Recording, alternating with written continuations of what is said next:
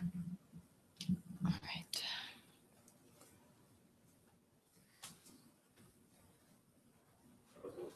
I'm gonna put on more appropriate shoes. Like these, the way we socks and stuff.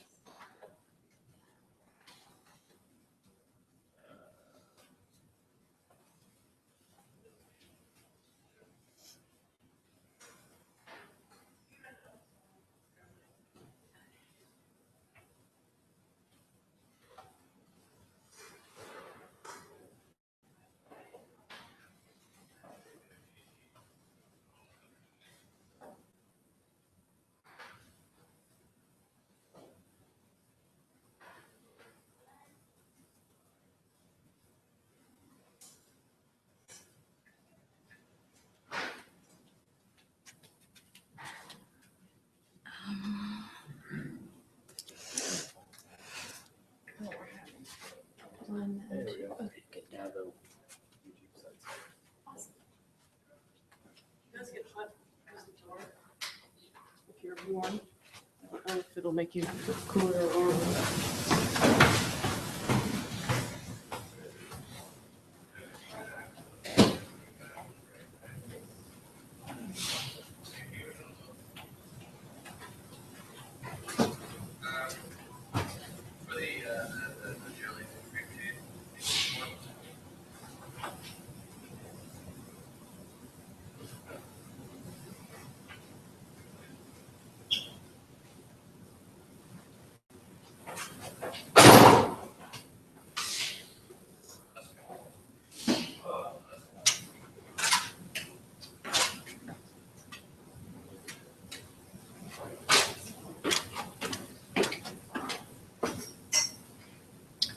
I'm gonna open the door. Can you just make sure it doesn't close on me? There's a little brick I want to use to crack the door. Yeah. It takes 2 seconds.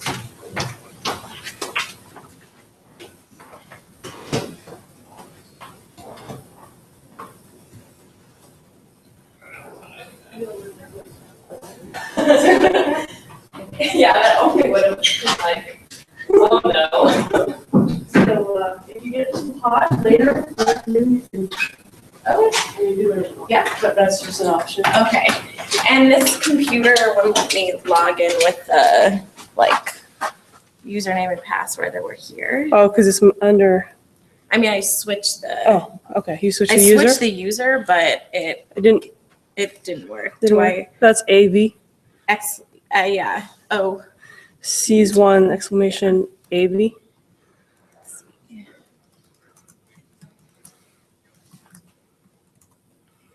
Now it worked. Okay, So you're awesome. standing here. Yeah. Thank you.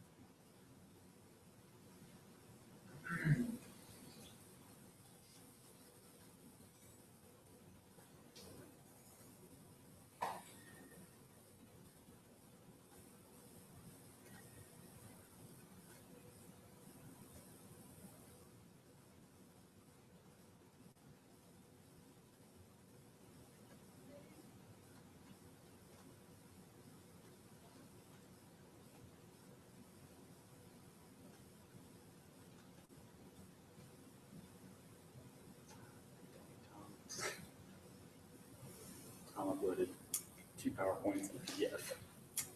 I see that. I don't know which ones they were. Are they different? They have different file extensions. That's promising.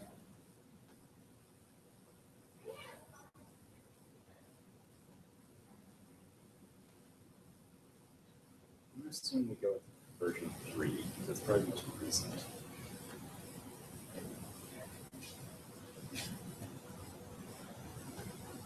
Which I have no idea.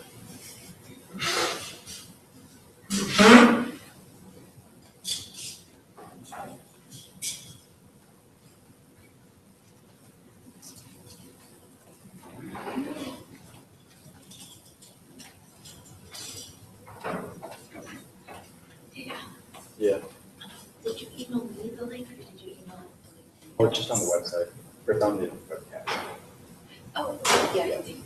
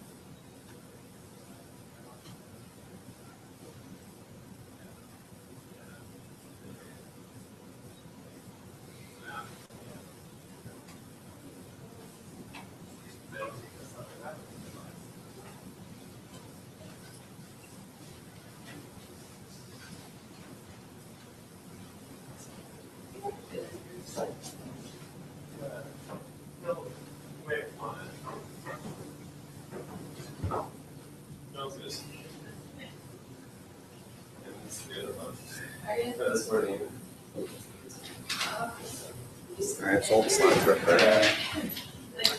Awesome. For the posters or the? Oh, for the talks. Okay. Or you mean poster? Yeah, this computer is just not every time. I thought I just logged into that computer. Whatever. What's the password? It's on, there you have to switch the user. That's, Oh.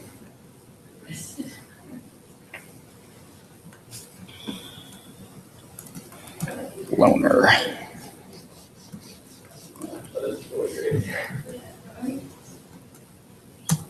Yeah, I think about Luke getting moving. Whether it's yeah.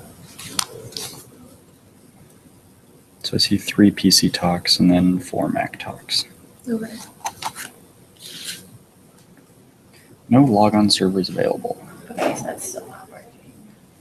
That's random. Oof, this computer is full.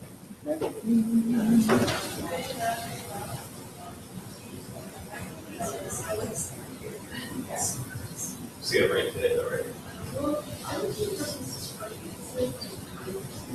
Okay, good.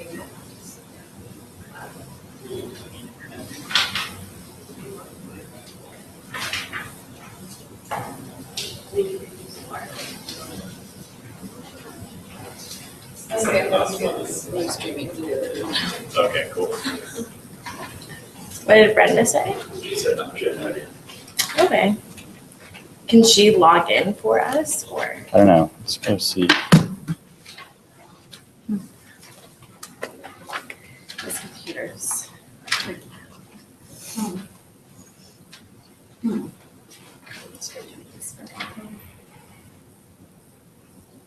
Maybe we should download them to the other computer and put them on my flash drive. Yeah, we could do that. Or I you was already just, downloaded them and you're just. I mean, I did download them. I was just gonna put the poster slides together. I mean, I can do that on like my computer as well.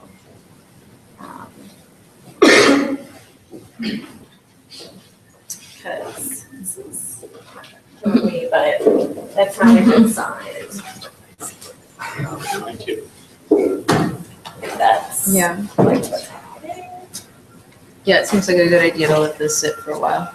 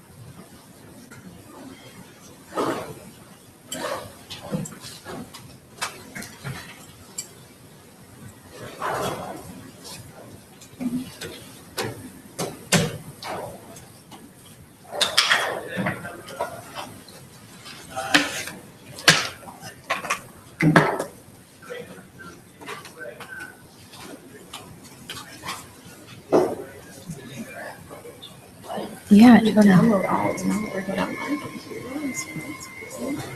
I only downloaded like 2. Keeps them in this. Hi. I'm wondering if there is a photo here. Yeah. Oh, we stuck them in one of the computer bags. Mhm. They'll be sitting up here. Okay. Yeah.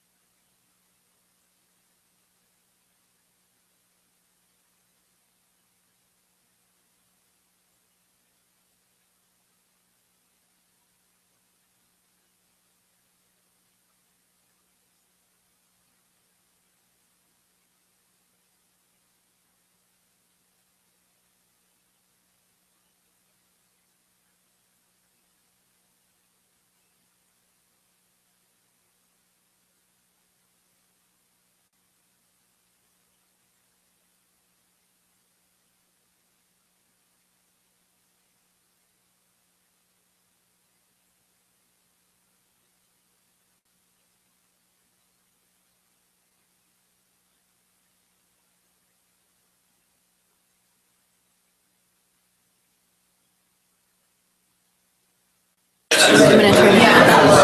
So now it's all set. So you can just grab this. Okay. This speed. It's good if you hold it about here. You know, just like kind of comfortable, like you're holding.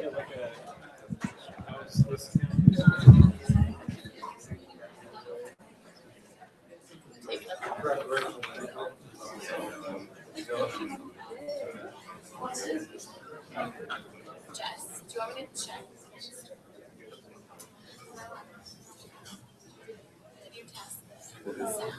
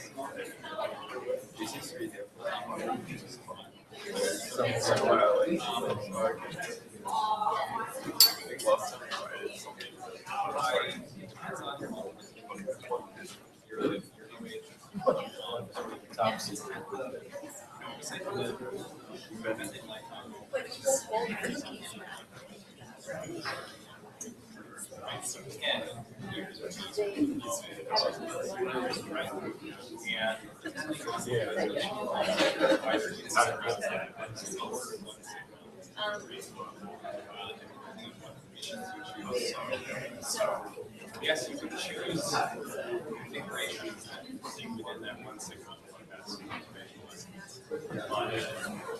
but if you just hit the menu website, they're out.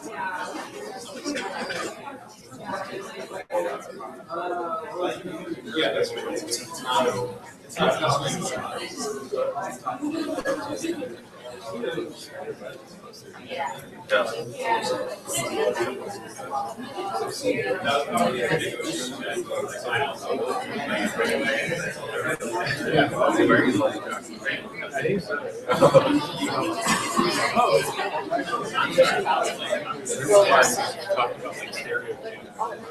like a real like an order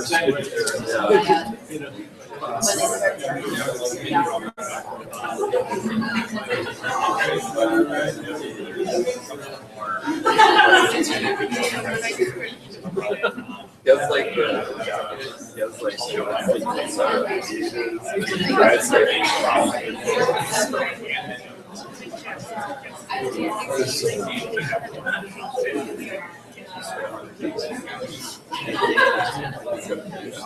think he does.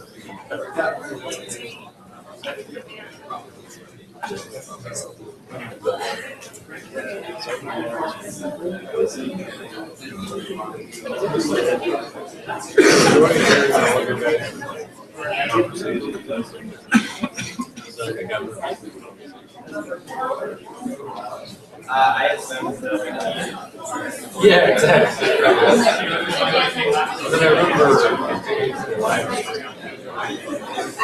stream.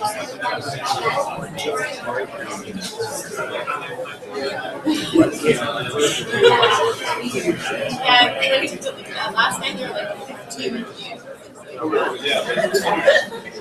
We did some issues starting the live stream after we just was working. Yeah. You know, it's a work in progress. And then mom sent me emails. You might want to delete videos. Maybe I want these. How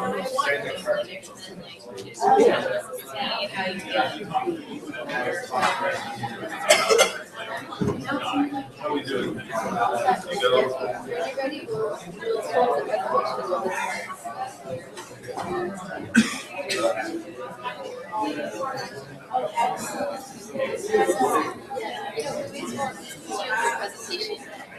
Should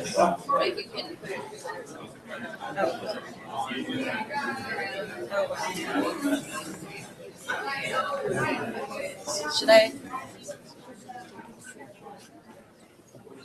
I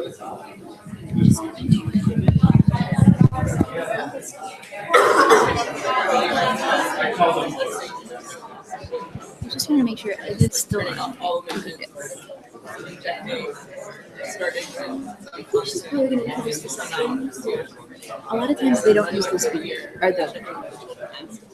So he said they're doing that, so and they're implementing it differently. So it's a way for us to be sure.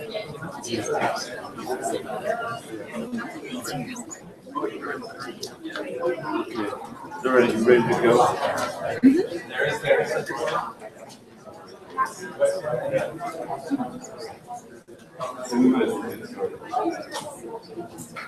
Okay, everybody, welcome to day 2 of the GSQ meeting. I don't have my stop and start cards, so I'm going to use my body to stop. Anyway, I will give you a signal at 5 minutes, 6, 7, I'll stay up. The first talk is by Troy Achapulisik, and we'll hear about isoprene in the last ice age and pre-industrial times. Okay, good morning. Can everyone hear me? Thank you for being here. So today I'm going to talk about how uncertainties in our knowledge of isoprene photochemistry and emissions impact model estimates of the oxidative capacity of the past and present atmospheres. And first, I'd like to acknowledge all of my co-authors, most of whom are also here at IGC7.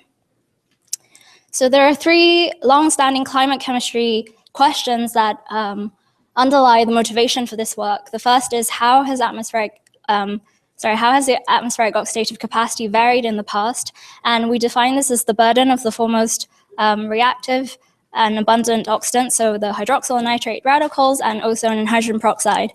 And because of the lack of direct and well-constrained observations, this is a highly challenging task, and previous model studies that have investigated this disagree on the magnitude and even the signs of change. And the 2 climate transitions we're interested in is the pre-industrial to the present day and the last glacial maximum, or LGM, to the pre-industrial, where the LGM spans the coldest interval of the last glacial period. So we think of the LGM pre-industrial transition as a convenient glacial interglacial analog. And we care about the oxidative capacity because it determines the lifetimes of trace gases and aerosols important for climate and human health. So a related question is what drove past natural variations in atmospheric methane concentrations? So between the LGM to pre-industrial transition, atmospheric methane approximately doubled, but we still don't understand whether that was largely driven by changes in wetland emissions or changes in OH, its primary sink. And lastly, we'd like to be able to reduce the uncertainties of anthropogenic radiative forcing estimates, and that inherently depends on our ability to identify the chemical composition of the natural pre-industrial atmosphere, as well as identify the evolution of short-lived climate forces like SOA and tropospheric ozone over the industrial era. So for this project, we're focused on recent developments surrounding our knowledge of isoprene, and we want to investigate how these affect existing model estimates of the oxidative capacity of the LGM and pre-industrial atmospheres. The first is that empirical studies have shown that plant isoprene emissions may be correlated with atmospheric CO2 levels, whereby lower CO2 levels lead to enhanced plant isoprene emissions. The second is, as we've heard a lot yesterday, the isoprene photooxidation mechanism has been evolving a lot, and it's still very much ongoing. And so we want to compare model results for the original and the new Caltech isoprene scheme, as well as test the uncertainty surrounding the efficacy of HO2 uptake by aerosols. The research tool that I'll be using is a version of GCAP, which we call the IceCap model framework, and the model development was very much pioneered by Lee Murray, and it consists of 4 global models which are offline coupled. The first component is a climate GISS model E GCM, which is used to simulate 4 different climate scenarios. We have a present day, pre-industrial, and 2 representations of the LGM to span the likely range of conditions due to uncertainties in the extent of tropical cooling at the LGM.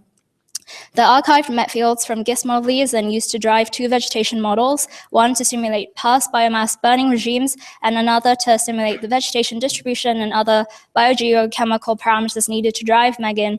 And then all of these outputs are used to drive GSChem. And in this work, we're testing 3 different chemistry schemes I run either with or without consideration of the CO2 sensitivity of plant isoprene emissions for the 4 different climate scenarios. So out of the 4 oxidants, we find that the hydroxyl radical is the most sensitive.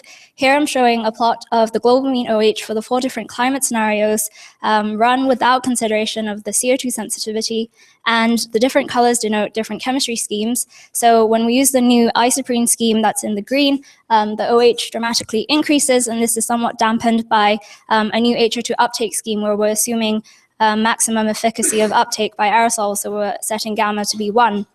And actually, for a given climate scenario, the largest source of uncertainties in global mean OH arises from differences in the new and original isoprene chemical scheme.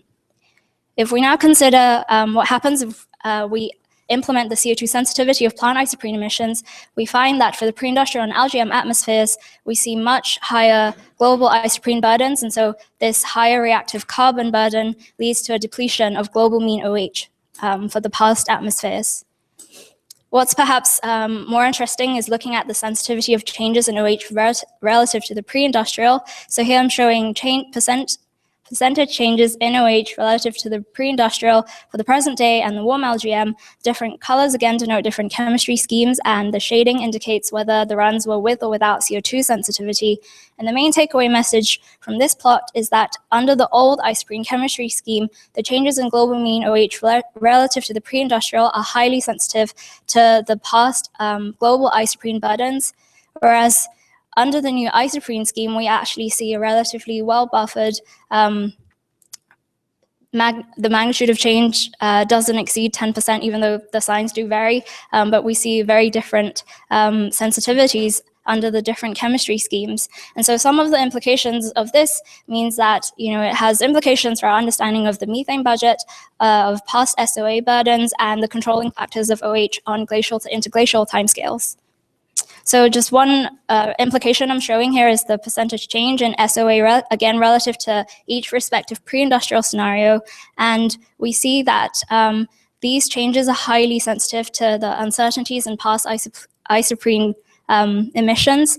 And because the sign is consistent, the results do suggest that SOA reductions may have amplified regional warming in the present, but minimized regional cooling at the LGM, but this magnitude is highly sensitive to past isoprene emissions. And so I'm out of time, so I'm just going to throw up some other results from this work. If you're interested, please come talk to me or find our paper, which is going under review in ACPD. And thank you for your attention.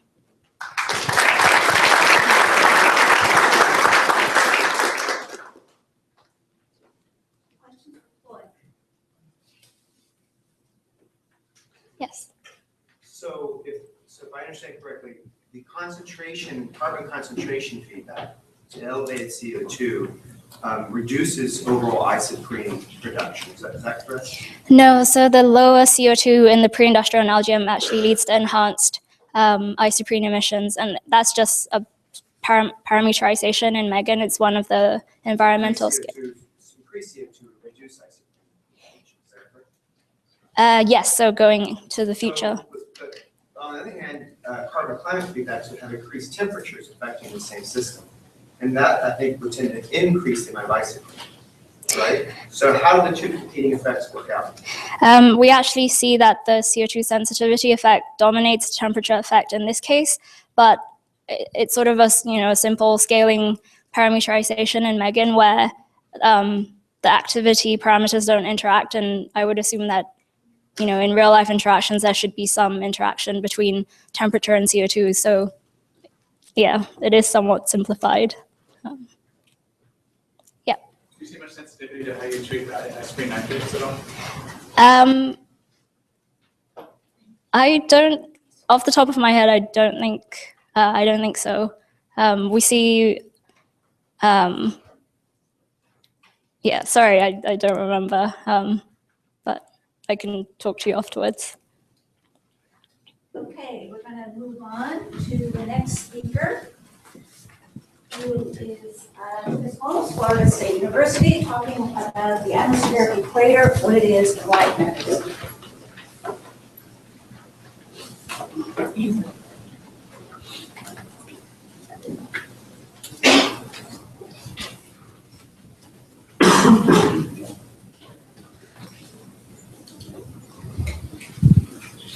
Thank you. Good morning. I'm posing and answering the question, where is the equator? This is work that I did at UC Irvine with Michael Prather and have continued at Florida State. There's, of course, an obvious answer that we know very precisely where 0 degrees latitude is, but that's not what I'm talking about. If you look at atmospheric composition or even atmospheric dynamics, there's not very much change at the geographic equator. In contrast, and this won't surprise this audience, but going back to studies of chlorofluorocarbons, this is one of the early transects across one of the Atlantic Ocean, I believe, showing that in the northern hemisphere there's a fairly uniform mole fraction of CFCs and a transition which does not occur at the geographic equator and well-mixed mole fractions in the southern hemisphere as well.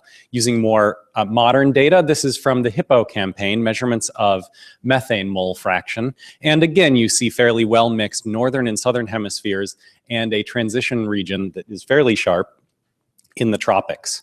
Now, you might say, we know that this is the intertropical convergence zone. And I want to emphasize that that is not quite correct. The textbook view of the ITCZ is that you have surface convergence, vertical motion, and rain occurring in that vertical column, and divergence in the upper troposphere. If you look at real circulations, and here I'm showing cloud top temperatures, so cold temperatures indicate high altitude, deep convective clouds. You see a few important differences from the textbook picture. There's variations across meridians. There are double ITCZs where we have one north and south of the equator. We also have regions without deep convection, such as the Eastern Pacific in some seasons. And if you look over continents, there is no well-defined ITCZ over continents, and this is well recognized in the meteorological community. So we can't say that the ITCZ is strictly the division between the northern and southern atmospheric hemispheres. So we need a technique that works in all of these cases when we don't have a well-defined ITCZ. Furthermore, you can't quite use the rain belt either because the rain does not occur in exactly the same location where surface convergence is throughout much of the tropical continents. So I've defined a technique that uses artificial tracers where north of 40 degrees north and south of 40 degrees south, we emit tracers with 90-day lifetimes. So we call these E90 north and E90 south. The advection and convection of the model transports these tracers and they age as they go. So at any given location, we have some mix of the north tracer and some mix of the south tracer. And we define the atmospheric equator as the location where the two concentrations are equal. I'm doing this work initially in the University of California, Irvine CTM using ECMWF meteorology, but I'll show results for geoschem at the end. If I show just some sample results for 2 selected days in January and August, these are the ratios of the north and south hemisphere tracers. So red indicates more northern tracer and blue is more southern tracer. And the black line is the atmospheric equator. So we see a few key features. This atmospheric equator is moving north and south with the sun. There are also very large deviations from the geographic equator, particularly in the monsoon regions such as over South Asia, where we classify air that goes up to about 30 degrees north as actually southern hemisphere air. Now showing many days in the months of January and August. The black lines are the atmospheric equator for each one of those days. And we see a few key features here. And the colors underlying are the cloud top temperatures that I showed earlier. So over oceans where we have a well-defined ITCZ, the atmospheric equator aligns with them quite well. But this definition also works over continental regions where we do not have a well-defined ITCZ. And it also works in regions like the Eastern Pacific where we have where we don't have an ITCZ, for example, in January. You see that there's a lot of daily variability in the atmospheric equator, and that is to a large degree indicating where air is flowing between the northern and southern hemispheres. So over the Asian monsoon region is a large and important region for air mass exchange between the hemispheres. Now I want to turn to what the implications are of this for atmospheric chemistry, and I'll give two applications. One is when you classify emissions between northern and southern hemispheres, this will make a big difference, particularly over South Asia. And for SF6, this changes the ratio of northern and southern hemisphere emissions, and it changes the interhemispheric exchange time that you would infer from atmospheric observations. The second one, which is really germane to this audience, is that if we look at the ratio of OH in the northern and southern hemispheres, observations suggest that there is more methane oxidation by tropospheric OH in the southern hemisphere, or at best about parity. In comparison, models suggest that there is almost 30% more if you look at an average over an ensemble of models. In the UC Irvine CTM, we had 25% more oxidation in the northern geographic hemisphere, but when we classify air masses based on the atmospheric equator, we find that there's only 5% more in the atmospheric northern hemisphere. And it's important to recognize that this is a more consistent analysis, consistent with the ways that the observations are analyzed. If we look at GeosChem, this is a selection of results that are largely based on the one-year benchmarks. Okay, so what we see here is, and if we'll just focus on the results for the most recent version 10.01 benchmark, and we see that the methane lifetime due to tropospheric OH is about 9.5 years. The geographic hemispheres have about 23% more methane oxidation in the northern hemisphere, but if we look at the atmospheric hemispheres, it's about 7% more. So this obviously helps with consistency between the model and observations, but we still see that there is some discrepancy remaining.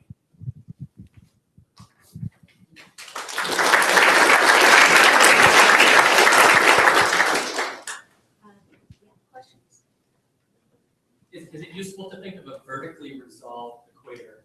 In other words, does the latitudinal extent vary with altitude? Yes, absolutely. That's something that I've looked at previously, but typically the summer equator undercuts the summer hemisphere undercuts the winter hemisphere. We would see this particularly if we look, so this is in August, and we see particularly that the southern hemisphere is extending further north at the low altitudes. So a couple of connected questions. One, how dependent is your atmospheric equator on the lifetime of the traceers? And secondly, as long as you analyze the methylorphan observations consistently, whether it's the atmospheric equator or the geographic equator, why should it matter? Right. So first off, we find that we're not at all sensitive to the lifetime that we choose, and I've done this with other tracers that don't use lifetime at all, which I can discuss later. And for the second one, the observations, and this was clear in Steve Monska's papers, that the observations are trying to analyze an air mass, the observations are representative of air masses in the northern hemisphere or southern atmospheric hemispheres. So, and that's because we're using a very sparse observation network. If you truly had an observation network that really covered the globe comprehensively, as long as you analyze your observations consistent with your model, that would be fine. But given the sparse observation network that we have, they're really representative of atmospheric equators, and that's why it's important to diagnose your three-dimensional model in a consistent way. Thank you, Chris. Okay, so with that, we go to now Amos Tai of Chinese University of Hong Kong. He will be talking about air quality in East Asia and telling us about historic climate and land cover changes. All right, thank you very much.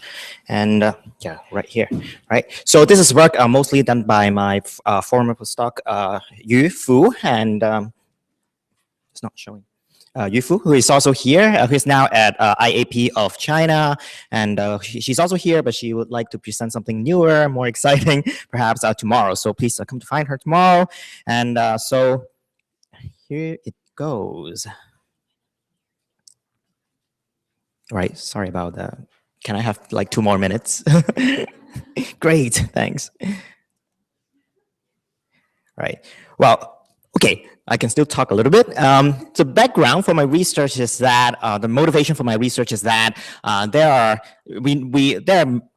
many studies like in the past that have suggested that climate change and also land cover changes would be major drivers of ozone air quality in the future.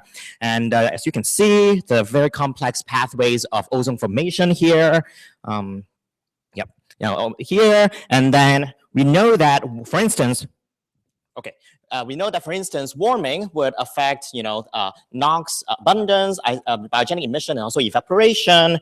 And land cover changes would also affect ozone through dry deposition, biogenic emissions, and also through transpiration. And of course, land cover change itself would be a function of climate change as well.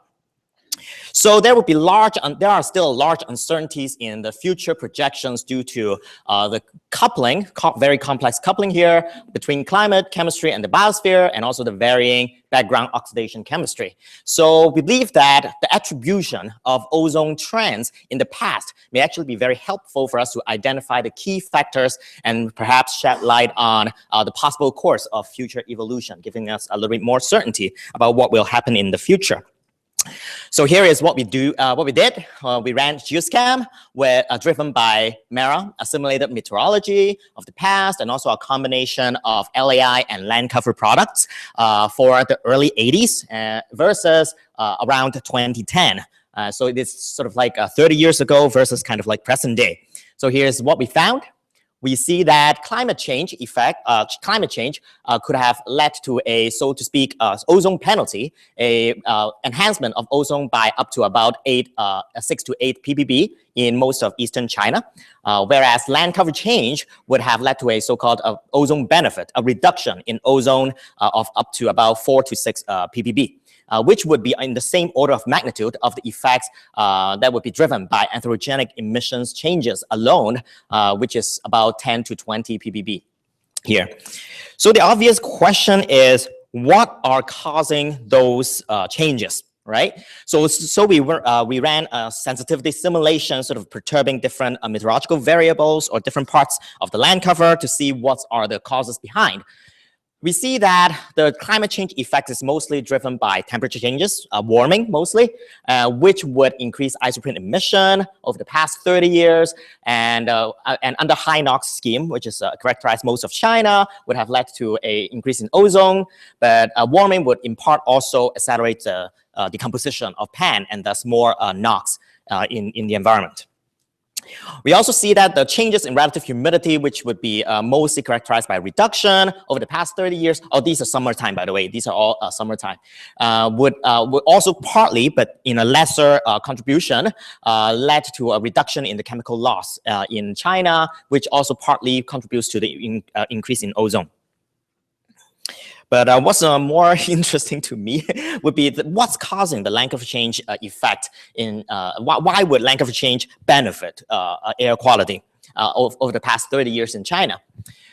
So the kind of land cover changes would be characterized by, you can see cropland expansion in most of northeastern and eastern China, where some reforestation in southwestern China, and also sort of like a widespread enhancement of LAI, a summertime LAI that is driven by warming and CO2 fertilization. So we see that forest coverage changes would have led to mostly led to isoprene emission changes. But what we see is that the changes in isoprene emission is actually not a dominant factor behind the ozone changes here. It may be important in northeastern China, which is also high NOx. But what we see is that this effect here, The enhancement in summertime LAI, driven mostly by warming and CO2 fertilization, is actually the dominant factor behind the ozone changes that we have simulated. Enhancement in LAI would lead to an increase in dry deposition velocity, and thus more ozone uptake, and thus a lower ozone in most part of China. So what we found is that even though isoprene emission would be reducing, which would be in some part it would be increasing, which have led to some effect on ozone, but in most of China, it's actually the changes in dry deposition velocity that would be important. In most of China, shaping ozone air quality. So here are the conclusions. To conclude, in China, over the past 30 years, what we found is that climate change alone, mostly through warming, might have caused an ozone penalty of up to about 6 ppb due to warming. Whereas land cover change could have caused an ozone benefit of up to about -4 ppb, mostly due to climate and CO2-driven increase in summertime LAI, which could have partly offset the warming effect and also partly offset the changes due to anthropogenic emissions. So we see that in China, land cover effects is really dependent on the competition between dry deposition and isoprene emission changes, which would actually lead to opposite effects in a high NOx regime. And somehow in China, it is more shaped by dry deposition than isoprene emission, as opposed to the situation in the eastern United States, where isoprene emission is actually a dominant factor shaping the sensitivity of ozone to land cover changes. So I guess an important question to ask in the future, something that I believe should be done, is a more systematic study for the reasons behind the regional differences in ozone sensitivity to land cover change. Why in some places dry deposition is more important? Why in some places isoprene emission is more important? Is it because of the VOC to NOx ratios, or the baseline LAI or baseline biogenic emissions? It would be interesting to see if the new isoprene chemistry, will it modify the ozone sensitivity to land cover change? Because in this work, I think we were still using the old isoprene chemistry. We think actually the dry deposition part that I believe relatively few people are touching on right now, actually it is not that good in terms of is LAI dependent. So we are trying to see whether we can improve or implement LAI dependence of stomatal conductance in dry deposition. And of course, we're interested in the future. So we want to see how following RCP 4.5 and 8.5 land cover changes would lead to different kinds of ozone projections. Right? Thank you.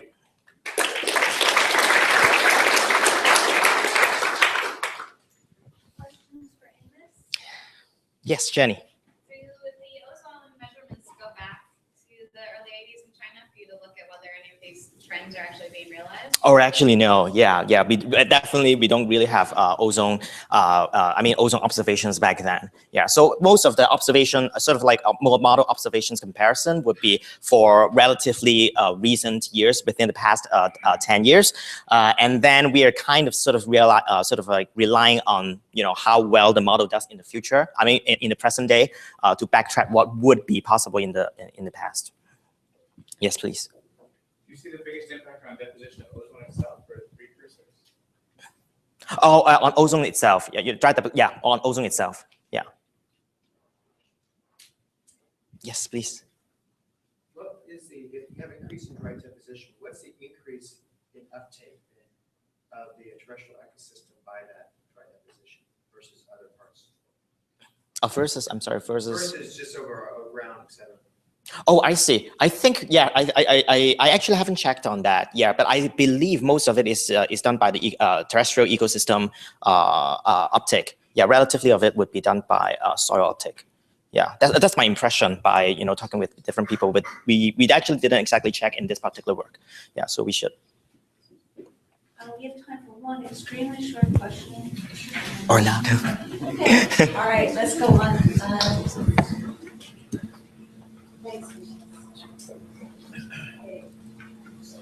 Okay, now we hear about drought and ozone quality from Yushwan Wang, who is now at 6 a.m., previously at 2 months. Good morning. Today I'll be talking about the effect of drought on PM and ozone, focusing mostly in the US because they have longer time series of observations. Drought is a type of extreme climate events affecting both society and natural environment. So the phenomenon of drought include higher temperatures, lower precipitation, and also land surface change.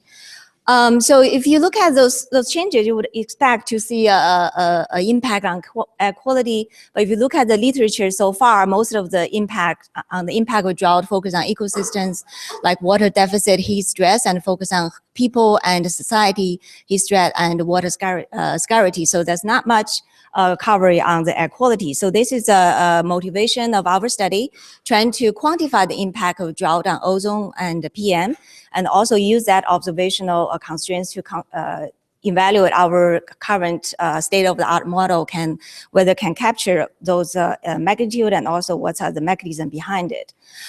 For PM 2.5, we look at a case study of 2011 southern US drought. So this drought is regarded as a drought of the century for many states, for example, in Texas. So this drought peaked in the summer of June 2011. So this is the drought indicator by NDC DC. So for this large domain that we regarded as southern US, 80% of the land regarded as extreme or exceptional drought conditions. If you look at the months before June 2010 is more or less normal conditions. If we compare with the meteorology conditions of the 2 months, we see the temperature increase about 3 degrees K, and also the precipitation reduced by 50 to 80%. So in this case study, we look at the PM 2.5 changes over this region. We have access to collect 14 survey sites from INPUV and EPA, and also we use the nested grid geoscan model to see whether the model can capture the differences. So this is a relative change in PM 2.5 over this domain during the drought months compared with the normal months. This is the observation, and this is the model simulation. We can see at the majority of the site, it shows the increase of PM 2.5. If we average over the domains, about 26%. So it's translate to about 2.3 microgram per cubic meter. It's significant change, and it's significant. But another interesting thing is that Texas stands out as an anomaly. So over the observation, you'll see light blue dots, and also of the model, you can see the Texas really stands out as a blue state instead. So that meaning is actually meaning that you see PM 2.5 decrease at a significant portion.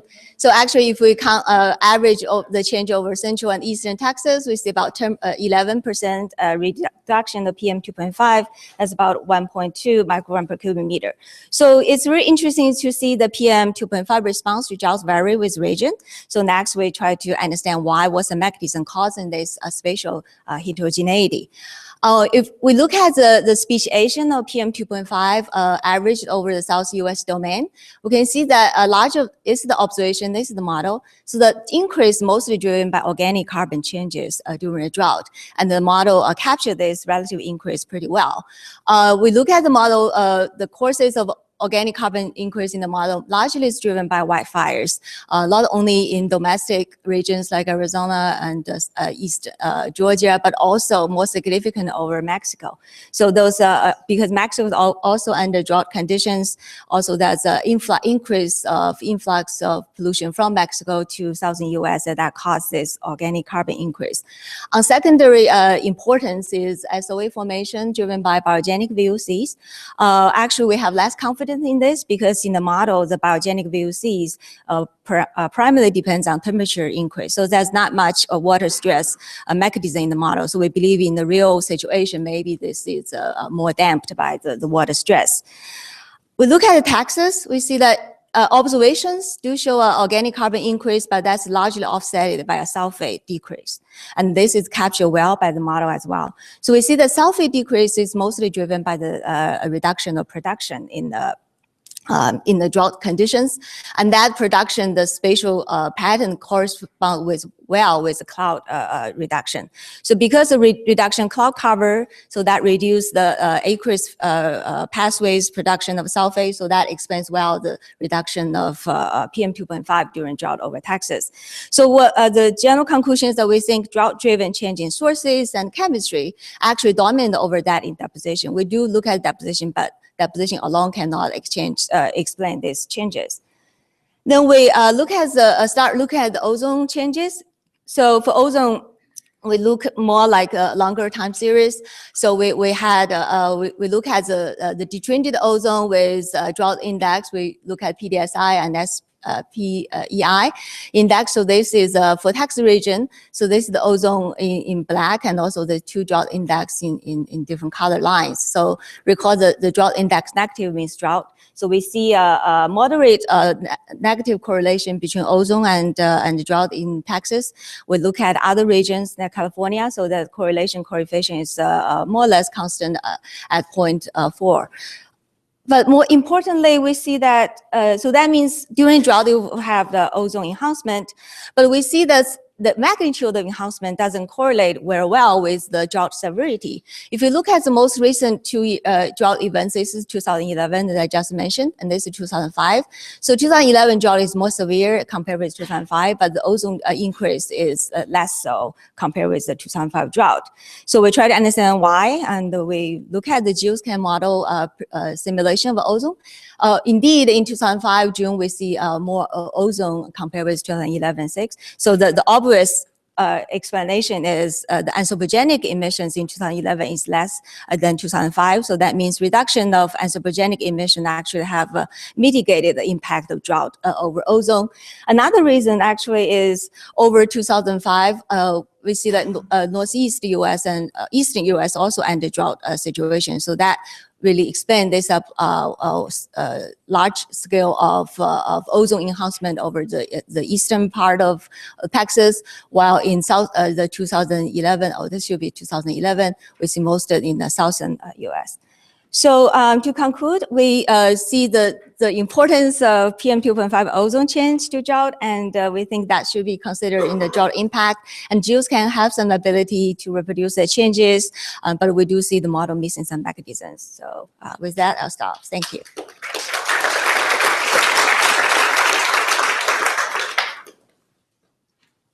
Questions for Yuan?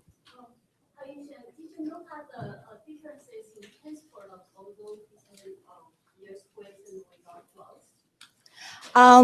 So the ozone study is a progress, work in progress. Yes, we do plan to look at the transport because especially for this 2005, we do see the high ozone actually maybe the more regional situations. Yeah.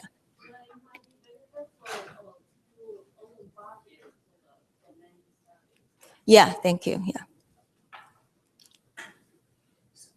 So could you just explain one more time why this anti-correlation between drought? Oh, okay. So that's because the drought index negative means drought. Right. So that means when the drought index is negative, we see the higher ozone. I think it's a combination of different factors. I think temperature is one issue. So when you have higher temperature, you would have like higher isoprene and also like production of ozone until secondly is you have lower precipitation, so that would cause the less like longer lifetime of some of the ozone precursors and including ozone itself, and also more subtly you have land biosphere change and also wildfires. So I think it's a combination of different factors. If we look at the correlation, we actually look at the correlation of ozone and temperature is about for the domains about the same magnitude of this correlation coefficient. Actually, for precipitation, we do see anti-correlation. So I think the drought index may be a good way to combine all the facts together. Yeah. Yeah, that's one at the back if I still have time. Did you look at any of the years in 2010? Because I noticed there's a difference in dust going to 2011 and dust and biomass burning both really variable from year to year. So I just wondered whether you saw the same effect when you look at different years in 2010 and compare that with the drought year? We do look at the ozone in 2010. It's significantly lower over this region. So, oh, PM 2.5, no, we haven't looked at the, yeah. So, thanks. Okay, we have one more question. Is there any significant difference in leaf area index? Oh, yeah. I was about to mention, so no, in the model, the leaf area in the LI is actually fixed at 2008. So we didn't, I mean, in the model simulation, we didn't capture the year-to-year changes. So it's really, for the PM 2.5 study, like 2011, we look at NEI, but actually the large LEI, larger changes over Southeast US, but that course, but not so much over Texas. So it's a factor, but that's all fit into the how dependent is model into those parameters. Okay, thank you, Sean. Next up is Tom Reeder from Harvard, and we'll learn about Arctic climate change and how that affects the future. Or how the future affects the climate change.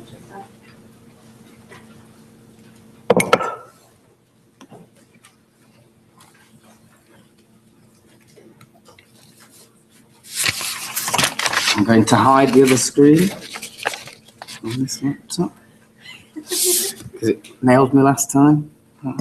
Okay, good morning, everybody. I'd like to acknowledge the contribution of all the co-authors to this work. Lots of excellent contribution through their thoughts and ideas and model code and doing simulations for me. So, okay, so the Arctic really is a region in transition, and many people probably know about the sea ice has been diminishing over the kind of past 30 years, and this figure here shows the anomaly in surface air temperatures derived from observations between 1880 and 2000. You'll see the standout region here at the top is the region 60 to 90 degrees north, and the observed warming here has been about 2 times the global average. And a key question for us as natural scientists to answer is what processes are driving the observed trends. There are several different ideas and hypotheses on this, but the reason I'm going to talk about today is the possible role of changes in aerosol concentrations in the Arctic. So why do we think aerosol concentration changes may have been important? What's happening is at high Arctic surface sites, the concentrations of sulfate and BC have been decreased by about 2 to 3% per year between 1980 and 2010. And this is shown nicely by these observations at Ny-Ålesund in spring. And you see this steep drop off after 1980 through to the present day. And so what's driving these observed trends in the aerosol concentrations? And the major reason is human impacts. So just to give North America as an example, you'll know we've been cleaning up our environment, we've been reducing our emission of particulate, primary particulates and secondary particulate precursors. And you'll see here this steep drop off in SO2 emissions between 1980 and 2010 as shown in the Max City inventory. Similar pattern is true in Europe. They've been making similar strides to clean up their environment. Russia, the trends are more uncertain, but we think we also see a downward trend there as well in SO2.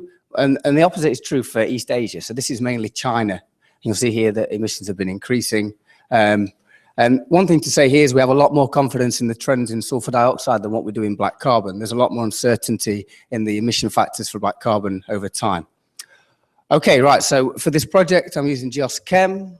Version 90103. This is driven by Mera Meteorology at 4x5 horizontal resolution, and we're running the model for the period 1980 to 2010. We're using anthropogenic emissions from the Max City inventory. We made some updates. We found these emissions were not sufficient. They have some limitations, so we made some updates to the base emissions here. So here I retained the spatial and seasonal emissions in the Max City inventory, but I updated the SO2 emissions to match those from Stephen Smith et al. And if anyone wants to know why, I can explain that offline. And we've also updated the black carbon emissions. So we update them here to match those suggested by Cohen and Wang 2014. And this gives us significantly larger black carbon emissions. They're about a factor of 3 higher in this inventory than what they are in the base Max City inventory. So for the fire emissions between the period 97 and 2010, we're using GFED3, and we correct these. We use speciated scaling factors from the work by Kaiser, these GFAS corrections. Prior to GFED starts in 1990 2006. So prior to this period, we use a fire inventory from Brian Duncan, 2002. And the final update that we make here is Betty Croft yesterday, she mentioned about the precipitable water in Arctic clouds in Geochem. And our assumption here doesn't really hold in the Arctic. So we've updated this assumed global value in the Arctic to be an order of magnitude smaller. And this is much more consistent with observations. Okay, so how does the model do then at reproducing the observed trends? And what we can, a general statement is that we reproduce the observed trends in sulfate and BC in all seasons to within about 30%. Here's one of the better examples, which is Nielsen. You'll see we nicely capture this steep drop-off in the 1980s. You'll notice in particular this region after 1988, where you saw this really steep drop-off in the observed sulfate. This is the collapse of the former Soviet Union.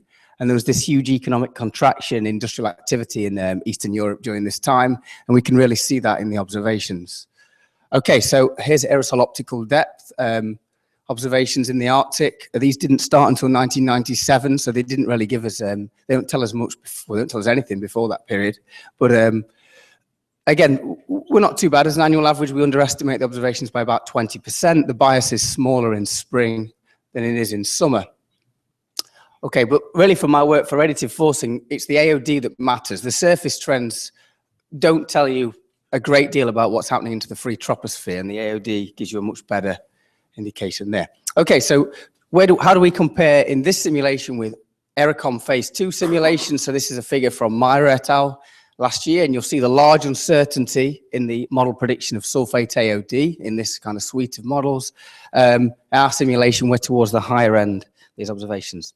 Okay, so what we've done is we've taken Geochem's aerosol fields and we've plugged them into June Wang's radiative transfer code. And here I'm showing you the estimate of the total aerosol radiative forcing, surface radiative forcing in the early 1980s and the mid 2000s in the different seasons. And you'll see the forcing is quite large. It's 0.6 watts per square meter in the springtime. And you'll notice here that there's a net decrease in the total forcing. So the total forcing is negative. There's a net decrease in that negative forcing from the aerosols, which amplifies to it equals a positive net forcing.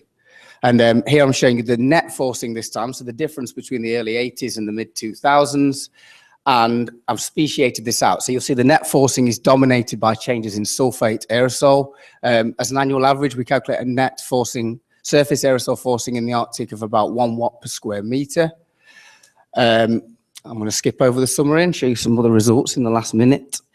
So what I want to do now is show you the regional contributions. So what we've done some sensitivities where we've switched off the emissions in different source regions. And these are the main regions of interest. So you'll see here the seasonal contribution from each of these regions shown on the right. So Russia in red, Europe in orange, the former Soviet Union in yellow, and North America in blue. And you'll see Russia and the former Soviet Union are really the major players here. If you take the sum of these emissions in each season, you'll see that it's actually larger than the net forcing in the model. So is the simulation nonlinear? The answer to that is no, because you'll remember at the start of the talk I told you that emissions have not only been decreasing, they've been increasing in East Asia. And if we look at the contribution from emissions increases in China and other source regions, we see that has offset some of the positive forcing. Okay, and I'll leave you with the summary.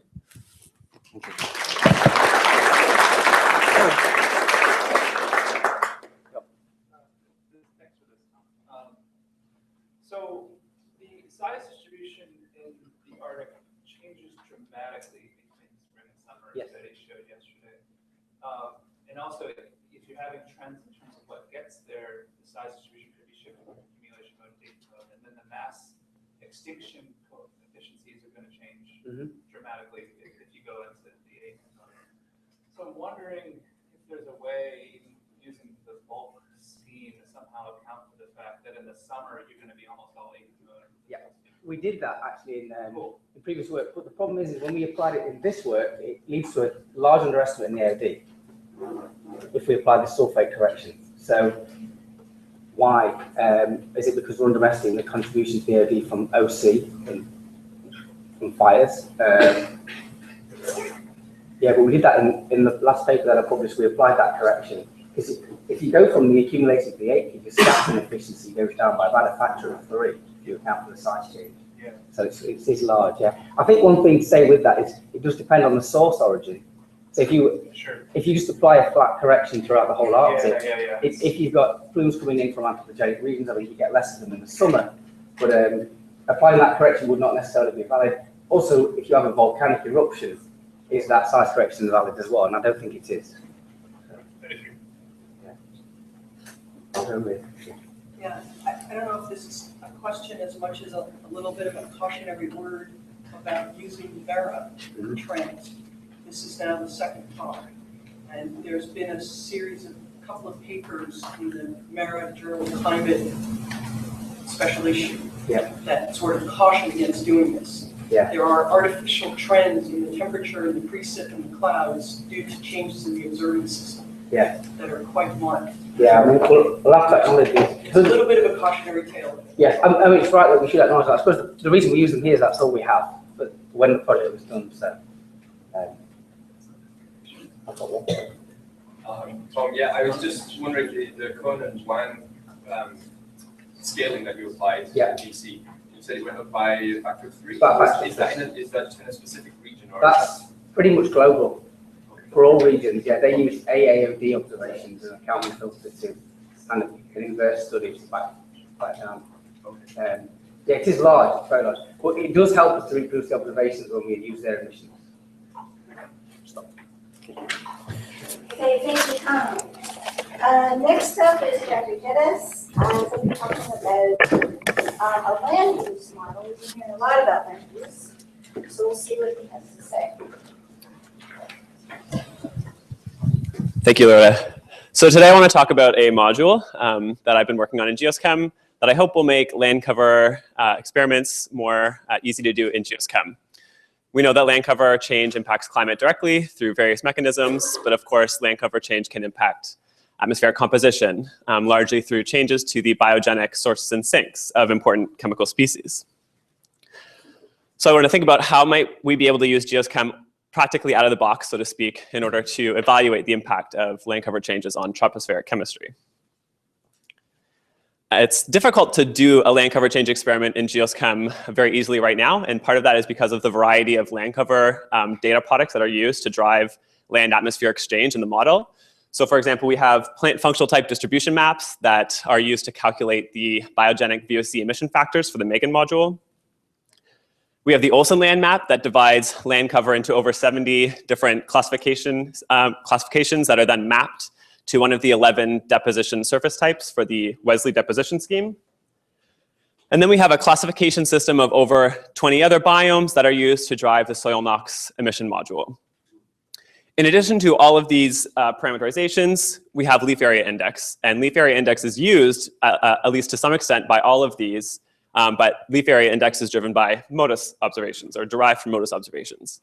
So in order for someone to think about how they might implement a land cover change in GeoSChem, it's hard to do that consistently across all these data sets. And these data sets come from different sources and from different times.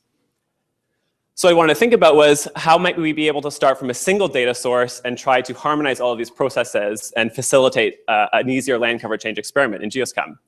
So what I've done is I've started with the community land model input file. So the community land model divides land into different land types and vegetation into 15 different plant functional types. And the good thing about the using this data is that the 15 PFTs are already now being used in the updated Megan module from Dylan to calculate the emission factors for many of the BVOCs. But the other great thing about using this input file is that each of those PFTs is associated with a specific LAI contribution. So we can sum the LAI contributions of all those PFTs in a single grid box and get a grid box total LAI that is now entirely consistent with the vegetation in that grid box. We don't have to stop there, really. What I did was then develop a sort of algorithm that would actually map custom biomes based on the plant functional type distributions and the dominant land types in a grid box. And the biomes that are classified use the exact same nomenclature as the original soil NOx biome system. So now it is easy to implement with the soil NOx module. And I kept going. I'm sort of circumventing the Olsen land map and mapping deposition surfaces directly from these derived biomes. So now we can use one input file and impact all of these things in a more harmonized way.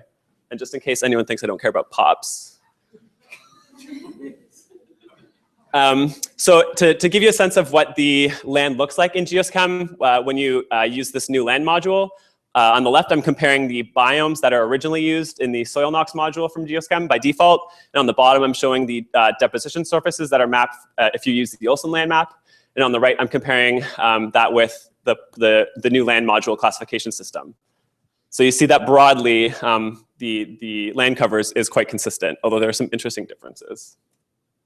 I can also show you that the chemistry that's simulated is roughly consistent, but it also sort of points to the fact that the way we describe land cover does impact chemistry. So these plots of monthly mean OX show how the default model is predicting some of these hotspots that we've heard a little bit about already this week, and my new land module seems to predict slightly lower concentrations there. So, of course, the whole point of trying to do this is to see if we can perform a land cover change experiment easily using GeoSchem. So in order to take this module for a run, I found this data of predicted tree mortality as a function of insect and disease. And this is from the USDA. So they're predicting tree mortality over the next 15 years. So now, if someone wanted to investigate the impact of this sort of large-scale tree mortality in GeoSchem, it would have been a little bit complicated to do consistently across all these different data sources. But now it's much more simple, I think. So all you need to do is run a base simulation where you have your input file that's unaltered. And then all you need to do is sort of tweak your input file. And in this case, I'm scaling the tree covered fractions a little bit to account for the predicted mortality. But I don't have to touch any of the other inputs. Everything else gets calculated automatically. So how does this simulated tree mortality impact the sources and sinks in the atmosphere?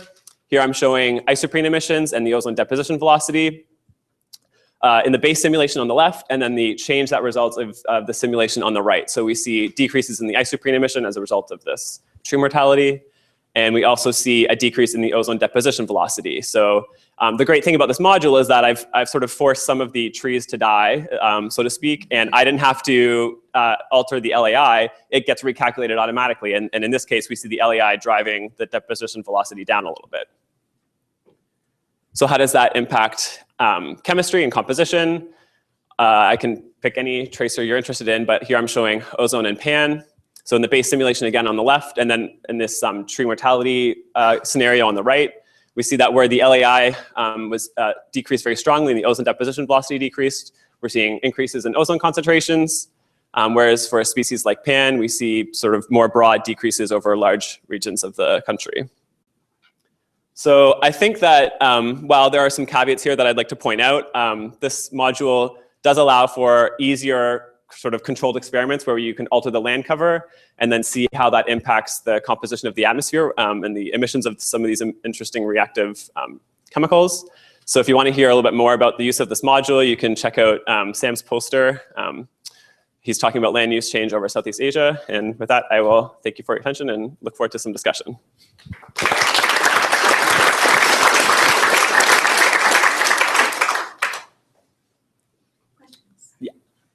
Sounds like a valuable module. Have you thought about how changing the surface properties modify the roughness length and the boundary layer dynamics? I have thought about that, yeah. It would be relatively, well, I think it would be trivial to have a roughness height associated with different biomes, and you could make sure that GeoSchem is reading those in when you're changing the line cover. But I think like when you're scaling stuff like LAI, that becomes a little bit more difficult because you're not likely to have a roughness height that's scaling with LAI unless someone wants to think about how to do that in the module, in the model. Yeah. So we'd have to implement that. Yeah, it's not implemented right now. Yeah. Mm-hmm. So is your land use type change modeled by the CLM or just getting from like Mobius? Yeah, so that's a good question. So yeah, I'm not modeling land cover change using the CLM. I'm sort of forcing it myself, but that actually brings up an interesting point. You could always run the CLM offline and get sort of time slices of land cover. And if you're more interested in testing things in GeoSchem, pop them in there. So you've done it with CLM. Is it, now that everything's in one consistent package, would it be easy enough to swap in somebody else's land cover? Yeah, I think it would be easy as long as the data is sort of at a plant functional type implementation, I think that would be relatively simple. Yeah. So the model calculated LAI, have to compare how different it is from like satellite derived LAI? I haven't done it too closely. I've sort of like with my eye looked at it, and spatially things match up, but I haven't done a very detailed comparison. It depends on when did the LAI data get collected, or when did the PFT data get sort of collected? What year is that supposed to be representative of? And I'd want to find that out to compare that with the proper LAI year from MODIS, and I guess I don't know that. Any more questions? Amos? Yeah, I know it's not intended to replace dynamic CLM and ASM simulations, but I mean, like given now it's all considered within one module, can this module be easily kind of interact with like other modules, such that if one day I really want to have dynamic LAI in response to other things, that it would be easier to do? Does it set up a state, like a platform for that happening? I can imagine it doing that. Like the land cover sort of calculated when you start your simulation, then that's when it sort of spits out the land description. So you could probably have it reevaluate that description at different time points. So maybe, yeah, it's possible. Thank you. Thank you, Jeffrey. Our last talk this morning is going to be from you, and he will be talking about clouds and geoschem.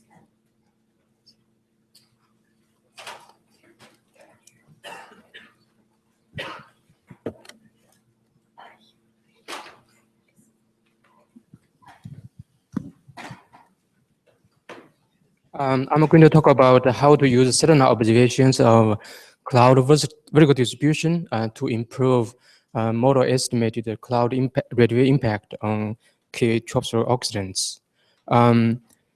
It's well known that there are large differences in cloud distributions among climate models. Here I show the GEOS 1, GEOS 3, GEOS 4, and MERA cloud distributions for the June. And you can see there are differences from this series of GEOS cloud field. If you can look at the GEOS 4, in the tropical uptroposphere, the cloud is very optically thin. And if you look at the MERA in the north troposphere, the cloud is very thick. Actually, current state-of-the-art climate models tend to overestimate thick clouds in the north troposphere, but underestimate thin clouds in the upper troposphere. So when we use this such a cloud fields to drive our model, that would induce some bias in terms of the radiative impact of clouds on J values and OH and OH. Our previous work using GeoSchem showed that the radiative impact clouds on J values and OH is more sensitive to the cloud vertical distribution than to the magnitude of column cloud object depths. Here we try to use the A-train satellite observation to constrain the model distribution in a model.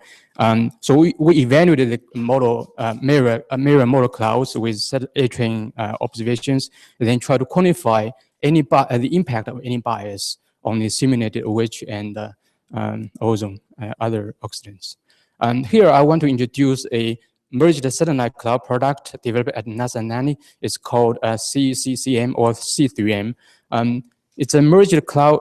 It has a merged cloud vertical profiles for multiple A-train satellite observations like Calypso, CloudSat, Sirius, and MODIS. So basically, they collocate the Calypso and CloudSat profiles to 1 kilometer MODIS pixels, and then the merged profiles are further collocated and grouped within a 20 kilometer Sirius satellite footprint.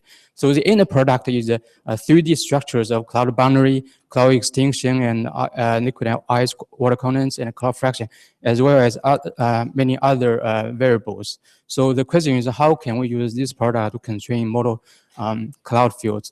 And here I use GEOS MERA, and I run the model for 5 months from September 2007 to January 2008. Will be continued to December 2008. But here I report results for January 2008.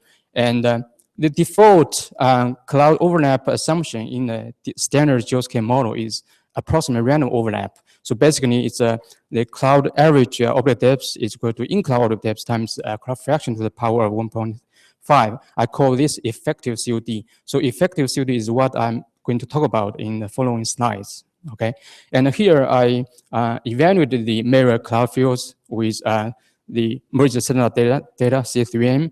As you can see from the monthly zonome here, the mirror overestimates tropical cloud object depths, but underestimate the northern hemisphere mid-latitudes, as you can see from the maps on the left. So, okay, there are differences. And then the question is, how can we use this to constrain the model cloud object depths? So here, I just take the ratio of the CCCM cloud object depths to the mirror cloud object depths. And then, I do this on a monthly mean basis. So, and then I apply the monthly 3D scale factors to the model instantaneous effective object depths for that month. So after scaling, as you can see, as you can expect, the model cloud vertical distribution is very similar to the satellite observed cloud fields. So what's the impact of this cloud adjustment? Here I show the percentage changes in daily mean J values, JO single D and JNO2, due to that cloud adjustment. So as you can see, there are larger decreases in J values in tropical middle upper troposphere, up to 5 to 10%, and also in the southern hemisphere marine stratospheric cloud region. So is this good or bad? Are we in the right direction? The answer is yes. Here I show the percentage changes due to cloud, percentage changes of OH due to cloud adjustment. As you can see in the tropical middle upper troposphere, you see large decreases up to 10%, and then also in the southern hemisphere marine region, lower troposphere, they're using large decreases. The current understanding is that global multimodal mean OH concentrations tend to be overestimated by 5 to 10%. This was based on a recent atmospheric chemistry model in the comparison project reported by Nike et al. At GFDL. So here, when we constrain the model cloud distribution using CCCM, satellite observations, it reduces the global mass weighted mean OH concentration by 5% in January. So we are going in the right direction. So here's the summary. So we basically larger difference in cloud distributions among current met fields could contribute significantly to the wide model spread of tropospheric OH. This satellite product can provide very strong constraints on the vertical distribution of clouds, and therefore provide strong constraint on our simulated cloud effects on tropospheric oxidants.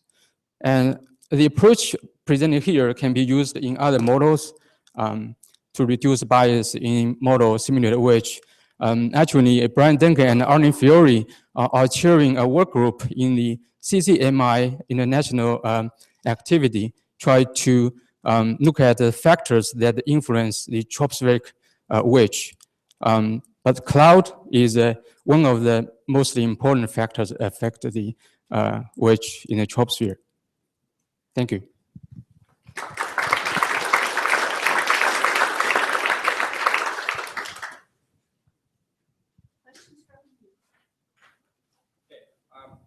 How reliable are your cloud products, such as cloud product, in terms of the profile and also the Okay. The vertical distribution are based on cloud satellite Calypso. That's the best that you can get, from the current satellite observations. And the evaluation was done by Seiji Kato et al. As published a few years ago. But this product was well recognized or known in the climate science community, but the atmospheric chemistry community just don't know this product. So I think we should make use of this product and try to constrain the cloud impact on chemistry. Not only the relative impact of clouds on chemistry, but also like wet deposition. We can use the cloud liquid water component or ice water component to constrain what we use in the model, so that we have more constraints, on the wet deposition.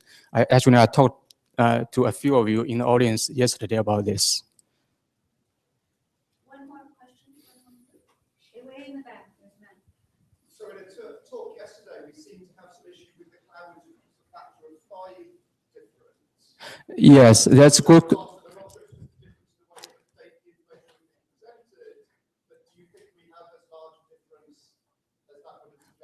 That's a good question. I talked to Gan Lo yesterday about that.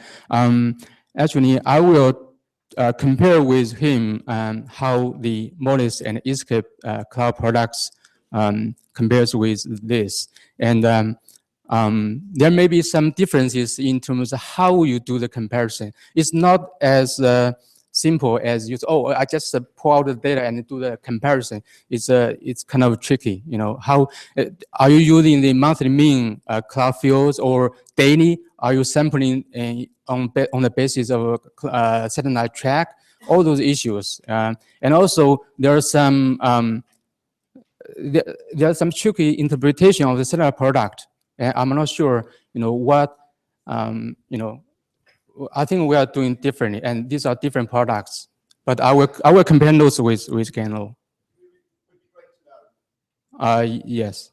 Okay, thank you, everyone, and thank you, Wongu. Next up are the poster introductions. So if you have a poster, come down, and we'll go through those.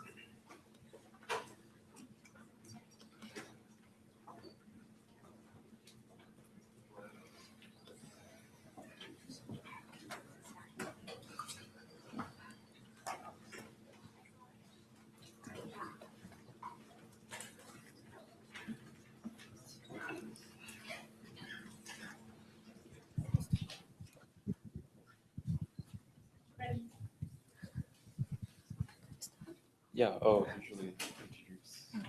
Go ahead and begin. I'm not going to introduce you. Okay, thank you. Hi, I'm Pei.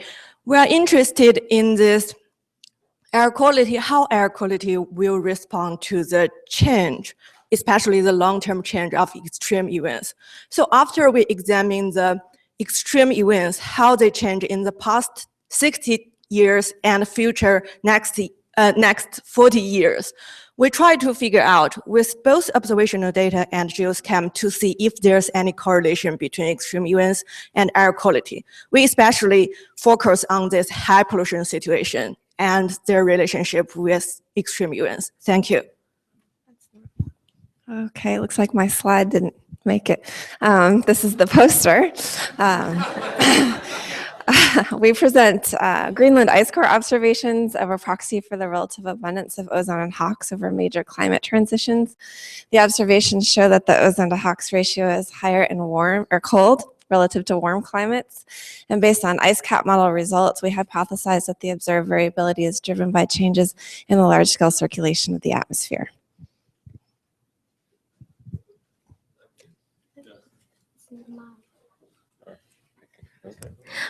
By using the nested grid version of the geoscape model and the RCP anthropogenic emissions, we simulate 2000 to 2050 changes in tropospheric ozone and air resource over China under the 4 RCP scenarios.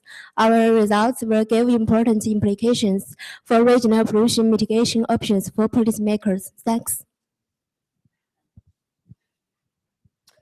Hi, I'm Daniel Kessworth. I'm a graduate student here at Harvard. I essentially want to talk about something interesting that over the last 30 years or so in the central United States, we've seen increasing solar radiation at the surface. So the question is, why? And so we're looking at it from an aerosol perspective. And then the next thing is, so what's the point? We're interested in maybe how this could influence drought. So grab a beer, come to my poster, it'll be a great time. Thanks. So I'm Lu. I'm working with Noreta here. So we developed a new method to characterize the influence of synoptic circulations on PM2.5, and we found the climate changes in the next 50 years would increase PM2.5 in the eastern United States, but decrease in the Intermountain West. And for more details, come to my post. Thanks. Hi, I am Sam Silva. I work with Colette Heald at MIT, and I've been using the module that Jeff just talked about to study the impact of large-scale palm plantations over Southeast Asia. This is important for a bunch of reasons. One is that we actually have satellite observations for the bulk of this expansion. Another is that pretty much any food you enjoy has palm oil in it. And also it impacts a lot of the local charismatic megafauna, and some of them are quite adorable. So, come to my poster. Hi, my name is Jun Wang from University of Nebraska, and this work is led by Cui Ge and also in collaboration with Simon Kang from the Michigan Tech, Kayan and Nico Kartov from the Goddard, and also Paul Genox from GFDL. So we have looked at the OMI data since we have the OMI data in 2006 to update the volcanic emissions, and all the way to 2012, and we find that the volcanic emissions is about a factor of 4 smaller than what commonly used in most climate models. So if you want to check out more details, come to the poster.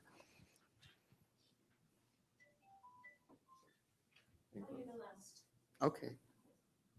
Okay, everyone. Thank you all for coming to the second morning of GeoSCAM, and Danielle may have an announcement. Yes, so at the end of this morning's session, so we'll have our group photo. So don't disappear for lunch after the end of this morning. We'll gather for the group photo just outside of this building. Hopefully it won't be raining. If it's raining, we have a plan B. But so just follow the movement. And otherwise, we will reconvene at 10 after 10.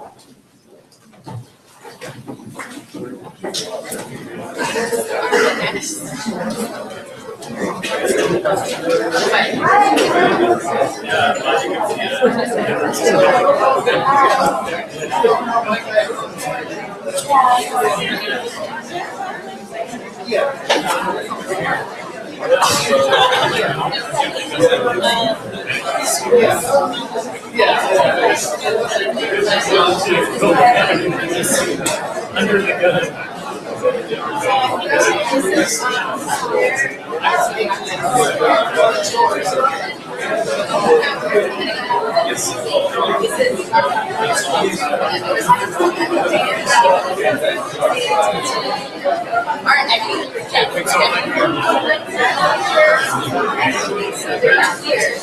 Not here.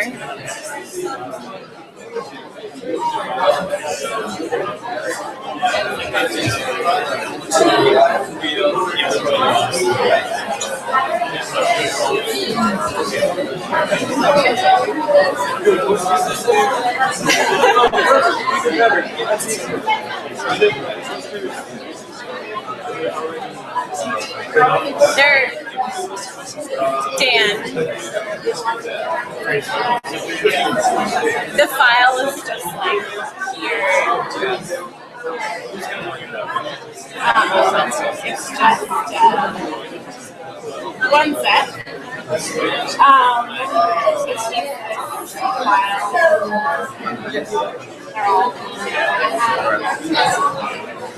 that's it.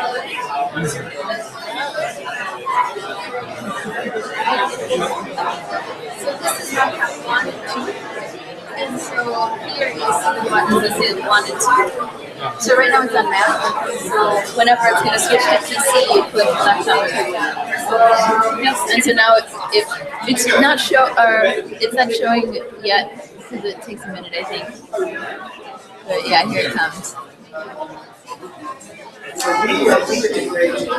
Hi. Oh, it's sure, thank you. I'm so on top of it. There we go.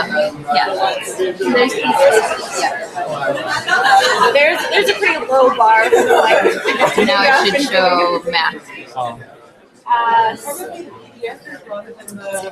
Is it? Oh, except she unplugged it, or is it? So this time I can only plug in one. No, you have them both plugged in.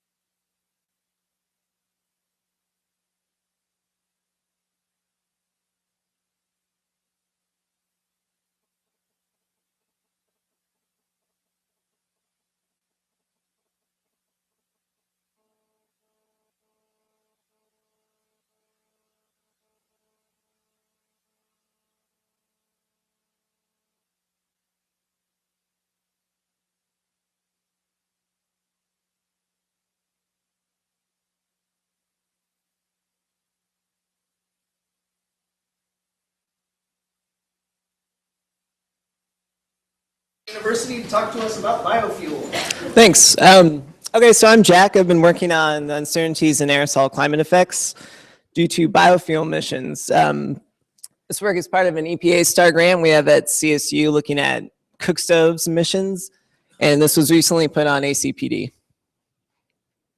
So biofuel emissions refer to the combustion of wood, agricultural waste, or dung as a source of energy for domestic tasks. One of the big one is cooking, and this is showing the picture on the right, a traditional cook stove. I think it's one of the first pictures on Google. It's a traditional 3-stone fire. You have a pot over a flame. The flame is emitting black carbon, organic aerosol, as well as gaseous species like CO2, CO, methane. And it's estimated around globally 2.6 billion people lack access to clean cooking.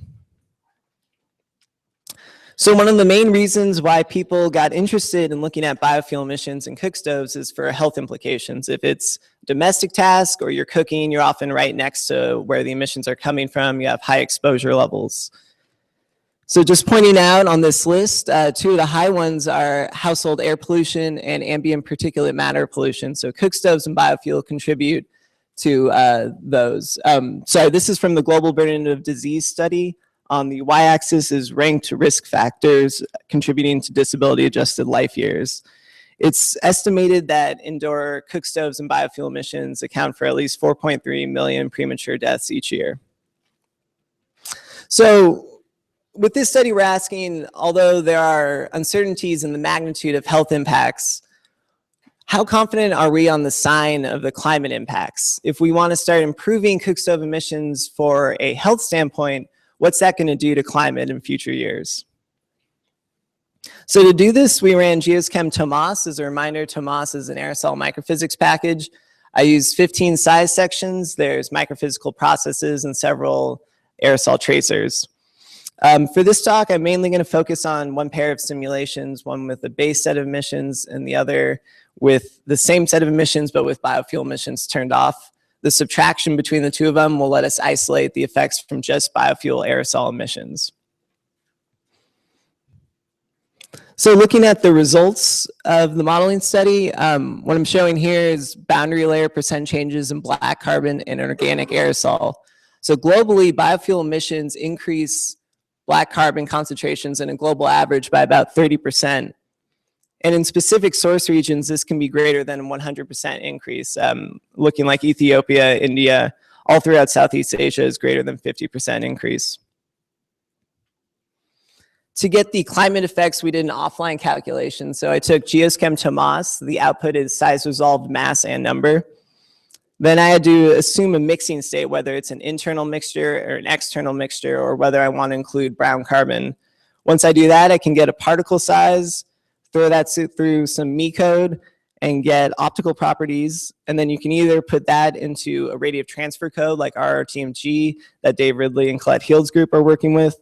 Or what I did for this paper is a simpler single scatter approximation to get the direct effect. And that's what I'm showing here. This is the direct effect with the same pair of simulations, but just using 6 different assumed mixing states. So going clockwise, I guess, from the top right, this is an internal mixture. It's just a homogeneous sphere where all the aerosol particles are mixed together equally. Then they have a core shell mixture where black carbon makes up the core and all the other aerosol species surrounded in a shell. On the bottom is an external mixture where black carbon is separate from the other aerosol species. Then over here, I'm using an enhancement factor to the external mixture. I multiply the absorption by 1.5 to simulate what you might get from an internal mixture.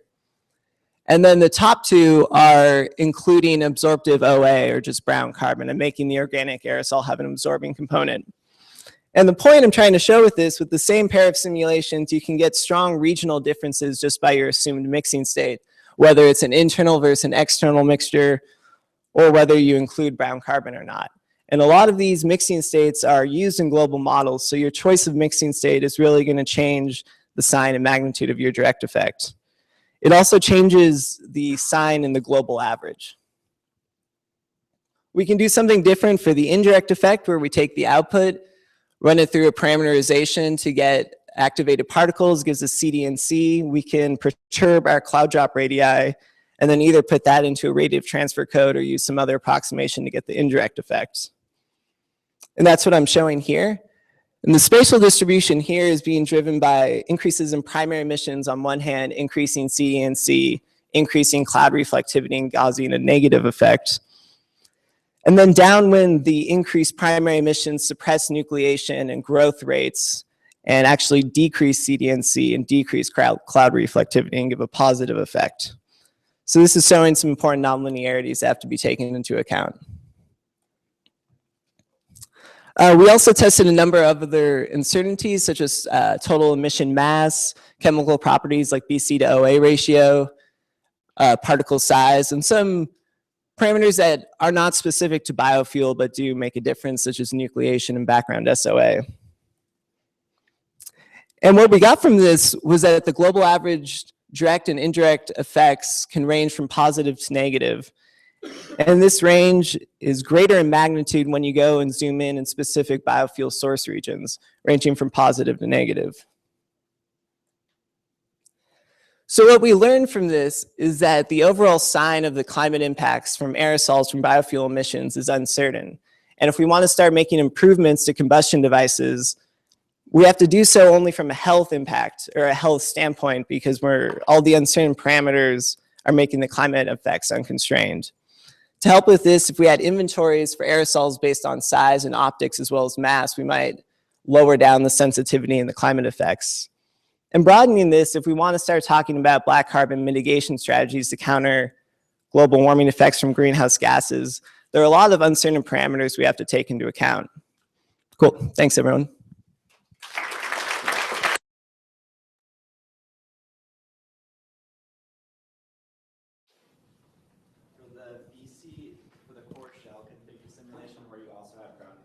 Mm-hmm. Is just black carbon affected by the core shell effect, or is also brown carbon? Yeah, so when you do that, the brown carbon is still in the shell, so you can get absorption either in the shell now or in the core.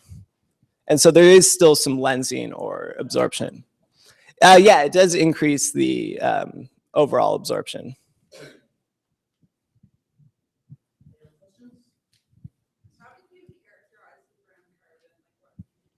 Yeah, there is a study from CMU, Saleh et al., where they are taking emissions and the magnitude of the absorption and wavelength dependence was based on the BC to OA ratio.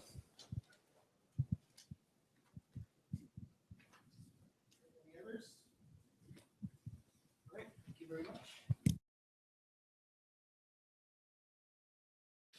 This is David Ridley of MIT, who's going to elucidate the cause of decreasing organic aerosol, which I hope is the same as explained. So I think this is my 4th GeosChem meeting, and it's the first time I've not spoken about dust. But don't worry, I'm still going to be tinkering around with the dust scheme and just for fun. So if you can still keep sending me your dust questions. But the animation here, which doesn't appear to be. No, I was going to try and show you the animation. Oh, is it this? No.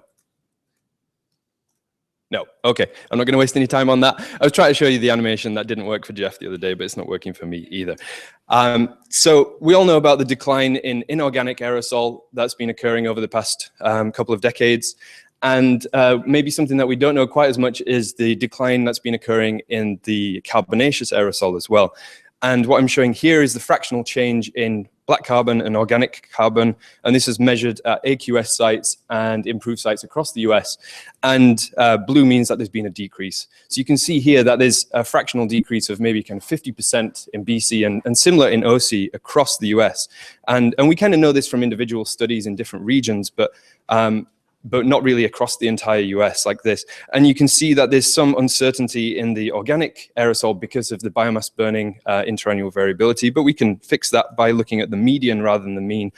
And you see here, there's a very, very consistent picture of a decline in both BC and OC across the US. And this is in both urban and remote regions as well, because we're using Improve and AQS data. So I'm just showing the same thing again here, but just aggregated into different regions and just for BC, because we want to kind of drill down into the data and try and figure out why this is happening. So you can see the decline across during the winter across the US. And we know that for BC, really the emissions during this period are only biofuel emissions and fossil fuel emissions. So this is something that maybe the model can tell us something about. So here's the model using the bond emissions, which were put in, I think, by Eric Liebensberger. And so what we see is in the present day, the model doesn't do too bad, but as we go further back in time, we don't seem to capture the trend that the observations suggest. So we really wanted something that we could contrast the bond emissions database with. So we created an emissions database based on the EPA PM2.5 source inventory. And then we kind of mapped that onto these specific categories that EPA give. And we converted the PM2.5 to BC and OC using their data. That allows us to have this kind of county-wide gridded BC and OC emissions. And then we can map that to GeoSchem grid. So we effectively created this new emissions database for 1990 through to 2011 for BC and OC. So how do the two compare with one another? What I'm showing here is the bond database, and this is the emissions over the period for BC and OC. And if I overlay the EPA emissions, you see that we do a really good job in about 2009. But if we go back in time, they don't look anything like each other. And we only have to go back to about 1995 to see that there's about 50% difference between the two. So because we're using the EPA sources, we can figure out where this is actually coming from. And it appears like the trend in the EPA is actually driven by changes in vehicle emissions based on the EPA data. So this is the old version of the model. And then if we implement the EPA emissions into there, this is what it looks like. And you see that we start capturing these trends in BC in different seasons, in different regions. So it's quite compelling that we've improved the model in this way. So now to the difficult part, the organic aerosol, which is a more complex situation. You can see there's a lot more variability there because of the biomass burning influence. But if we look at the median, you can see that there's still clearly a trend underneath all of that variability. So how does the baseline model look using the bond emissions? We've broken it out into the different sources, the SOA and the POA and the biomass burning. And you see that we don't really capture the trend with the model. But before I show you the one with the EPA emissions included, we also looked into something else as well. And this is something Danielle mentioned during Dylan's talk about the aromatics in the model and the chemistry of those. And here I'm showing the toluene emissions, and you can see, the toluene concentration across the US compared with the AQS data. And you can see that in present day, the model looks pretty good. And again, as we go back in time, even though there's a scaling in the model, the scaling is nowhere near what it appears has actually happened over the past 20 years based on the observations. So we've just applied a simple scaling with an exponential decay to the model for the aromatics to try and understand how much these play a role too. So this is the old version of the model, and then with the EPA emissions and with the aromatic scaling, this is what we get. And it's not quite as compelling as with the BC, but we do start capturing these trends that the observations are showing, but we're generally on the low side, but there are some reasons why that might be. And also I should say, because I'm having to run kind of 100 years worth of simulations really for this, this is interpolated at the moment because we're still getting data as we speak. And then one other thing I wanted to mention is that there's been an increase in the OC to EC trends over this time period as well, shown in black here from the observations. And the baseline version of the model with the bond emissions shown in red doesn't capture this trend. And when we include the EPA emissions, then we start capturing the trend in the OC to EC ratio as well. So there are a bunch of other factors that could play a role, and we wanted to look into these, namely more natural causes. And so we've removed the interannual variability of the meteorology in the model and run the simulation again. This is still underway, but it doesn't look like meteorology is contributing to this trend significantly. We do the same with fires. Fires are actually sending the trend in the opposite direction. And so it doesn't look like they're contributing to the trend either. They just add a lot of variability. And then another interesting thing is the fact that the inorganics have been declining. This changes the amount of water associated with the aerosol. And so that may be changing the aqueous phase chemistry and the SOA formation. And so we wanted to look at how aerosol water is changing. And this is based on the stations across the US. And you can see that there is a decline stronger in the east than the west because the inorganics have declined more rapidly in the east. But this is still a work in progress, but the initial thoughts is that this doesn't look like it can explain the trends that we're seeing. And if it does, it's potentially a secondary effect. So just to conclude, there's been a large decline in carbonaceous aerosol over the past 20 years. The new EPA database that we've implemented for the emissions suggests that vehicle emission controls on BC are contributing to this, and a combination of VOC and emission controls are contributing to the organic aerosol decline. And there are a bunch of other factors that come into play. We're looking into SOA aging using Chi-Chen and Colette's more advanced scheme for that. But the main takeaway really is that I think that there's been these strong emissions controls, and we know they've been very successful, but they've maybe been even more successful than we thought because of this knock-on effect on the BC and the OC. Thank you.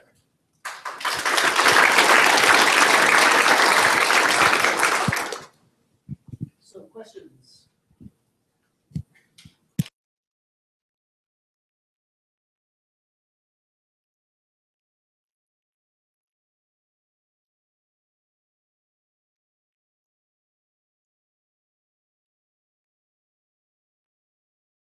Chem in the United States, or is it isolated to BC? Yeah, I'm not sure at all. So I think it may just be because my thinking is the reason why we didn't previously account for the trend in the BC is because the bond emissions are a global database designed to look kind of all the way back to pre-industrial times. So the US over the past 20 years isn't really a large factor in that database. So they maybe missed some important emissions. But obviously there've been changes in emissions factors over the past 20 years. And there's a lot of uncertainty in the EPA data as well. So. Two questions. How did you control for meteorology for the whole US, that trend? And then second, have you looked at the seasonal trends in OC? And what can that give you some clues of which of those drivers is the most important?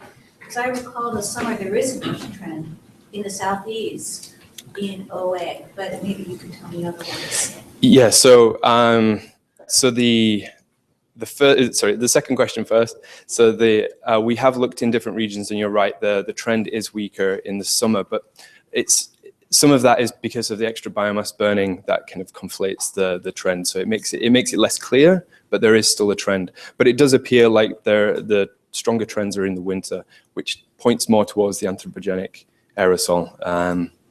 And because we see similar trends in both the winter and the summer, it doesn't look like it's a seasonal specific source that's causing the uncertainty, and it's across the entire US as well. Sorry, I've forgotten the first question. If there's time, I'm curious how you could figure out a meteorological Yes. trend.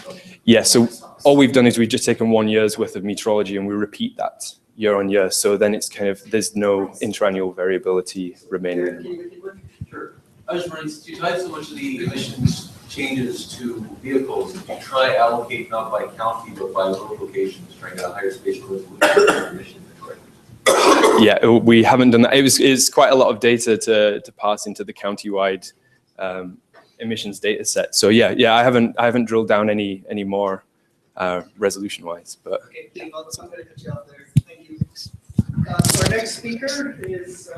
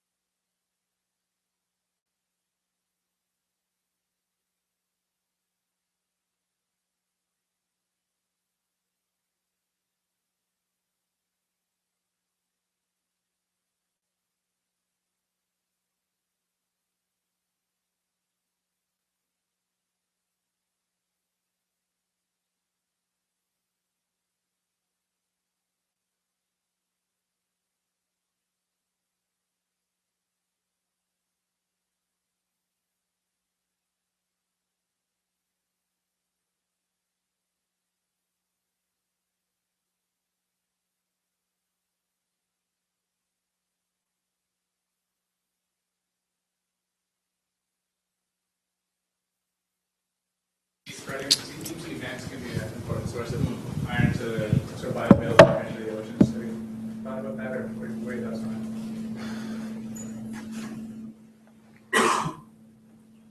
on There are many different sources. Like it can be deep sea spreading, like vents. It can be coming from the ice, melting ice. It's just regular upwelling.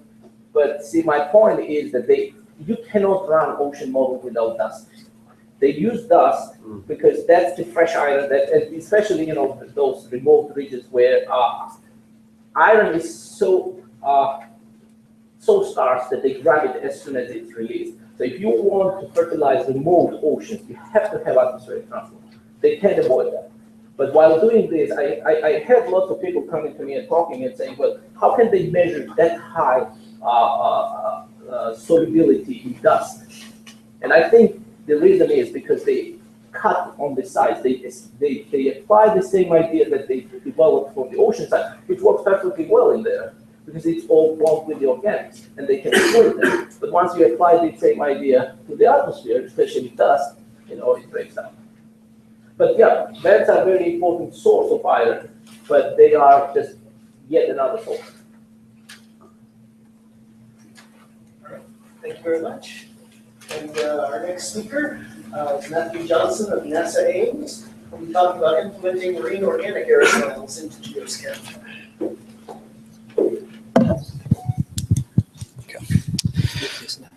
Okay, thank you very much. Once again, my name is Matthew Johnson, and I'm here today to discuss some of our recent research on implementing online marine organic aerosol emissions into the geochem model. I'd first like to thank all contributing co-authors and also the funding sources for this work. First off, I'd like to just take a moment to talk about the importance of marine organic aerosol emissions and also why we believe this aerosol source should be included in all public versions of models such as geochem.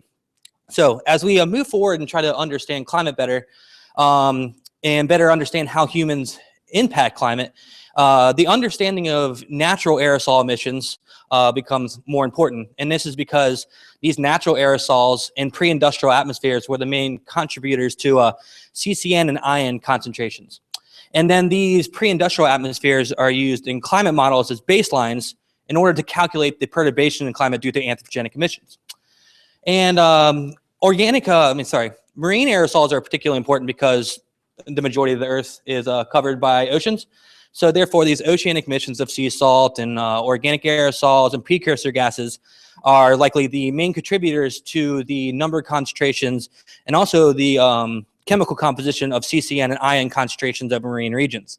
And today I'll be looking, we're talking about our emission mechanism that focuses on the direct or primary emissions of organic aerosols, which is just one part of a larger system contributing to organic aerosol concentrations over the oceans.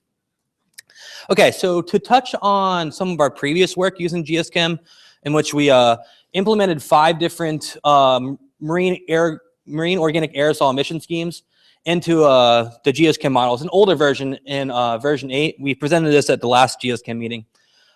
Basically what we wanted to do is we want to implement these different emission schemes into the same model, run them for the same year, the same meteorology, so they're all using the same tool to drive the emissions, and then we wanted to intercompare them and also evaluate them with hourly and monthly data from Macehead, which is a northern hemispheric measurement site, and also Amsterdam Island, which is in the southern hemisphere, to evaluate these model schemes. The first thing we notice is shown here in the bottom left corner, which is the annual emission rates for the different marine organic aerosol emission schemes. The top left is sea salt. That's why it's huge compared to the others. But the first thing you notice is the magnitudes and spatial distributions are quite different. And in fact, when we quantified the total yearly emissions of the marine organics using the different schemes, there's a 2-order magnitude spread in the emissions from about 0.1 to over 10 teragrams per year. Now, another thing we saw from this work, and again, et al. 2012, is that when evaluating these emission schemes, none did a very good job in capturing the seasonality or magnitude of organic aerosols in these clean marine regions. So therefore, another part of this work was to use the Macehead in situ data to form a quasi top-down emission scheme, which we show here, which was a sensitivity study in this work. And when we did this, we proved that it captured not only the seasonality and magnitude of organic aerosols at Mesa, but also in Amsterdam Island, which we did not use that data to form the top-down emission scheme. So that brings us to our more recent work, is which we wanted to implement this new emission scheme into the newest version of GeoSchem, the version 9.02, even though we have 10 now, but we didn't then. And then we wanted to evaluate it on different time scales, different spatial resolutions, and also using new in situ data to evaluate this new emission mechanism. So this is just some results starting with monthly average marine organic aerosol emission schemes for the year 2009 using the Ganadol top-down emission scheme. The first thing we did was quantify the yearly emissions. We got around 9 teragrams, which is falling within the previous estimates from using different emission mechanisms. The next thing we noticed, there was some large seasonality. For instance, shown here, in the austral summer, January and February, southern hemispheric fluxes were particularly large. And we also noticed, so basically we noticed in the high latitude oceans during the respective spring and summer seasons, you had the largest emission rates. The next thing we looked at was surface concentrations. Here on the left, we're using seasonally average marine organic aerosol surface concentrations. And in the right column, we're showing the percentage of simulated total organic aerosols, which was made up by the marine organic aerosols. The first thing you notice is during the times and locations in which you had the largest emissions, you had the largest concentrations. Not too surprising. But what was interesting, what we saw here is that the dominant amount of the organic aerosols, the total amount, the concentrations were actually made up by marine organics over the oceans, which is nothing new, but we're showing here that these red values are over 80%. So it's quite important over the marine regions. So we evaluated this model using a bunch of different data sets. We also evaluated it on different spatial scales. We were running high resolution runs over Europe and evaluating with coastal data there. But here's just an overall picture using a global simulation, using global measurements in clean marine regions. Here's a little blurb about what clean marine regions are. And what we're showing here is the annual comparison, and also broken down into seasons, of how the marine organic aerosol emission scheme improved the comparison of total organic aerosols in the model to what was measured. And that's shown here. The x-axis is the measured total organics, and the y is the simulated total organics. The black dots are indicating simulations in which no marine organic aerosol scheme was implemented, so the baseline model. And then the red is showing when we implemented this scheme. And as you can clearly see, without even talking about the numbers, is that it clearly improved the comparison to in situ data. So in conclusion, we implemented this new top-down marine organic aerosol emission scheme into the newest version of the model. Now we designed this to fit well into the public release of the model, and we did it in the following ways. Basically, it adds very little computational expense. You basically can't even notice it when you're running, and that's most likely because we only added 2 new tracers, one hydrophobic, one hydrophilic, and these are good for tracking the transport and deposition. But it's also really nice to have this in there because you can play around with the aging of organic aerosols, which is up for debate how slow or quickly these things are being aged. But we put it in there so this could be something that could be looked at in the future using this model implementation. And also, it's capable of being run at all time scales and all spatial resolutions of GeoSchem, which is one of our. And also, it compared very good with the in situ data. And also, this emission scheme has been extensively discussed in literature, and we feel like it would be a great aerosol emission scheme to be included in the standard version of GeoSchem. You can also see our publication in Geoscientific Model Development talking about this. Thank you.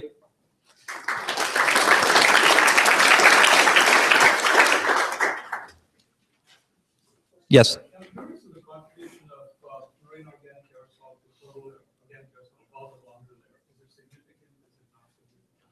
Well, most marine aerosols, like when you look at sea salt, everything's, so you don't have an injection height really when you're looking at marine aerosols. So most of it is contained within the boundary. I'm sure there are some processes that vent organic aerosols into the free troposphere, maybe in more convective regions. But say looking over the southern hemisphere, over the Southern Ocean, where you don't have well, at least I'm not an expert on the Southern Ocean, but the convection probably is much less compared to lower latitude oceans.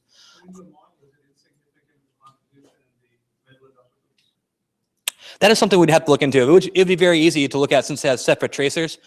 We focus more on the surface, and but so when you look more into the upper troposphere, long-range transport processes from terrestrial will obviously have more impact. So those percentages of contribution will likely go down as you go up into higher altitudes.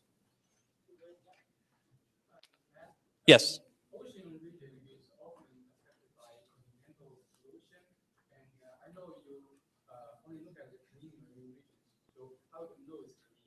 So the data set that we used when we show this comparison here is you do back trajectories to make sure you go back a certain time, make sure it's coming from marine regions, and also you cut off at a certain black carbon concentrations at very low values. Here they use 50 nanograms per meters cubed.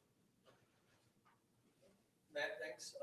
There's considerable evidence that the ocean is pretty much uniformly capable of emitting organic aerosol, regardless of the biological state. Are you guys able to consider this evidence? Well, so we're using chlorophyll as a proxy. So there's much more spatial variability. So if you look at other things like just dissolved organic matter in the ocean, it's much more uniform compared to chlorophyll. But from what I know, the measurements of the enrichment factor of these aerosols are, the enrichment factors are highly variable when you look at different spatial locations. But that's something we could, I mean, there is controversy. What is the source of these organics coming from the ocean? Some people think it's CDOM, some people think it's chlorophyll, but it's still up for debate. So thank you very much. We'll move on to our next speaker, Senlin Mead of UCLA. We'll talk about improving the black carbon aging scheme.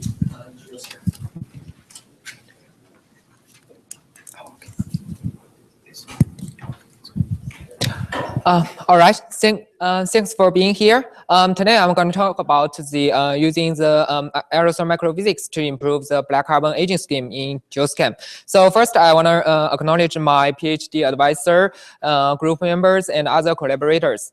So what is black carbon aging? Black carbon aging represents the atmospheric processes transforming the freshly emitted hydrophobic black carbon into aged hydrophilic black carbon due to the internal mixing with other soluble materials.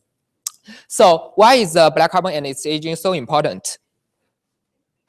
Black carbon has been identified as the second most important human emission in terms of its radiative forcing in the current atmosphere. For example, the Tammy Bond and her collaborators recently made a comprehensive assessment of the black carbon climatic effects and its associated substantial uncertainties. One of the important uncertainty sources is black carbon aging. So in this study, we investigate the effects of including the black carbon aging microphysics. So currently, many global models, including GEOSCAM, assumes a fixed e-folding aging time of 1 to 2 days.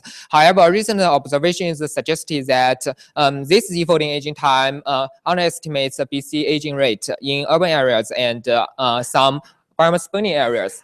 On the other hand, according to Chow Wang's recent study, GEOSCAM overestimates the black carbon concentrations over the Pacific Oceans compared to the HIPPO observations, which suggested that in addition to the less efficient aerosol wet scavenging, black carbon aging may also be too slow in the model.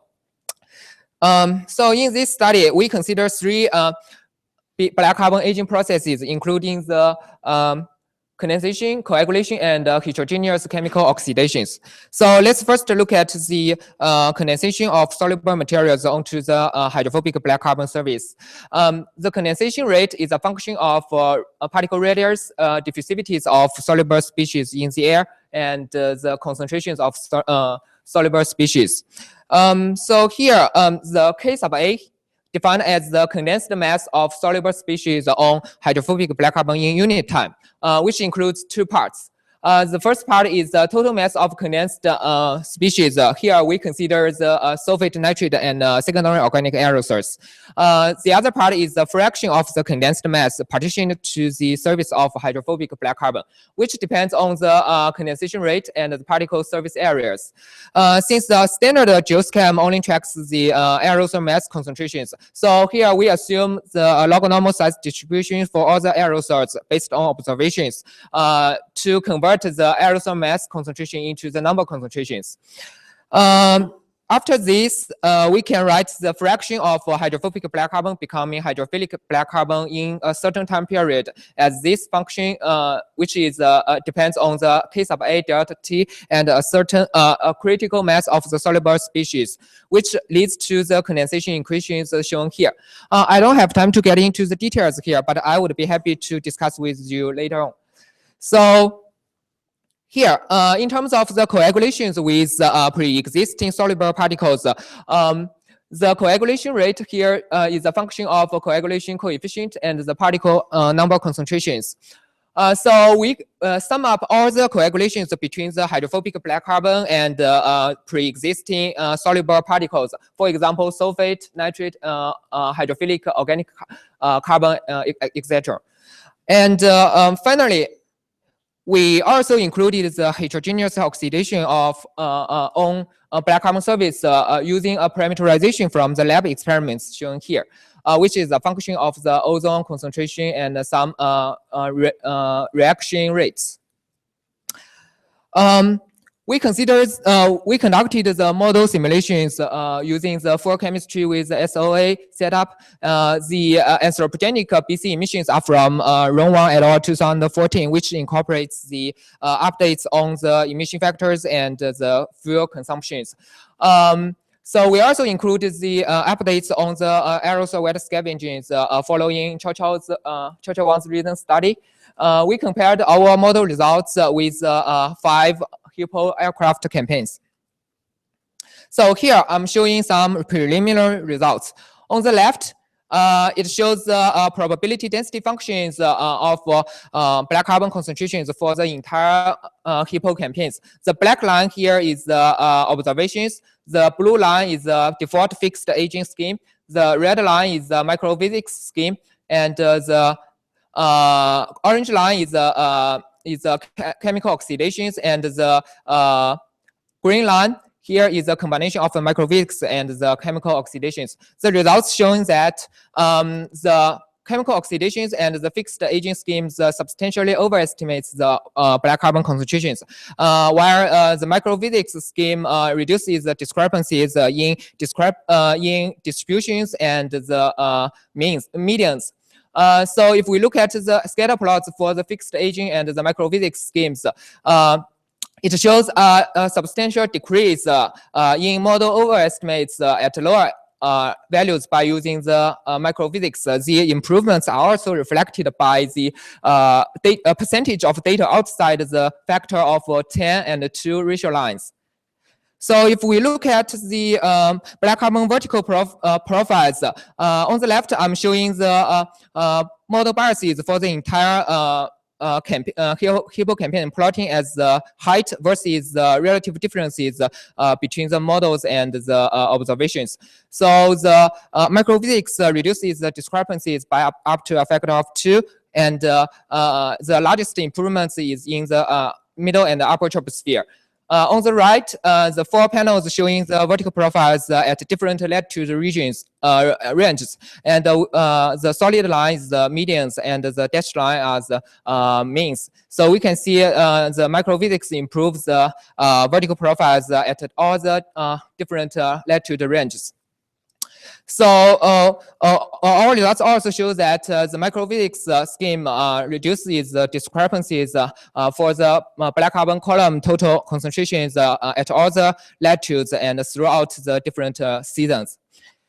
So just to wrap up, our ongoing work includes the more detailed analysis, quantifying the uncertainties associated with these schemes, and more importantly, to investigate the effects of this microphysics scheme on the global black carbon radiative forcing. However, we need to we admit that this is not a real microphysics in terms of the size resolving, but it shows very promising results in model improvements. In the future, a potential approach is to combine these aging schemes with size resolved aerosol models, for example, the APM or the Thomas. So thank you. I will take your questions.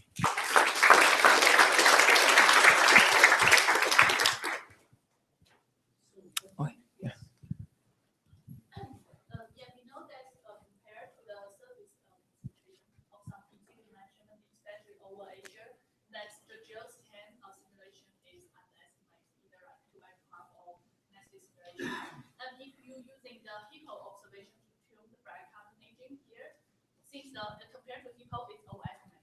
So it may possibly increase the load by the spectrum compared to surface black carbon concentration over Asia. So how do you balance this problem?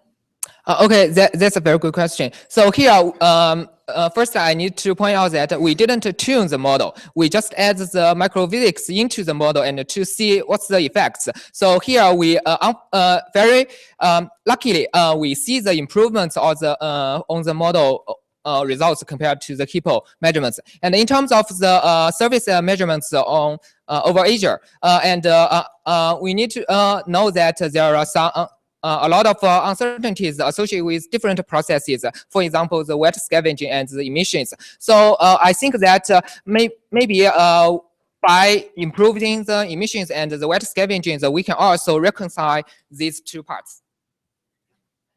The challenge with all these sort of binary schemes of it's aged or it's not aged is, you know, where you set the threshold for bumping. Oh yeah. And I think you had a little tiny bit about what's your threshold for. Oh yeah, that's a very good question. So I didn't have time to talk about this. So here, we set a threshold for this hydrophobic black carbon to become hydrophilic black carbon by a certain fraction of the condensed mass to the total particle mass. Here we set that as 5% according to previous studies. This corresponds to the supersaturation of 0.1% based on QR theory. And we are doing the sensitivity. Okay. Whether that's the right value after the session. Yeah, sure. Our next speaker is Ling Chi from UCLA. Will talk to us about the factors controlling black carbon deposition to snow in the Arctic.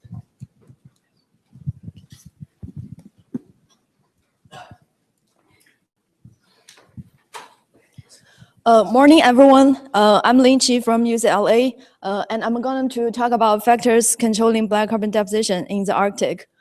We know that black carbon in the Arctic is really difficult to simulate.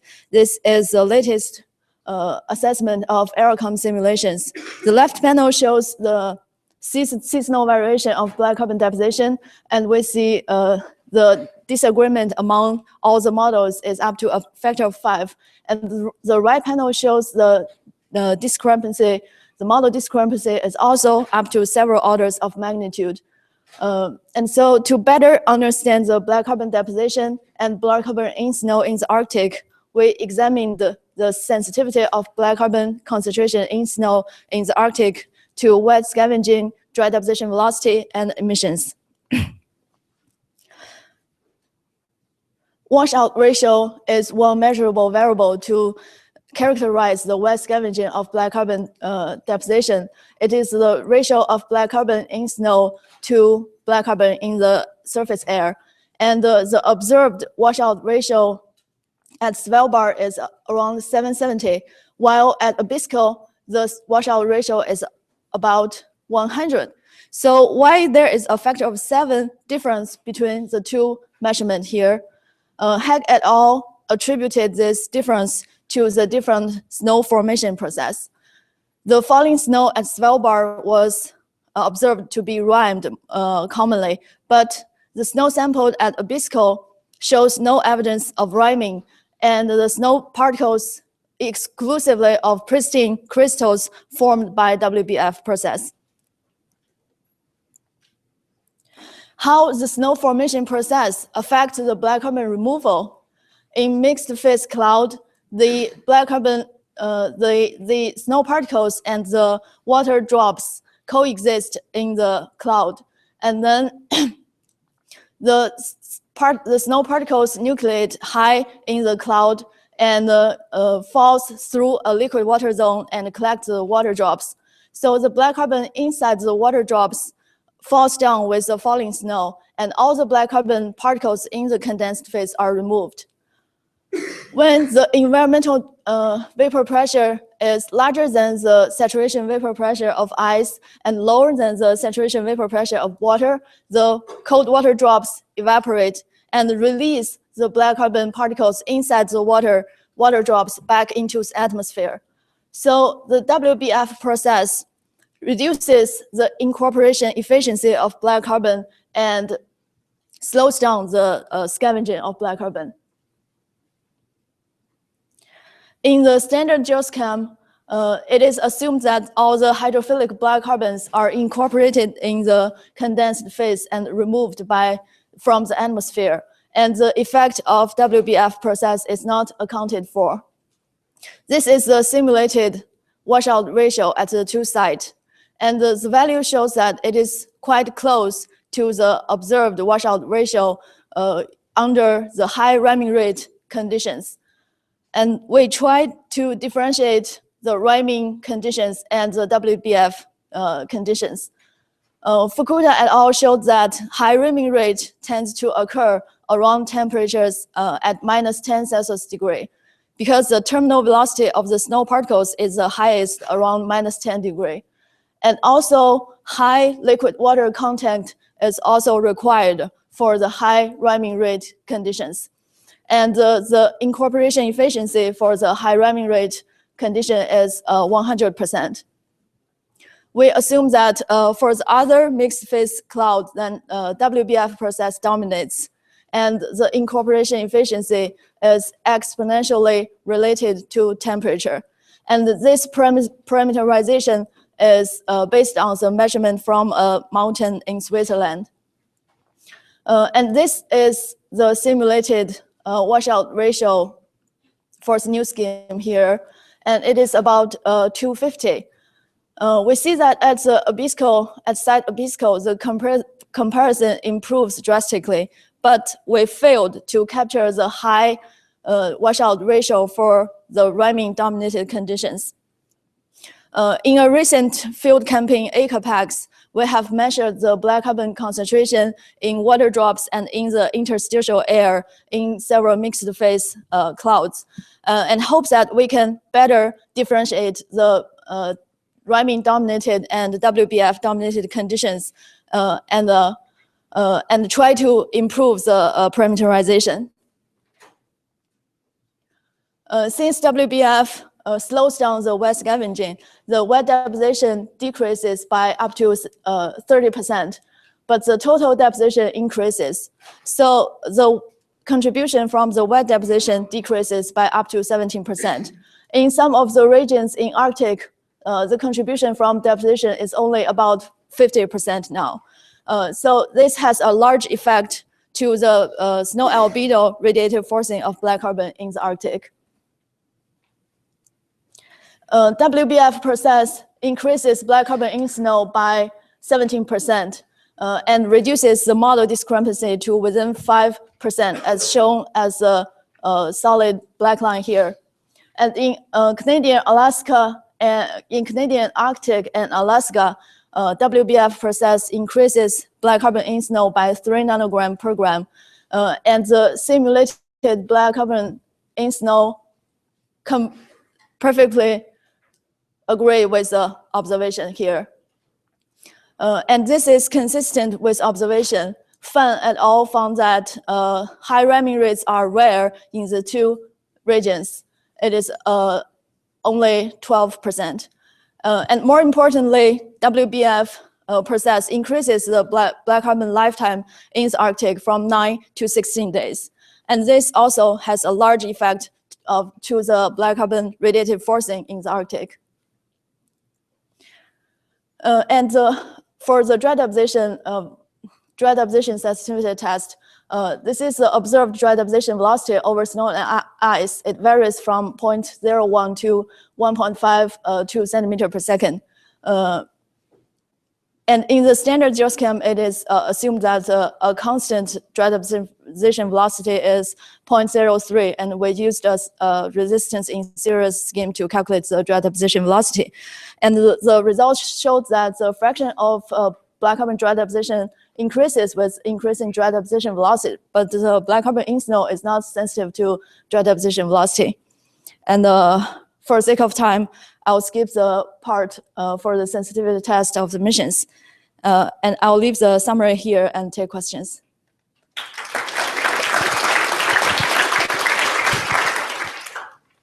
Questions? I had a quick one. I'm assuming that GEOS 5 and the other MET models used to drive GeoSchem have some prediction of which process is dominant in different regions. Is this something we could get out of the meteorological models as a new parameter? I think we can not distinguish the WBF process and the high ramming rate just by the meteorology conditions provided by the meteorology field. Yeah, I just meant maybe more generally, if we could, there might be some prediction in the model that's not getting transferred to GeoSchem right now. Oh, Could be included. Sure, we can explore that later. I'm getting a no here. Can be done? No, behind you. Andrea? Not yet. Not yet. Okay, never mind. Any other questions? Can you compare with aircraft observations? For the Well, because it changes the transport so much, I would think that we have a big difference in airport we see. I know. I have compared the surface observations in Arctic before and after the WBF process is added, and it shows a stronger seasonal variation because it slows down the wet scavenging during the snow season. But previously, we underestimate the black carbon concentration at surface during the snow season. So we have a stronger seasonal variation now, but I haven't compared the results for the flight. I can probably compare that later. Okay, thank you very much. So our final talk of this session is Sean Wang of MIT, who will talk to us about simulating ground carbon and its direct radiative forcing, both top down and bottom up. Hi everyone, I'm Xuan, a graduate student from MIT, and I'm going to change the topic from black carbon to brown carbon.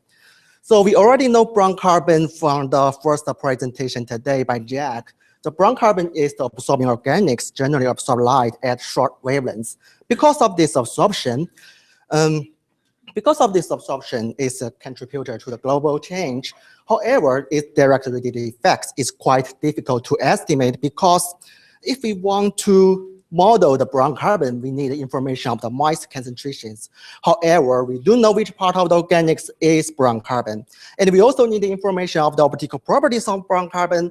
However, if we look at the different measurements to measure the brown carbon absorption, we have really different results from real different measurements.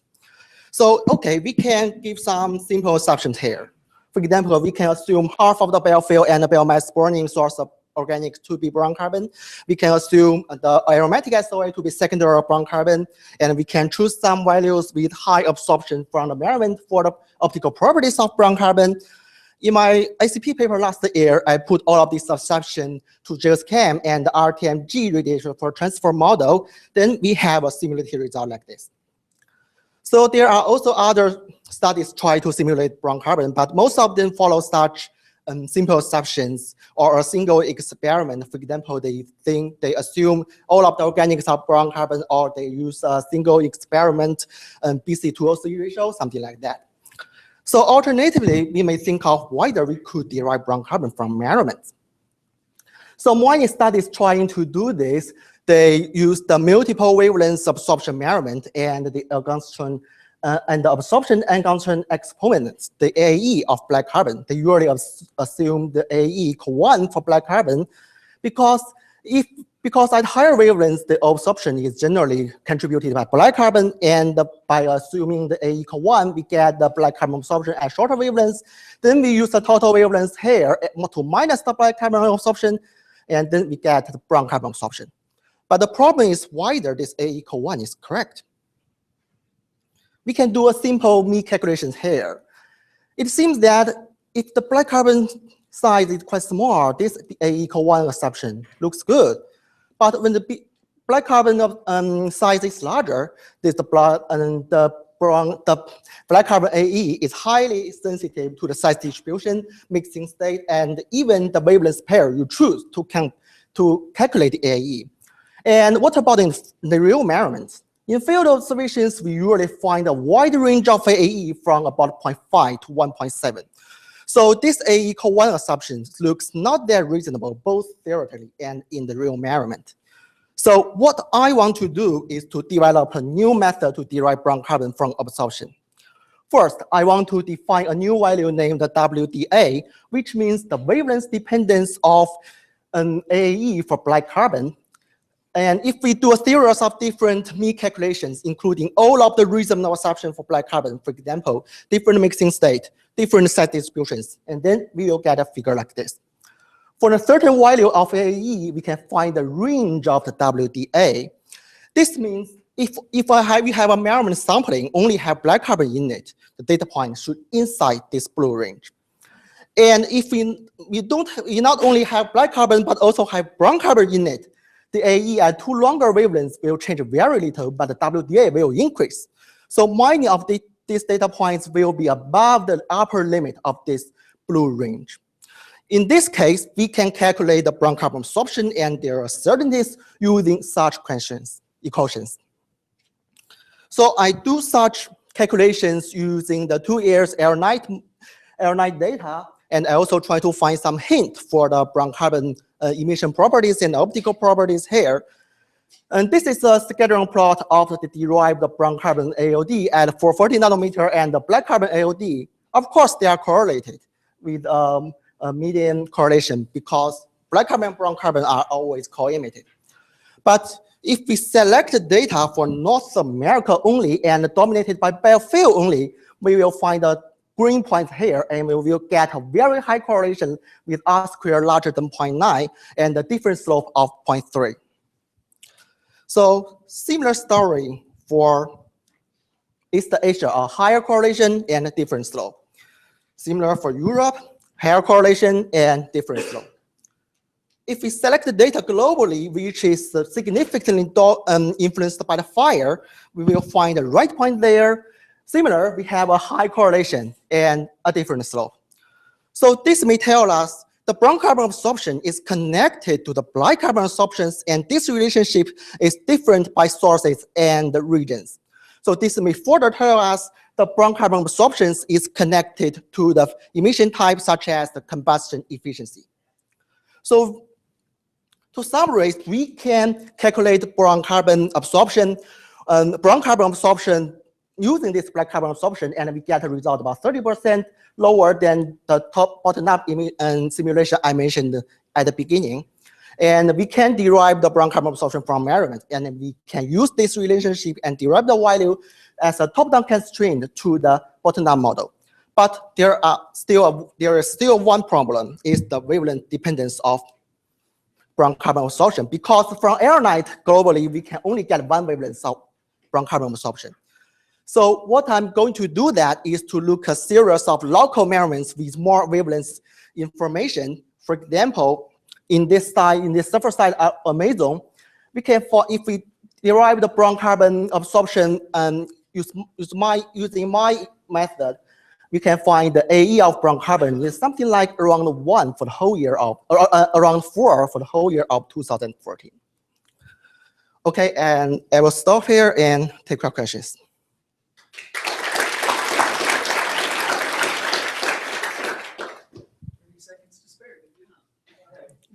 Yeah, nice study. So what are your thoughts on how you can extend that to account for both the spectral dependence of brown carbon and its fraction of the fraction of aerosol that is brown carbon? So at the start, you started with some assumptions that 50% of biomass burning aerosol. You mean for the bottom-up simulation? Exactly. But how do you combine both of those pieces of information in your top-down? I think it's a difficult question here, and I think we can just for different regions, we can just fix one assumption there. For example, fix the mice or fix the optical property there, and we can change other because brown carbon is such an unknown thing there, and we can get a range here, but maybe not exactly the values.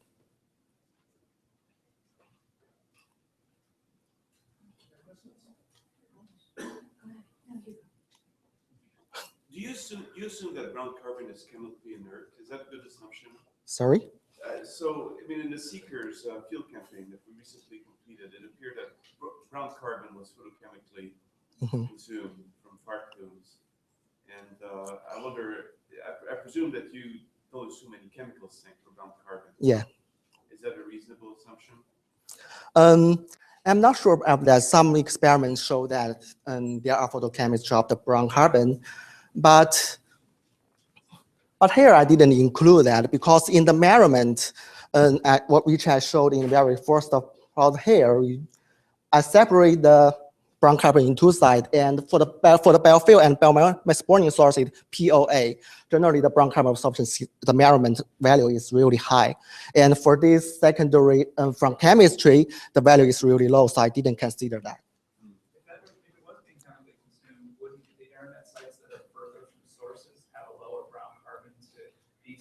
But you sort of had everything aligned within each of those regions. It wasn't as if like the lower BC regions that are further from the source were falling off that line as far as I can tell. If I could jump in with that too, if we had bleaching, it degrades the relationship with the aerosol index. That's about the part. Okay. Can you see that? Okay. That's Melanie. Everyone knows. All right, thank you very much. Okay, so the poster craziness. If everyone, B14 can line up over there. I will announce your name and institution. You will give us your 30-second pitch, and then you will move over to this area here. And then we will all go to the non-optional group photo.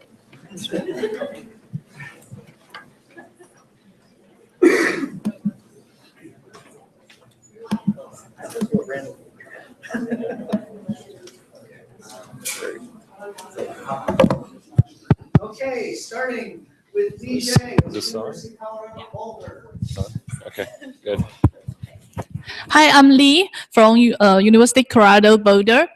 We know that in the past century, the global atmospheric burden of black carbon has increased, and we found an interesting phenomenon that the OMI AAOD has been increased over a broad area of the United States in the last 9 years. And with the source region, we have increased black carbon emission. However, in the local area of the United States, the black carbon emission is decreased due to the emission control policy. So what is the major factor that's dominant this increasing AAOD?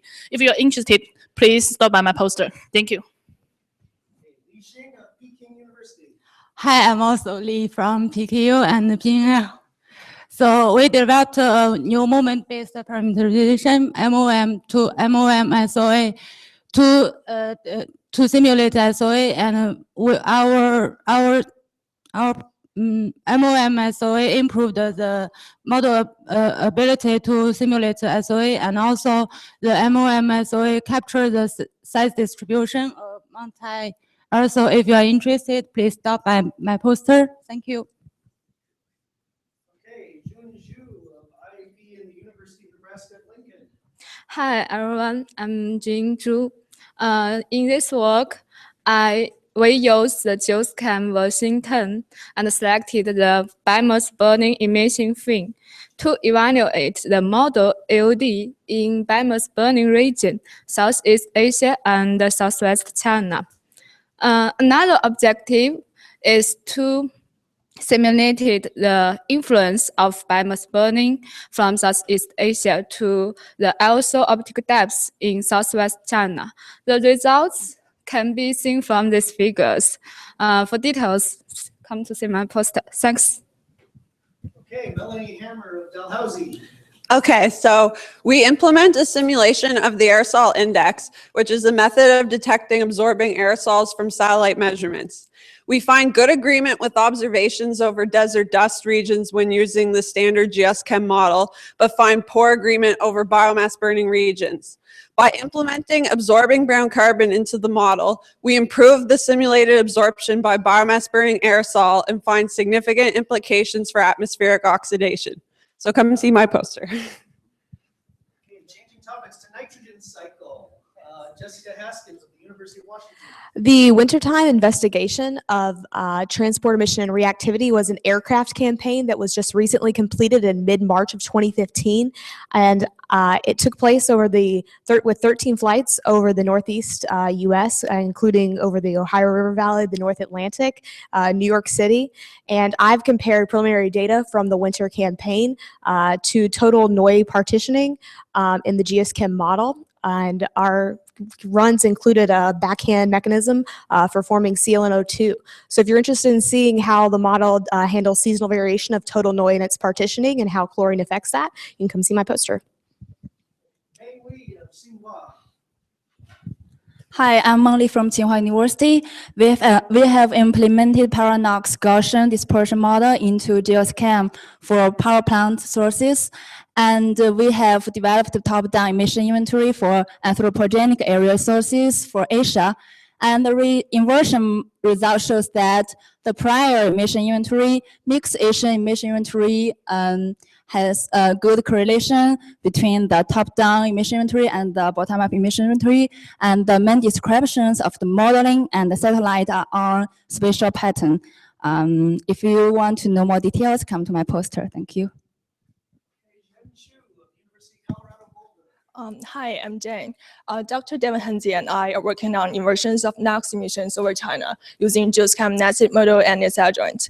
To minimize the difference between observed and simulated NOx column density, we compared the efficiency of mass balance and Fodivar and studied how these two can be combined for effective hybrid inverse modeling.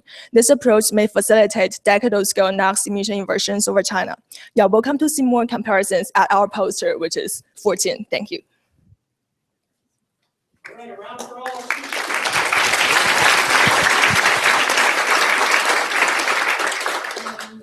11:24 on the clock. That means it's group photo time, right? Thank you.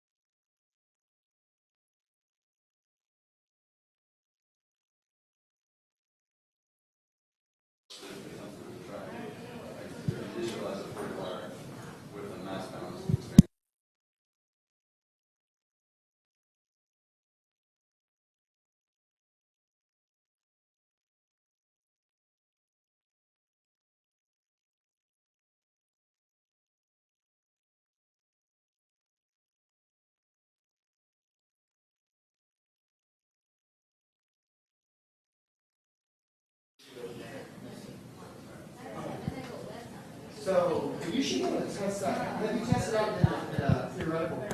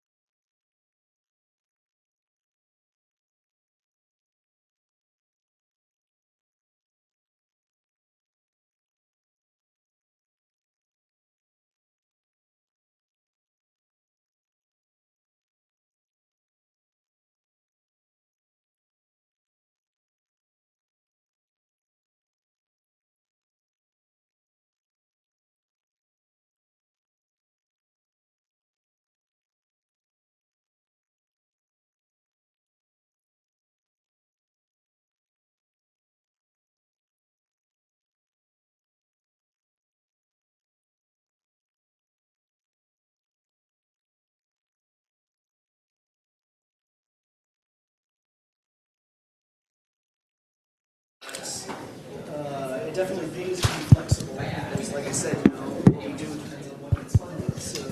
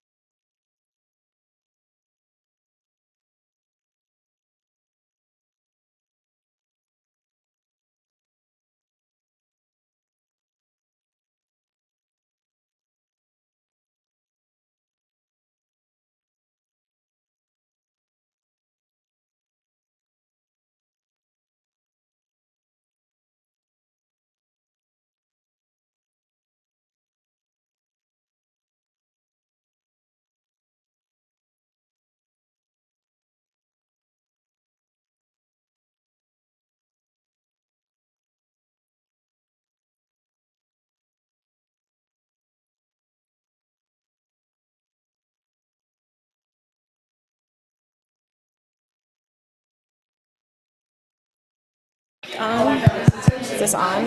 Hear anything? Can't tell. No. Testing. Does it sound like it's on? Can you tell? That's on. But is it like this one? I can't tell.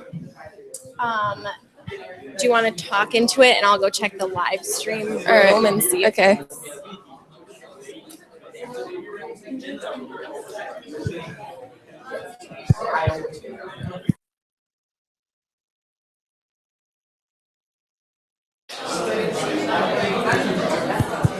Testing, testing. Testing. Here.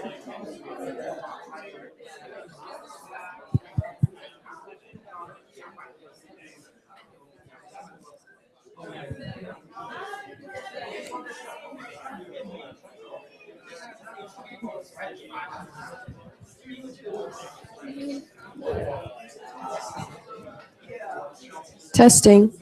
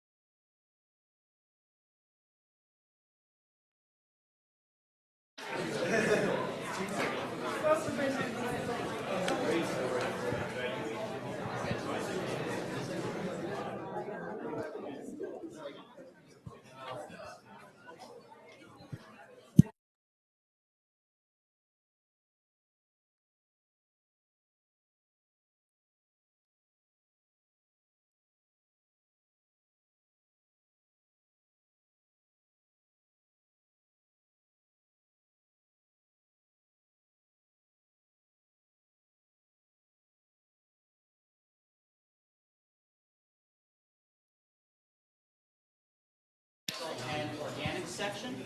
Our first speaker is Eloise Murray.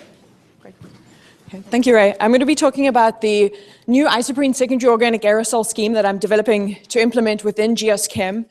And the reason we're concerned about isoprene is that it's been shown to be a really large contributor to organic aerosol, in particular in the Southeast US and other parts of the world.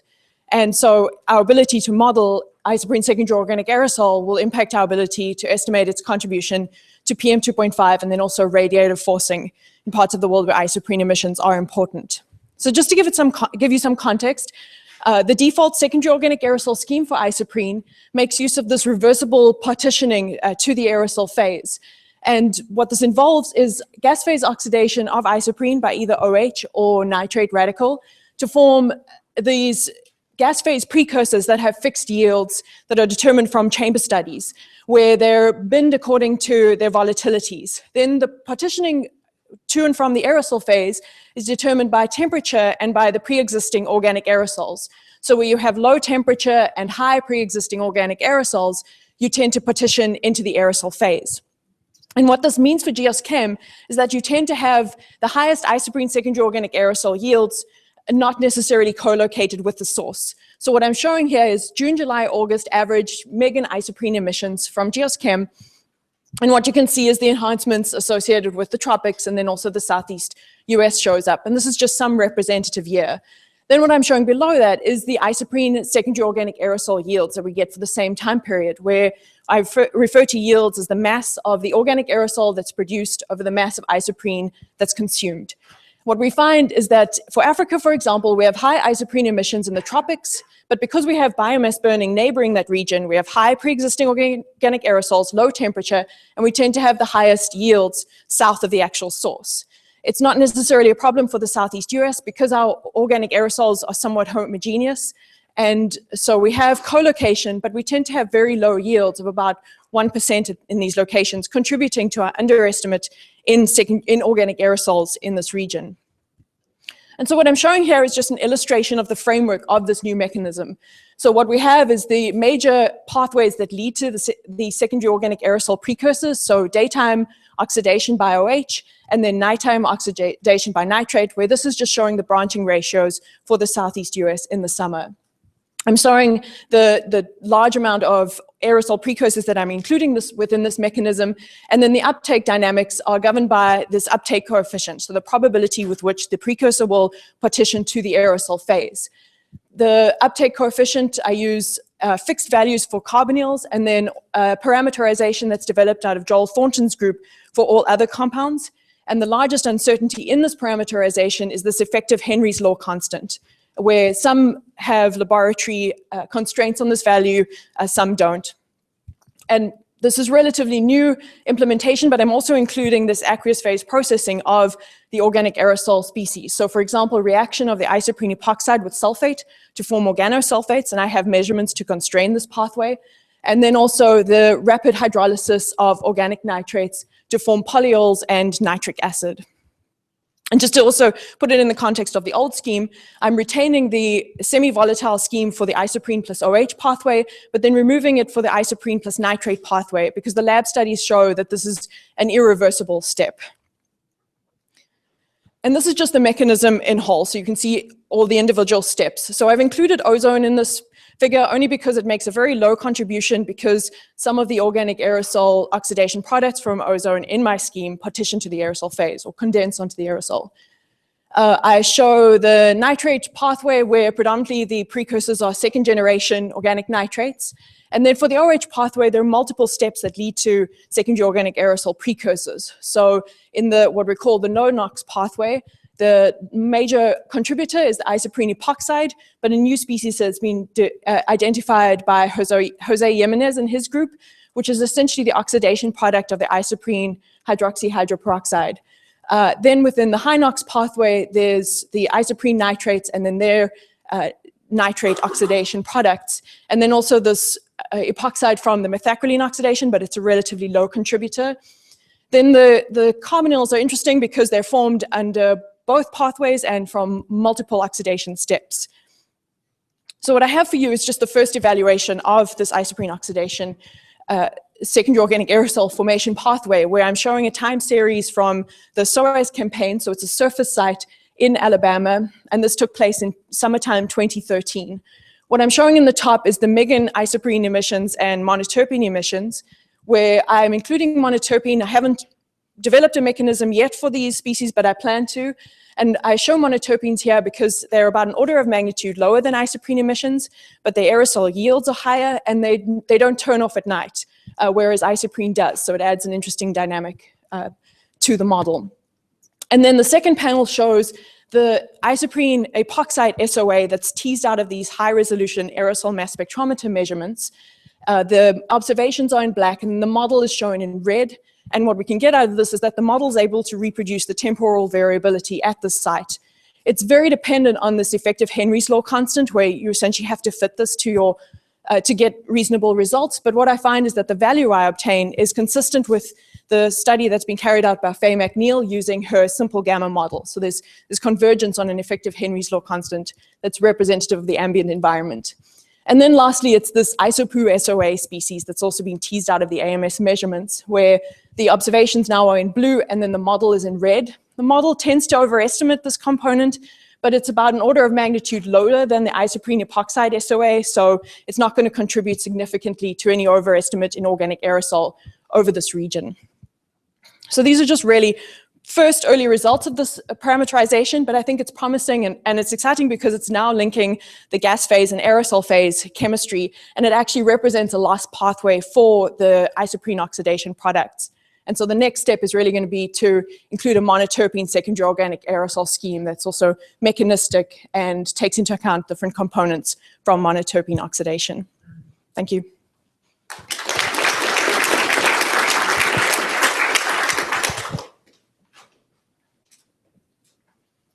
Matt? Do you see any significance in organic sulfates? So they are relatively small. I've only looked at the measurements so far, so the Seeker's measurements of this component, and they tend to be sort of in the 10 to 100 nanogram per meter cubed range, compared with, say, the isoprene epoxide, which it can be, 1 to 7 micrograms per meter cubed. Over the US? Oh, yes, over the domain sampled by Seekers. Yeah.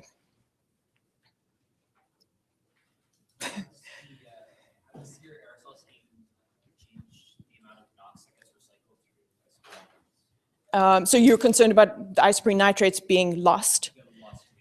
This is probably an answer that Jenny can answer better because she's actually constraining the uptake with measurements. I haven't constrained the uptake with measurements, and so I have this is a much lower loss pathway in the scheme that I'm using. So it's not a very significant loss of the isoprene nitrates. I don't have any recycling in the form of NO2. It's lost as nitrate.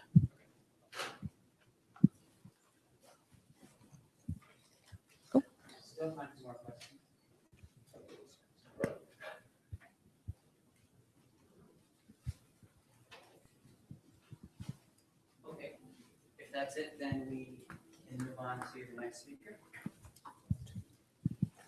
So next up, we have Dylan Millay from the University of Minnesota. Thank you.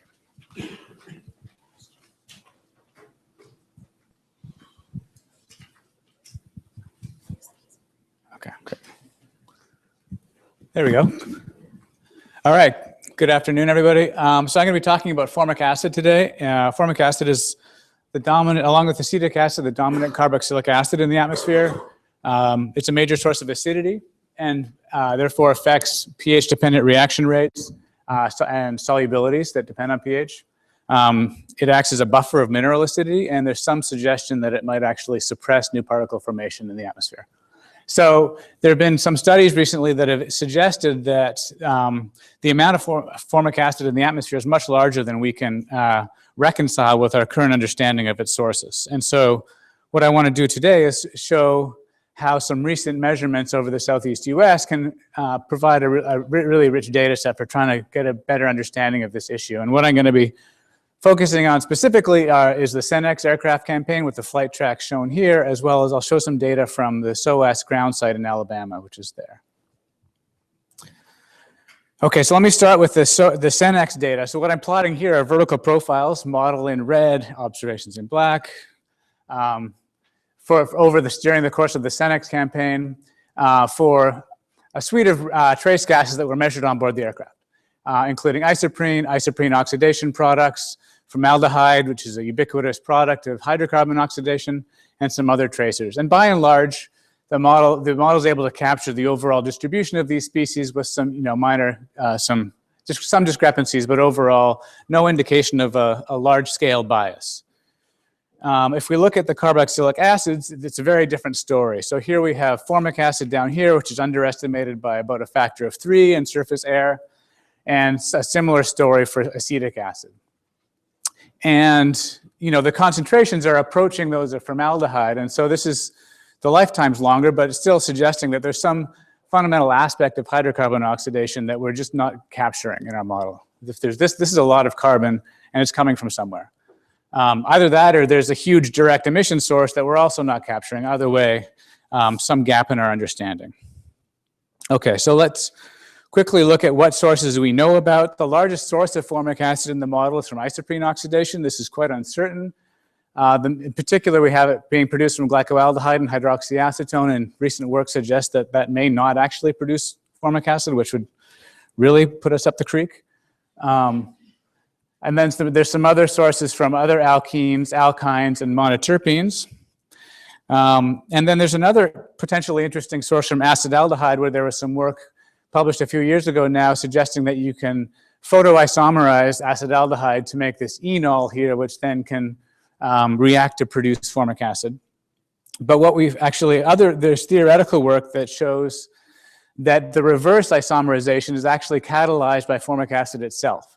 And so what we find is that formic acid ends up buffering against its own production in this way. So as formic acid concentrations get high, it pushes this reaction back in the other direction. And so the importance of this reaction ends up being limited by that. So it can be important in a relative sense when formic acid is low, but it becomes negligible when formic acid is high.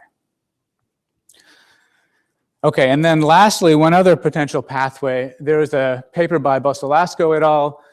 Who reported the rate of reaction between a methyl peroxy radical and OH at 3 × 10⁻⁻⁻, which is basically the collision limit, so very, very fast. Normally, you would think about this methyl peroxy radical reacting with NO or HO2, either leading to ozone production or a radical termination. But if it reacts with OH, there's the products aren't known, but there's a few different proposed mechanisms, one of which would lead to this CH2OO Kriege, which can then go on to form formic acid. So as a sensitivity test, we looked at, well, what potential impact could this have on formic acid? And let's just assume that it goes entirely through that first pathway. And so this ends up being a huge potential lever on the budget of formic acid.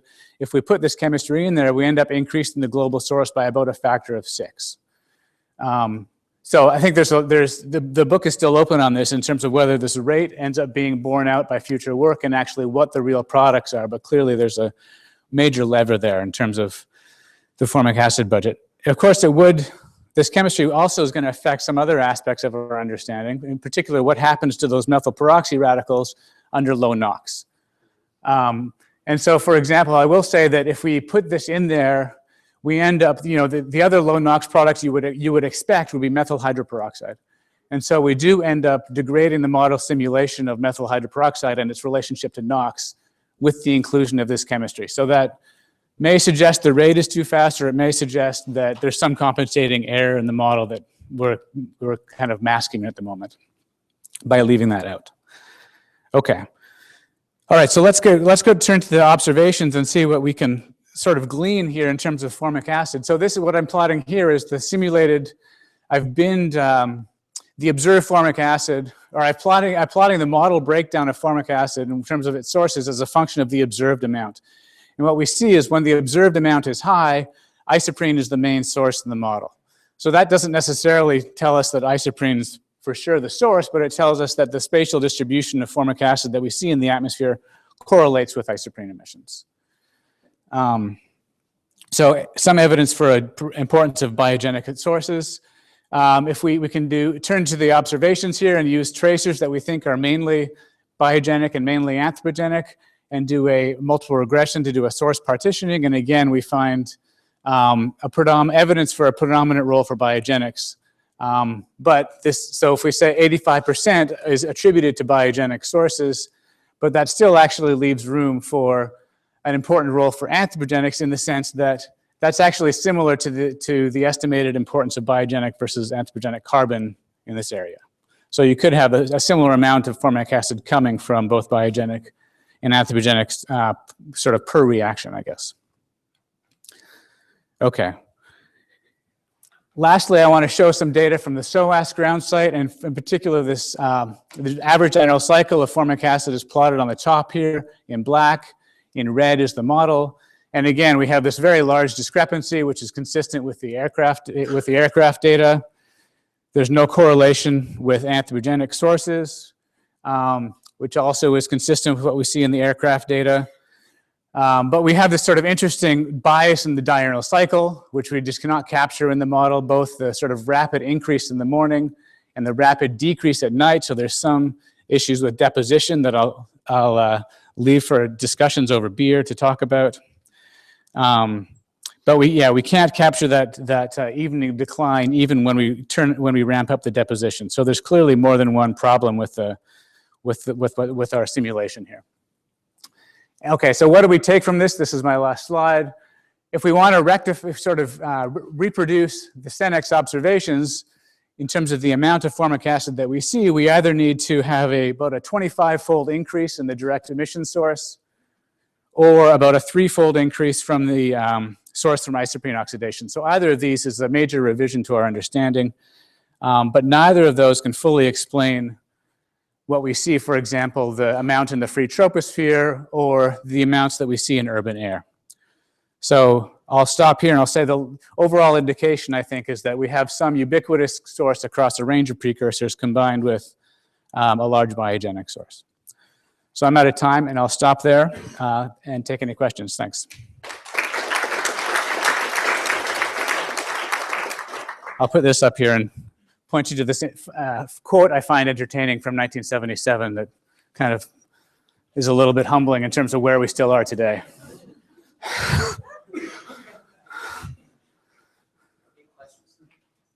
If anthropogenic VOCs are an important source of formic acid, is it possible to model it with a limited number, or do you have to really represent a large range? Well, yeah, what I was trying, I don't know if I said it, articulated it very well, but what I was saying is that, our sort of source partitioning attributes 85% to biogenic sources, which is about the fraction of biogenic to anthropogenic carbon emissions over North America. Yeah.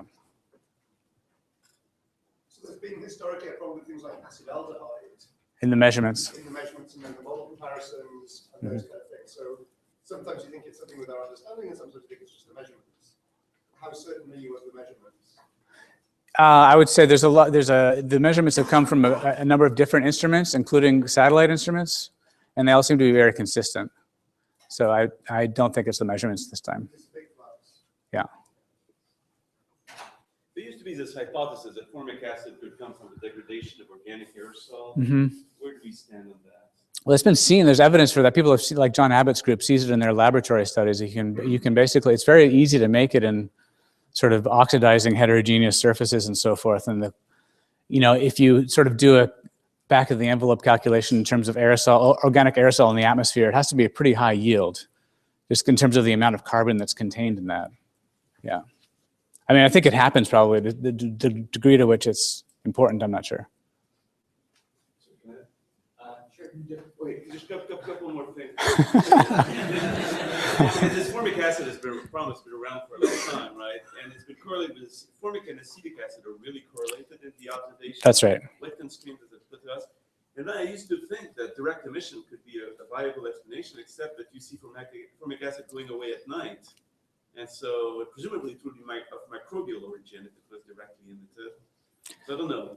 Can you? Yeah, so that's right. So the acetic acid, formic acid correlation is a constraint in some way. I mean, the problem is that, so you can come up with different chemical mechanisms to make formic acid, but then if you don't make acetic at the same time, you're kind of out of luck. Yeah, right. And then the direct emission source, we see a similar sort of diurnal profile for like higher carboxylic acids, which I think make me think more of a chemical source than a direct emission, but I don't know. Unless Danielle has some more questions. Or, yeah. The next speaker is Lei Zhu from Harvard University.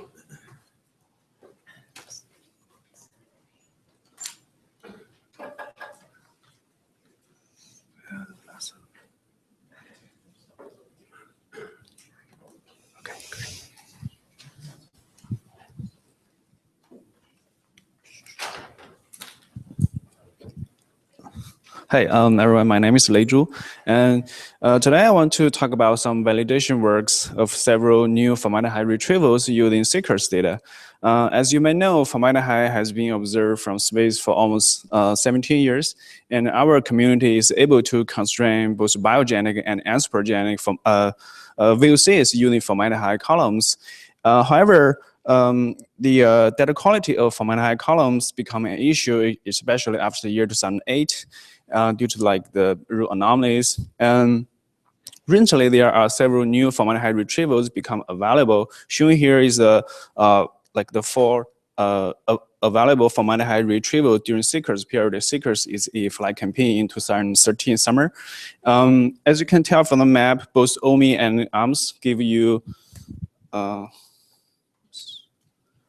and ARMS both give you a pass time around 1:30, while GOM2B has a pass time around 9:30. Despite of the diurnal variations, they all shows a hotspot over the Southeast United States, which is driven by ice spring. And if you compare the 2013 pattern versus the climatology, which is showing on the bottom panel, you can see the hot spot is shifting to the west, which is driven by the warmer temperature anomalies in that region during that period. Unfortunately, none of those 4 formaldehyde retrievals has been validated yet, and that's why they need my work. Okay.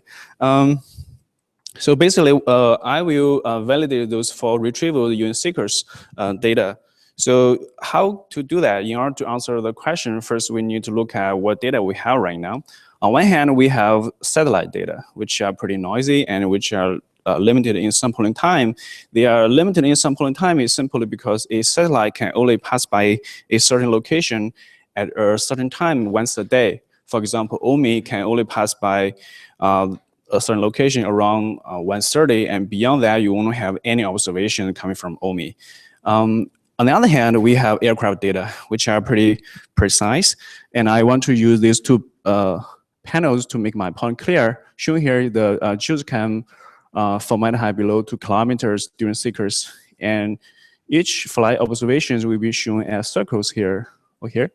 As you can tell here, is really limited in the sampling time, and the bottom panel shows is like the whole data we have during CCRS period. I mean, again, it's pretty limited in space. So if you just do the direct validation, that means you just take the coincident aircraft data and the satellite piezo, you have some troubles. First is that individual formaldehyde columns used to have very large errors. And second is, if you do that, you're actually wasting a lot of very precise and expensive aircraft data. So you just took the aircraft point that happened to be seen by a satellite piezo and threw away the rest of them. So the method we propose here is called indirect validation using JUICECAM as an intercomparison platform. So we first compare JUICECAM versus aircraft data to say, okay, is JUICECAM biased and by how much?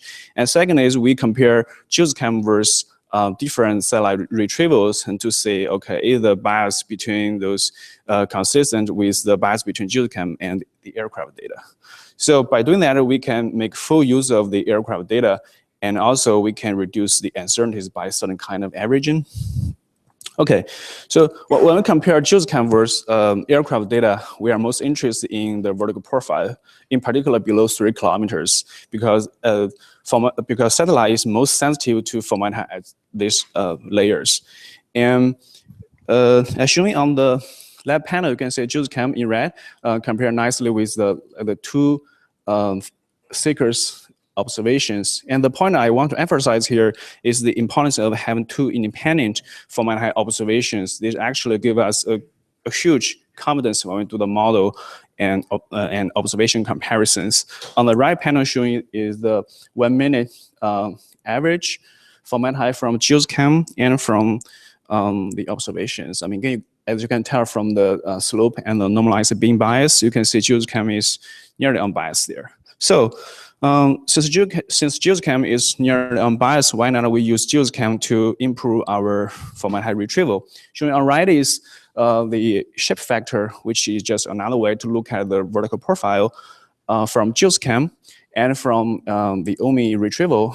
You can see by using GeoSCAM vertical profile, you can improve the formaldehyde retrieval by 20% at that day. And if you do that for the whole seekers period, which is showing on the left panels, you can see if we use the seekers informed GeoSCAM vertical profile, we can improve the formaldehyde retrieval by at least 30% at some regions. And finally, we compare GeoSCAM versus different satellite data. Shown here is the daily comparison between GeoSCAM and different satellite retrievals. So each point here is a daily average over the southeast. I mean, as you can tell from the left panel, GeoSCAM compare nicely with different satellite retrievals. And if you look at the like the normalized mean bias, you can see, okay, indirect validation through seekers data show that the satellite data have better than 20% accuracy. So the take-home message of my talk is by using GeoSCAM as a inter-comparison platform, and we can use seekers data to validate different new formaldehyde retrievals, by which maybe we can look at the new constraint about different VOCs, to look at the health impact studies, and maybe to look at the trend in formaldehyde in the past decade. With that, I will stop and take a question. Thank you.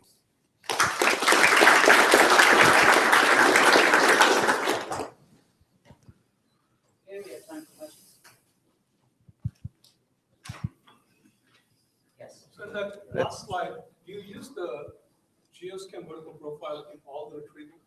Yes, for during the whole period. So when you do the comparison, do you filter the data by some a priori information constraint before? Because if there's a priori information, obviously you get good degrees. Sure, yeah. We fill the data by like the cloud fraction, by like the solidity angle, something like that, but not by the vertical profile yet. Shown here is just the update seekers inform formaldehyde retrieval.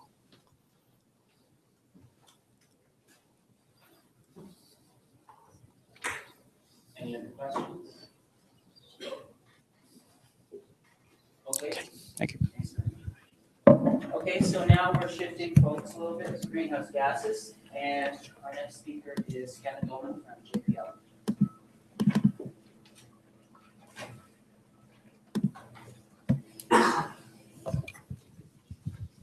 First of all, let me thank the co-authors whose diverse expertise is critical for addressing the kind of challenge we'll be discussing today. The year 2010 was remarkable in many respects. An El Nino 4.0, so the Central Pacific El Nino, was manifest and it was the largest Central Pacific El Nino in satellite record. And that Central Pacific El Nino led to a tropical North Atlantic anomaly that was the largest in the satellite record, leading to a northward shift of the ITCZ and successive drought or mega drought in the Amazon. The 2010 drought, coming in quick succession behind the 2005 drought, has raised the specter that the kinds of extreme events that may be occurring could be beginning to weaken the capacity of the carbon cycle to continue to take up CO2. As a consequence, in 2010, the atmospheric growth rate was one of the highest in that decade of 2.45 parts per million per year, along with 2005. And it shifted dramatically in 2011 as the onset of El Nino. And the question is what was the role of that drought on that atmospheric growth rate? What were the processes that impacted it? To address that question, we use this thing called the CMS flux. It's a framework that's evolved since the last time we presented it. It starts with satellite data, informing all major aspects of the carbon cycle, each one driving a process-based model, which then in turn is fed into GeosChem, which now generates a suite of atmospheric composition products that we compare with satellite data, including GOSAT, MOPIT. Methane will be discussed by Alex and Anthony later on. And we'll use the combination of those to be able to understand in a little bit better detail the role of this large-scale atmospheric ocean phenomenon. When we put that into the system and we look at the change in the total flux using the GOSAT, we get this change between those 2 years, between 2010 and 2011. And you'll see that there's a very strong tropical response spanning both Southeast Asia, Africa, as well as the Amazon and the Brazilian region. But what drove that number, particularly in Brazil? To do that, we need to decompose that total flux into its constituent components. That includes biomass burning, oceans, chemical source, net ecosystem production, and we can calculate that and its change. Now what we're going to do is we're going to assume that the estimates of fossil fuel, the estimates of ocean from the ECHO-2 Darwin model, and the chemical source are the least uncertain. And then we'll first focus on combustion. This is from the MOPIT satellite. We fed that into the CMS flux, and we calculated the change in the biomass, and then we used CO2 ratios and the emission factors to then estimate what would be the CO2 component of that combustion. And you can see clearly that the Amazonian region dominated the biomass burning change between those 2 years. When you take that estimate, you can now, using the total flux and using the biomass burning, you can make an inference of what the net ecosystem production is.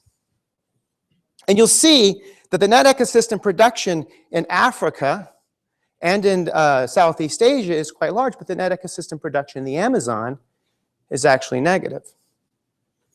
Now that net ecosystem production is the balance between two very large processes, gross primary productivity and respiration. To understand which of those two and how those two played into that net ecosystem production, we use the last of our 3 satellite observations. This is solar-induced fluorescence. This is a direct measure of photosynthetic activity. You can see this is a direct measure of those radiances from the GOSAT instrument. It directly correlates with areas of large biomass and has a seasonal cycle that you'd expect from a terrestrial ecosystem. We've developed an inversion system that allows us to infer gross primary productivity from these solar-induced fluorescent measurements, taking into account the uncertainty GPP, the uncertainty in the measurements, and the specific sampling of the satellite. When we take that, we calculate it, we see the following. Again, now we see that there is, in fact, an increase in uptake. So, oops. That doesn't count against me, does it? Something just went crazy. All right.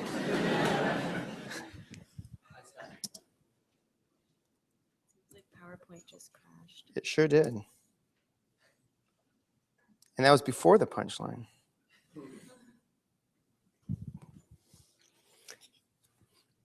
So what you're going to see, if this thing comes back up, is a decomposition of the Brazilian component. And what's important is for net ecosystem production to be negative, that means the respiration term has to be high.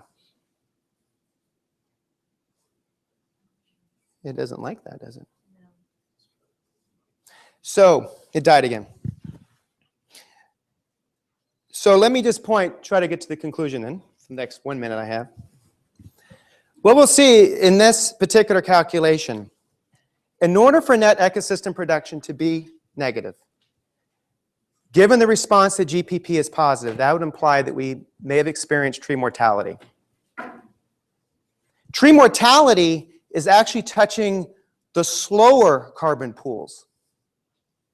If you take a look at this in the context of the global carbon cycle, we'll see that the GPP was actually positive throughout. And in fact, it drove the change in NEP, but not in Brazil. What that means is that when you had something like a drought, like this El Nino type phenomenon, the overall system responded very quickly, but not for Brazil. And that would imply that we may be seeing a longer cell process kick in. Thank you.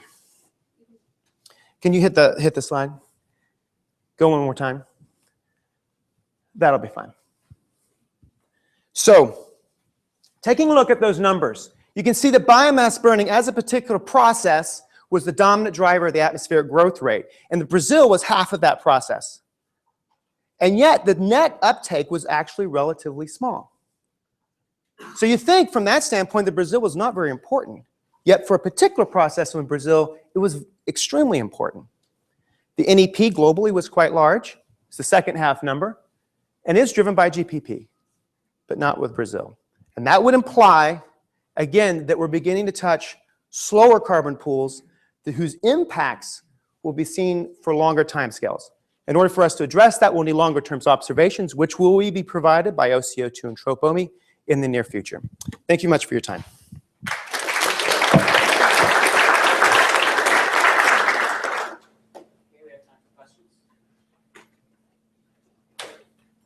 Yes, Chris. Assuming you're doing, I don't know if you're doing a grid point inversion or a basis function. Grid point, of course. The error variance, errors have to be large. I'm sorry? Errors have to be pretty large. Your posterior errors have to be pretty large. Why do they have to be pretty large? Given the data that you have, you're not going to be able to infer at a grid point level with small posterior. I didn't do it at a grid point level. I did an aggregation of that grid point level. So I just wonder, what are the errors on this?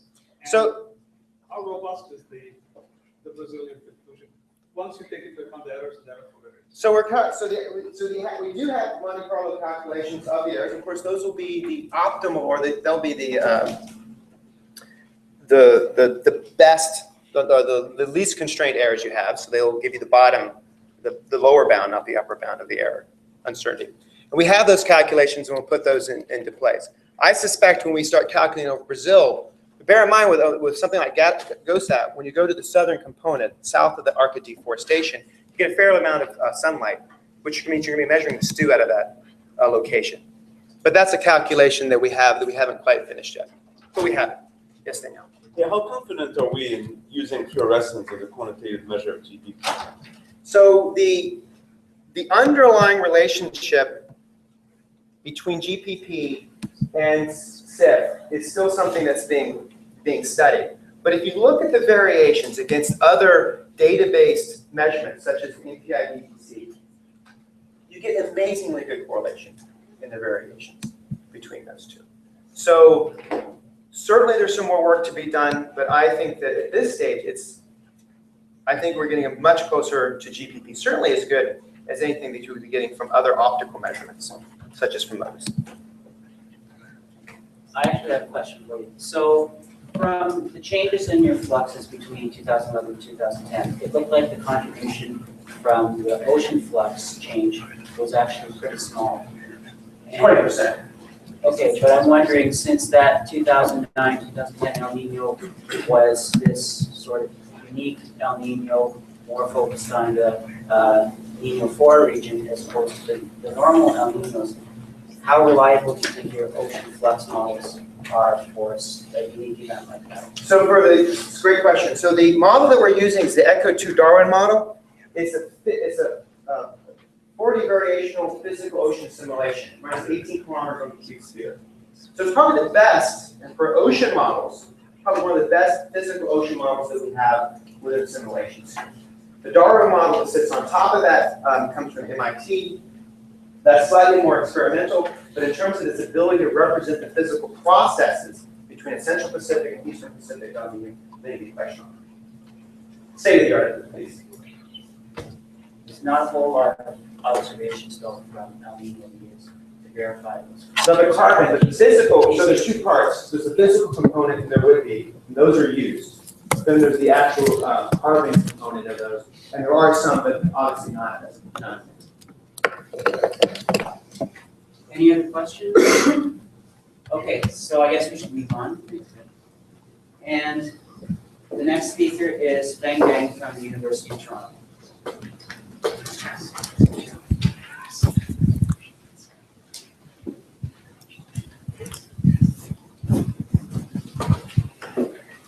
Good afternoon, everybody. I'm going to talk about combining land and ocean XCO2 data from a GeoSat to improve regional CO2 flux estimates. We use actually ACRES GeoSat XCO2 version 3.4. And this is actually the data distribution for October 2010. And you can see, sorry. Okay. You can see from this two circles, there are very few observations there. So because of the persistent cloud cover. And then it's quite hard for us to constrain these two regions if we just use land XCO2. So we thought it may help if we use ocean XCO2 over ocean through the transport of through the signal of transport to further constrain these two regions. So actually we conducted two sets of inversion using GeoScam adjoint to solve monthly flux for 3 whole years, 2010, 11, and 12. And the first inversion, we use only XCO2 observation over land. And the other inversions, we use XCO2 over both land and the oceans. So here shows our results. We only select the result for 2012. The first map is the annual mean flux for using only land data. And the second map is annual mean flux using both land and ocean data. And the third map is the difference between the first one and the second one. So the difference is quite obvious globally. And you can see here for these two regions, there are very strong dipole in these two regions. Actually, in this kind of a dipole pattern has been illustrated by Kemsky et al. In the 2001 paper discussed about irrigation area for amphibolic transport inversion. So here I want to show you some of the global total for all 3 years. The number are kind of similar from both of the inversions, but I want to mention you for the global land in the middle. We can see very strong internal variation. The sync we got for 2011 kind of double the number we got from 2010 or 2012. Okay, here I want to show the spatial pattern of land flux for 11 Transcom 3 regions. Actually, when we're adding ocean XCO2, there is some kind of a change in trend. For northern and the southern hemisphere, we see sink reduce or source increase.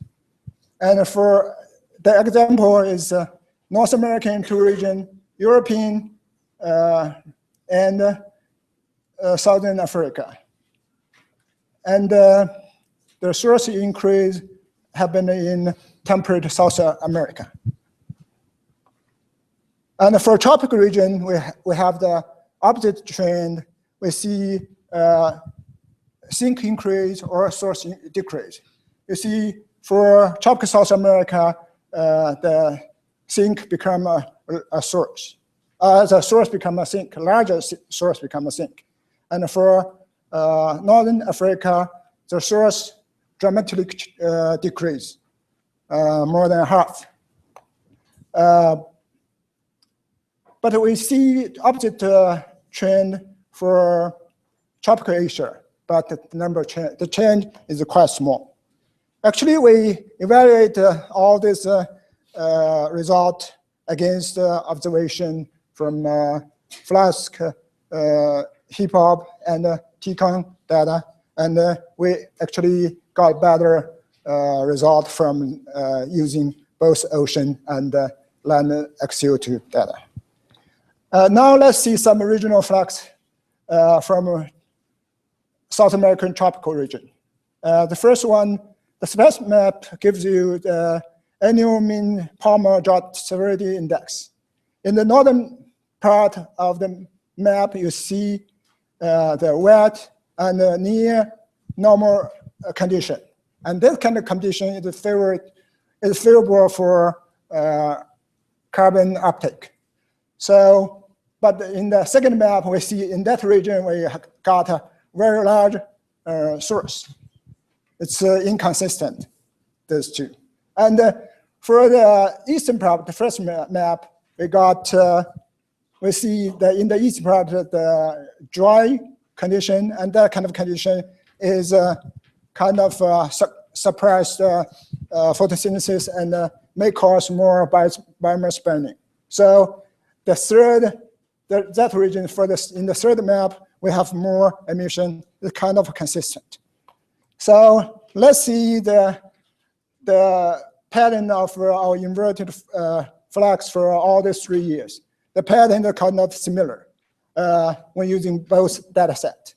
So in the northern part, we got large sink. In the southeast part, we got large source.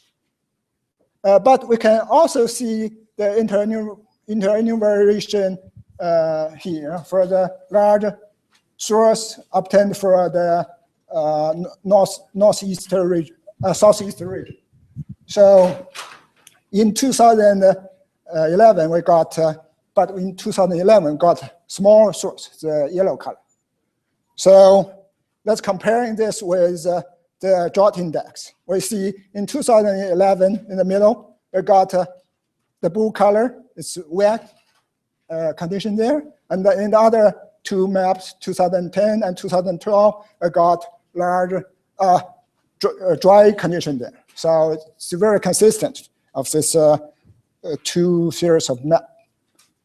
And if we consider the flux we got in Brazil, we can explain that number in the same, for the same reason. In 2010 and 12, because of drought in Brazil, we got large source, 0.74 and 0.76 gigaton per year. And then for 2011, we got less, small source if we use both data sets.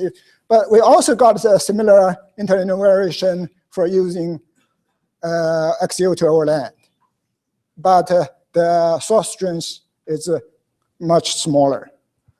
So to summarize, using ocean XCO2 provides significantly more information to the inversion. It's changed the latitudinal distribution of the infrared natural CO2 flux over land. And evaluation against independent data suggests that using XCO2 over ocean produce much better results. And Tropical South America was changed from a mean source of 0.56 gigaton per year to a sink of 0.33 gigaton per year with the data from both ocean and land. Brazil was, and that distribution is, have very strong correspondence with the distribution of the drought index. And in Brazil, in 2010 and 2012, we got larger source because of the drought. So thank you, everybody. Maybe just one quick question. Were the land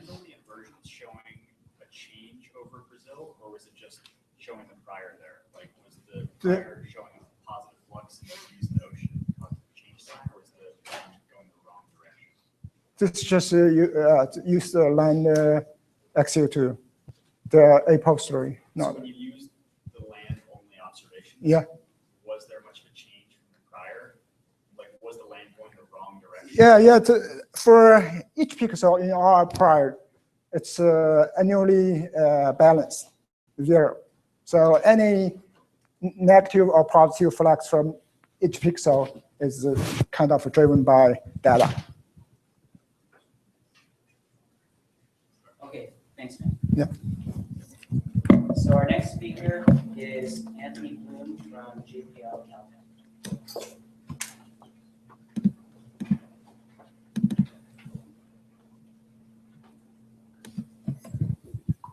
Perfect. Thank you. Okay, good afternoon. Thank you for inviting me to give a talk. Today I'll be talking about our efforts to construct a new wetland methane emission inventory for Geoschem, and I will also be showing you an interesting result we stumbled across that might be telling us something about the seasonal variability of methane in the atmosphere. Oops. So, about 20 to 40% of methane emissions come from wetlands. And the magnitude of this source is uncertain, but what is even more uncertain is, in fact, the timing of these emissions as well as their location. And we're interested in these process controls that tell us how much methane is emitted from wetlands, not just in order to get the seasonality of methane right in the atmosphere, but also more broadly to understand the long-term wetland climate feedbacks. So what are the major controls on the variability of methane emissions from wetlands? In a large scale, it is very much the wetland extent that tells us where and when methane is emitted. In combination with the temperature at which methanegenesis is occurring and the available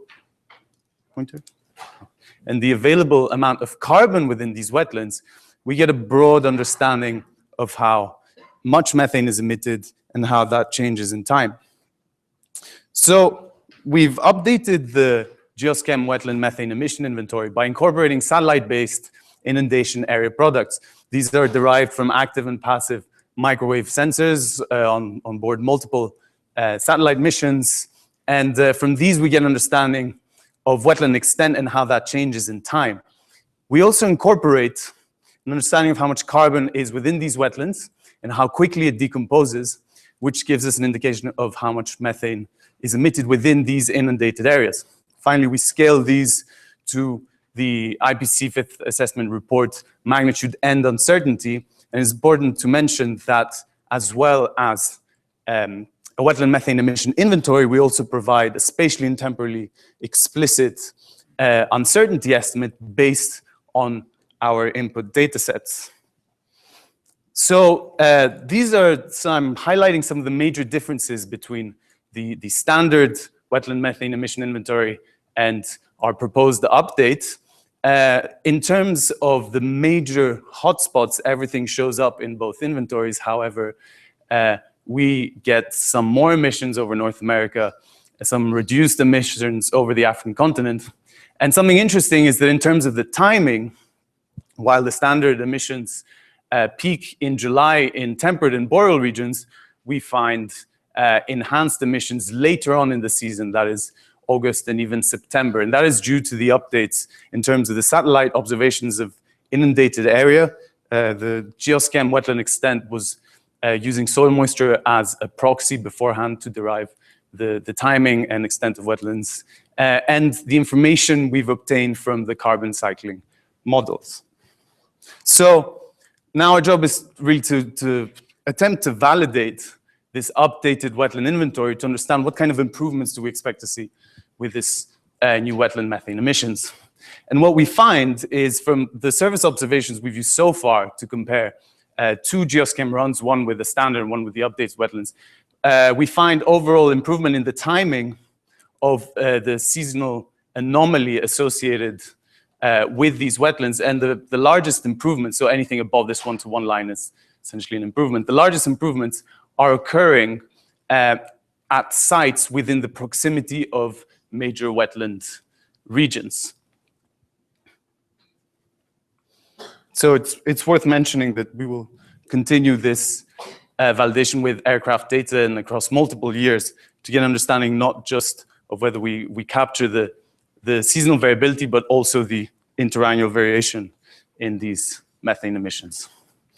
So we've made the same comparison against GOSAT, the seasonal anomaly we observe from GOSAT. So what I've done here is I've detrended the GOSAT seasonal anomaly as well as the standard run, which is the blue one, and the updated emissions, which is the orange one.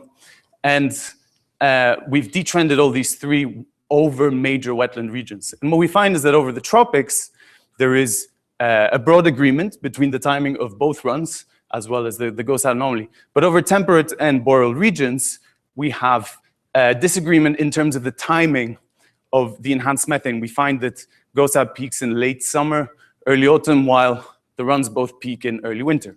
So a question here is, are these wetland inventories quite similar, and are we seeing a bias just associated with the parametrization we're using? And to answer that, we've just performed a simple flat run where we've redistributed wetland methane emissions in space and time. Hence, there is no temporal variability from the source. And the emission looks a little bit like this.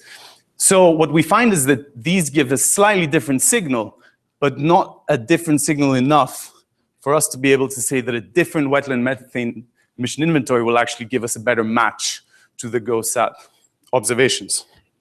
So I'd like to finish off by showing an accidental forward run we performed where we forgot to switch the OH loss term on. And what happens when we do that is, in fact, we capture the seasonal variability of GOSAT impressively well. So this is telling us that the seasonality and the magnitude of OH is essentially something we can't ignore. A more sophisticated sensitivity run we performed is to remove the seasonality of OH. So we still keep the OH, and we just have constant OH loss throughout the year, and that also gives us somewhat of some improvement in terms of capturing the seasonality. So what we can really conclude from this is that, first of all, we find some improvement associated with our updated emission inventory over surface observations. The temporal and boreal latitude GOSAT seasonal anomaly cannot be explained by wetland emissions in terms of mismatch between model and data. And finally, we see that the only thing we can conclude from this so far is that the seasonal variability of OH seems to be a more important factor in terms of reconciling model and data as opposed to the seasonal variability of wetland emissions over these wetland hotspots in temperate and northern latitudes. And I'll finish on that. Thank you very much.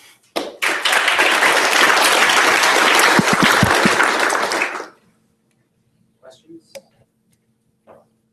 So the kind of Siberian wetlands might actually be a sink for methane because there's measurements that come out to the Arctic. How would that, since there's only positive emissions everywhere, how could that help explain the biases? Is that an explanation, or? So we have a soil sink, but as far as I know, it's very unlikely that the Siberian wetlands could be a larger sink of methane than they are source. But we do have a soil sink that is about 20% of the global wetland source, if I'm not mistaken, somewhere there.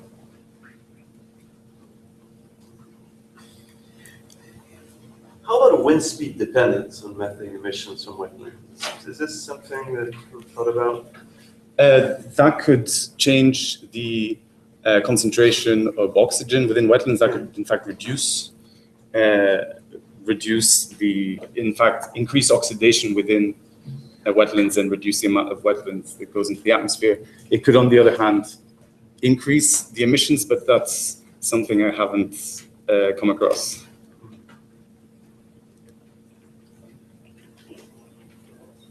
So OH goes up and down because of the sun. So what do you think is going on? So what, you know, it's hard to imagine that the seasonality of the OH is flat in the northern latitudes. Yes. So in fact, these both these runs are very unrealistic, and we checked against surface observations. It's worth mentioning that they didn't perform better than the standard runs at the surface. However, this could be telling us something about the vertical profile of a wave. So we may be overestimating the amount or the amplitude of, essentially the amplitude or even the maximum to zero difference over higher latitudes. And this could be showing up in the difference between model and observation. So that's the line we're thinking about. Okay, thanks a lot. Next up, we have Alex Turner from Harvard.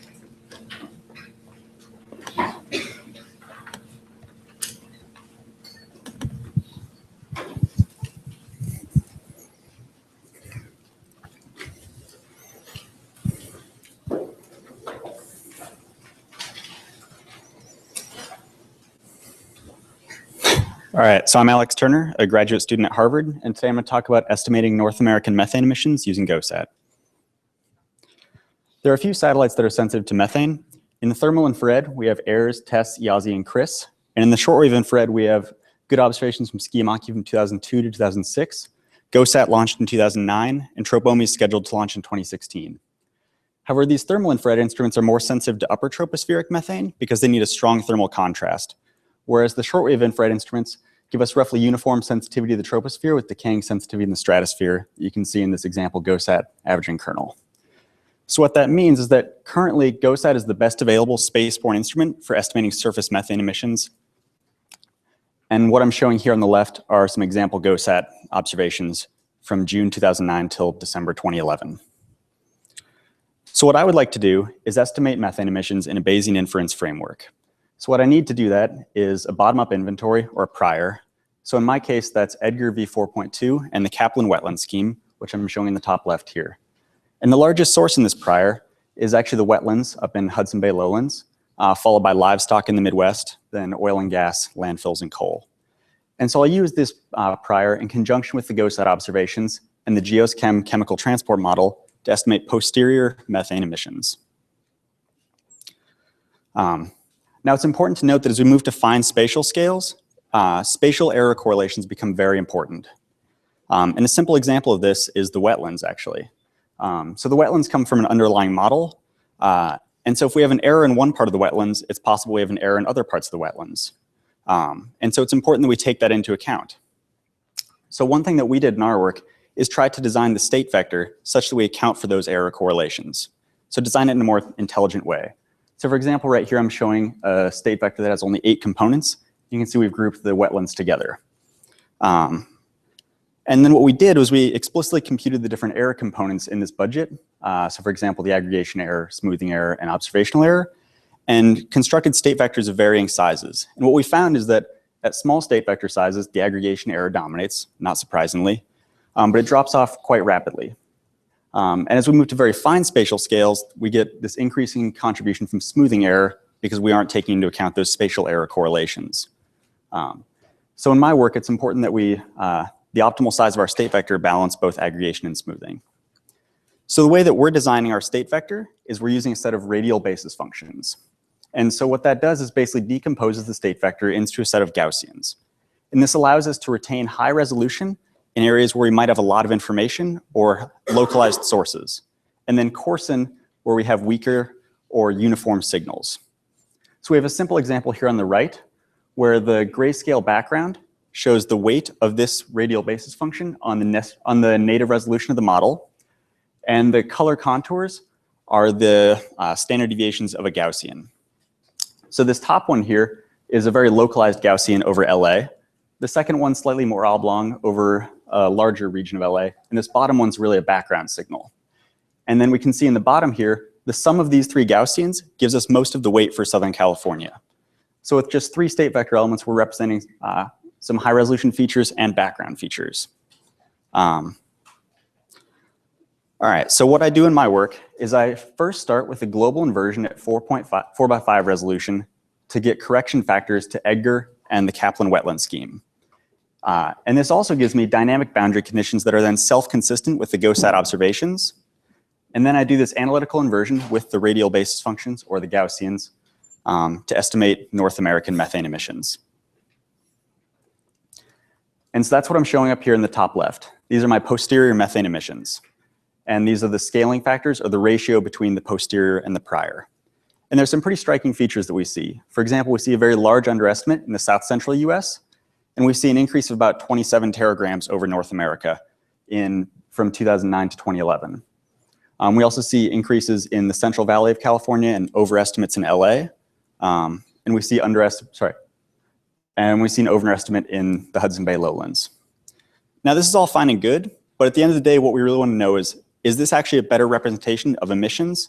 And does it improve our ability to represent or simulate the state of the atmosphere? So what we did was we compared the GeoSChem simulated observations. We compared GeoSChem to NOAA observations using our prior emissions and our posterior emissions. So GeoSChem's on the Y and the observations are on the X. And we can see with our posterior, we're about 30% too low over North America in all the tall tower, aircraft, and surface flasks, whereas our posterior does a much better job of representing those independent observations. So it does seem like our posterior is actually representing emissions better. So then we can move to broader spatial scales like the entire US. So what I'm showing on the left here is the US total emissions in the prior and the anthropogenic component, and also the emissions from Wecht et al., Miller et al., and our work. And what we find is that the US methane emissions are about a factor of 1.5 larger than the US EPA emissions. And the largest underestimates seem to be in regions that are predominantly livestock or oil and gas.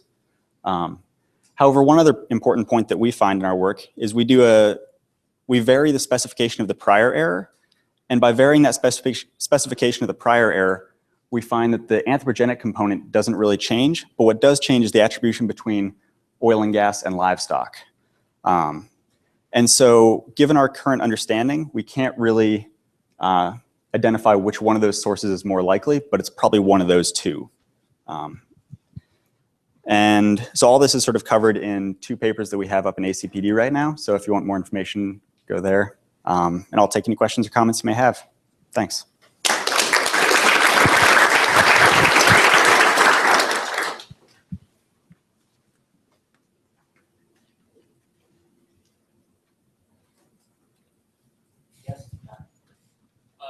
It seems to me that you might be using the satellite networks over the US twice almost. You use them once when you do the global version, and then again, you do the regional version. Does that underestimate the error on the satellite?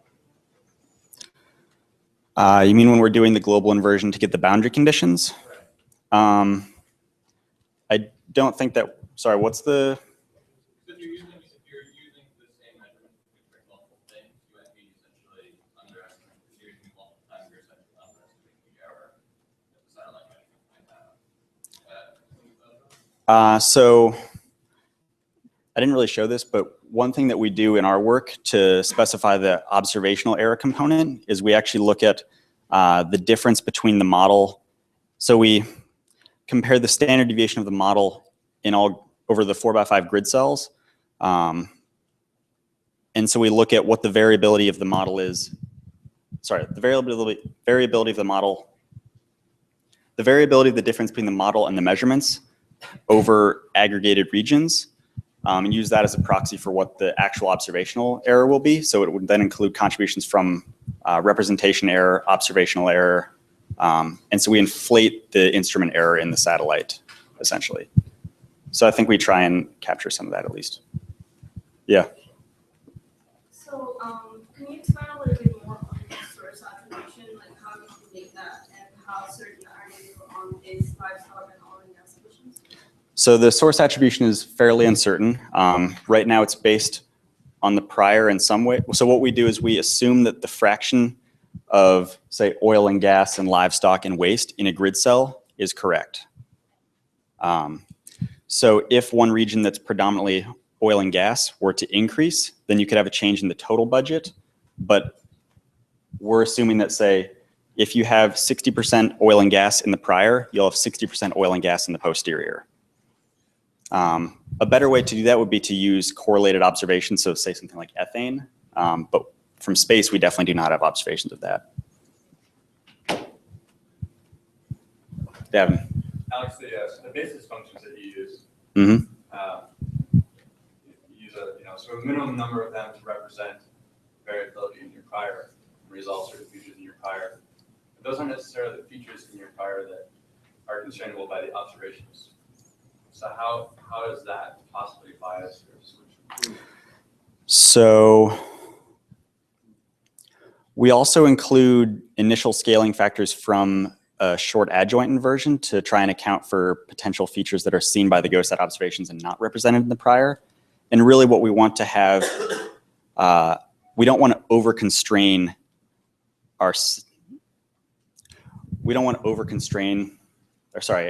over-aggregate things pretty much. So we would rather have more grid cells that could be potentially constrained than big aggregated regions. So anything that could potentially be distinguished, we want to be able to capture. Does that sort of make sense? That was the goal, at least.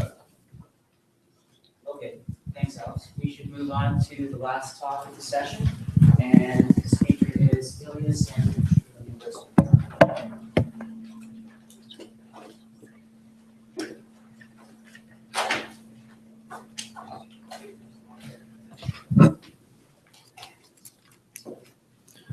Good afternoon. My name is Ilya Stanevich, and I'm a PhD student at the University of Toronto.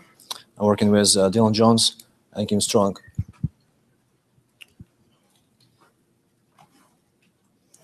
My objectives of this talk of my research is to evaluate capability of two GOSAT CO2 products, which are proxy and full physics, to constrain North American fluxes, and compare performance and results of two different inversion approaches, and finally establish a network for modeling North American fluxes at high spatial resolution.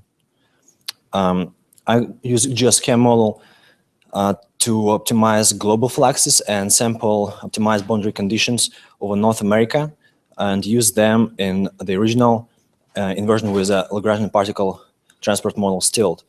In my setup, I spin up GeoScam model for 6 months and do 1 year of monthly inversion, and then consider only 2 months of May, June 2010.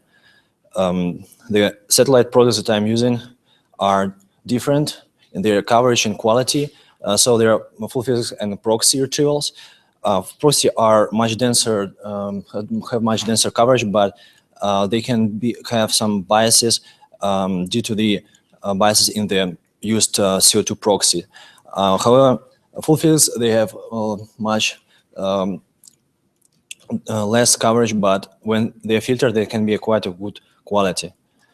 So proxy that I'm using is a CO2 from a global GeoScam inversion with ECOS CO2 data, and I'm using such an option of in full physics and temporal grouping of 2 months, where I use 2 months of observations to constrain 1 month of emissions. This slide represents scaling factors on the global emissions, and we see all 3 cases have consistency, while proxy retrieval scale flux is much stronger due to much more observations and much weaker constraint from a priori. Also, we see the patterns of emission scaling in the tropics and in the Middle East, where we basically filter all full physics retrievals due to clouds and due to highly reflected surfaces. Also, generally, full physics with 2 months in temporal window is lower, and this is under investigation, but can be caused by transport errors over the 2 months time window. Also, we have seen the patterns. The major patterns is decrease in China and increase in southern US, decrease in Europe, and some changes scaling in the tropical wetland emissions. When I look into regional biases, then I see that full physics with 2 months terminal time window produces some regional negative biases here, which are not as apparent in 2 other cases. But it's against North American hourly data. We have very poor correlation, but a posteriori arrow model quite well represents the variability of the global weekly measurements of NOAA. We sample the model or the North American domain and use it in a STILT Lagrangian transport particle model. Don't have time to go into details, but the main idea here is that we are updating our trajectories in the stilt with simple chemistry using chemical loss rates from GeoScam, and this is our coverage of our network, which is composed of the different institute measurement sites in Canada and United States. This slide summarizes my basic setup for stilt, where a major point is we are using 30 kilometers resolution of warfields to drive trajectories. Also, we modeling period is May June 2010 and optimized 1 by 1 degree resolution fluxes using optimal estimation. This slide represents the optimized scaling factors for stilt and compare that to GeoScam from proxy inversion global run. We see that there is a consistency in the scaling factors between two inversions, like a decrease in the eastern US, a decrease in the wetland emissions, increase in oil sands of Canada. But the differences are that GOSAT is more sensitive to American, not to the United States emissions, that we don't see much scaling in this region. But our network, the Institute Measurements Network, is more sensitive to Canadian emissions, where we see much more significant pattern of emission adjustments. Also, the improvement of correlation between measurements and the model is not that great. That might indicate some bias in the used boundary conditions. So total budget for Canada is quite inconsistent between proxy and full physics runs, and it's on the order of 1%. Although we find that the differences between proxy and full physics boundary conditions on the order of 1 ppb, which might indicate a consistent constraint of 2 products on the total inflow into the North American region. Full physics with 2 months temporal window is generally lower, and this is again under investigation. Although the total budget is quite consistent between 2 inversions, we see that on the regional scale there are some changes arise with the redistribution of fluxes and the strength of the scaling is happening here. We further investigate the influence of the boundary conditions on the regional fluxes, and we run a simple inversion test where we just sample the model in the time and location of the measurements and use them as pseudo observations. So we're just basically running a OSI, and we introduce a bias in the boundary conditions of 2 ppb. Ideally, we want to retrieve back our scaling our a priori emissions, but Canadian emissions are scaled changed by plus minus 5%. This is quite large, taking into account that we change boundary conditions by 0.1% only. This can be understood from the point of that our surface contribution to the measurements from North American emissions is of the order of 30 ppb, which is less than 2% of the total abundances. And this might indicate, this strong sensitivity might indicate the fact that our measurements are not picking up some weak signal from a weak emissions, but are not sensitive to the major strong emission sources of North America. I might say that in the total column retrievals of TCON sites or satellite, the sensitivity might be smaller, but it has to be tested yet. So I finish with conclusions. As here, we obtain the consistent estimates for Canadian fluxes from using 2 different boundary conditions, and they are about 20% lower than a priori.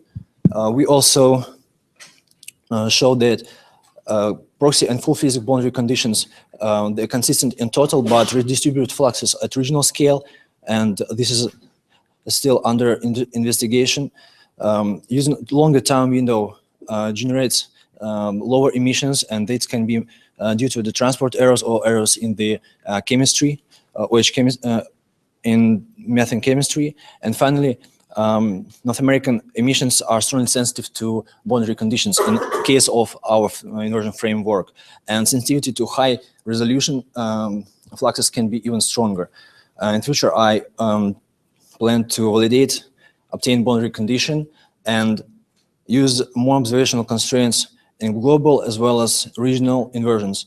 And finally, I would like to investigate the influence of the new product, CO2 product, CO2 inversion obtained by the constraints of CO2 emissions by a new ECOS product with oceanic observations that was explained by Feng recently.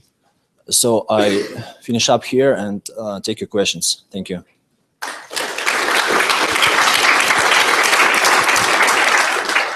So we have time for one question.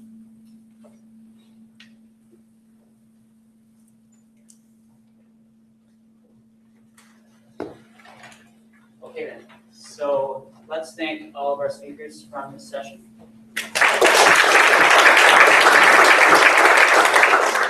And if you have a poster in the carbon cycle and organics session, please come down. The poster is done.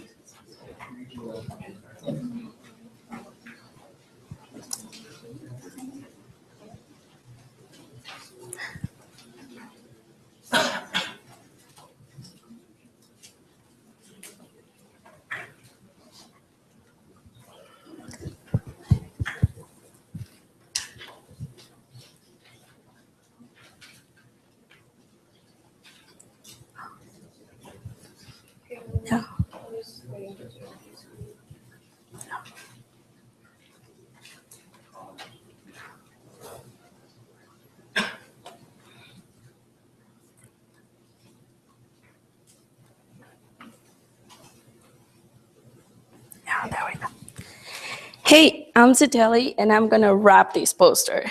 So, ethane is the most abundant NMHC. There are problems in the model, as you can see.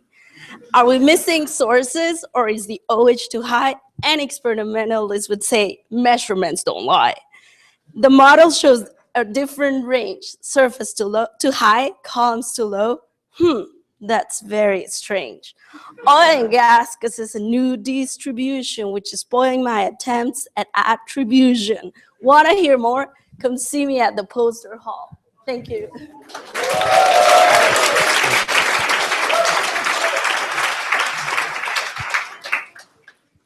Okay. So yeah, for mine, I'm looking at a new possible site in the TCON network of ground-based spectrometers, which is right there, the blue one. And in particular, I'm looking at how sensitive this new site will be to the North American boreal forest in comparison to existing TCON sites shown in the red and green. And my results are that I found that it's much more sensitive than existing TCON sites to North American boreal forest carbon cycle. So.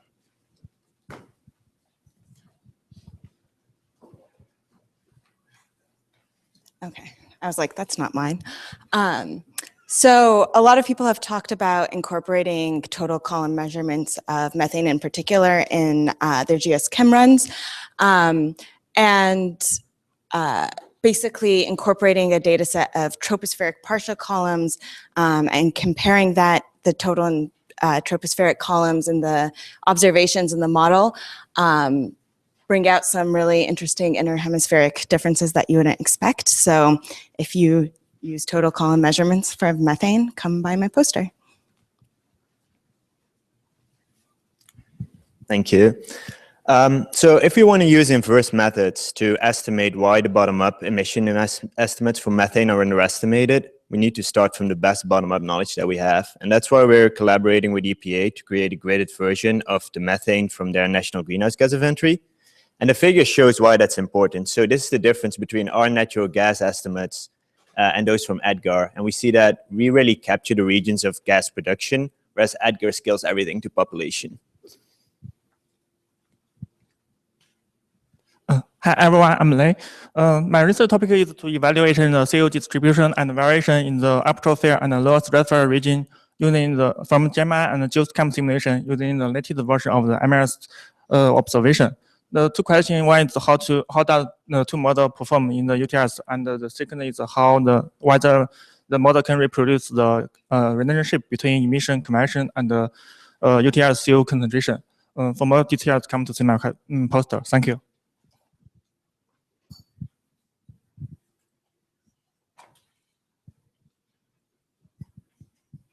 Hi, my name is Lu Hu. This is still my PhD, part of my PhD work. And in this poster, basically talk about three things.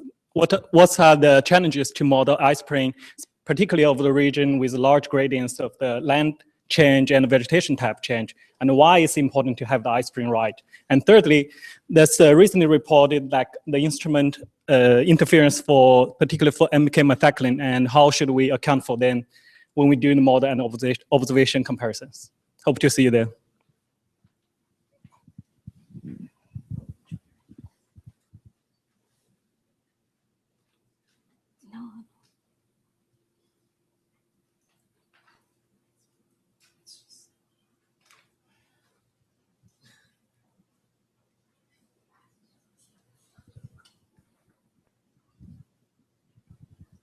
Hi, I'm Sri Chaliagunal from U Minnesota. Formic acid is one of the dominant carboxylic acid in the atmosphere. It affects the aqueous phase chemistry in clouds. However, its sources are highly uncertain. We see large discrepancy between the model and test observation, especially over the tropical forest regions during the fire season. If you want to know how much GeoSCAM estimates the formic acid from fire, please stop by the poster. Thank you. Hi, I'm Yu from IPCAS.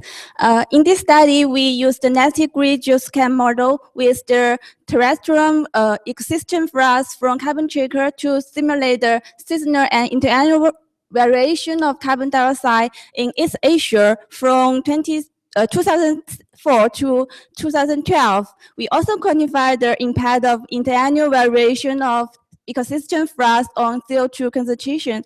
Please come to my post for details. Thank you. So hi, I'm Shani, and my project is looking at isoprene and its long-term measurement and modeling in Borneo. So my measurements are done using GC, gas chromatography. So this is our instrument, which is currently on its way to Borneo. So we're hoping to take a 2-year data set there. And the modeling part, I currently use the 0.5 degree resolution China nested grid so that we compare our observations to our model. So if you'd like to find out more, stop by my poster for a chat. Thanks. Okay, thanks everyone for those posters.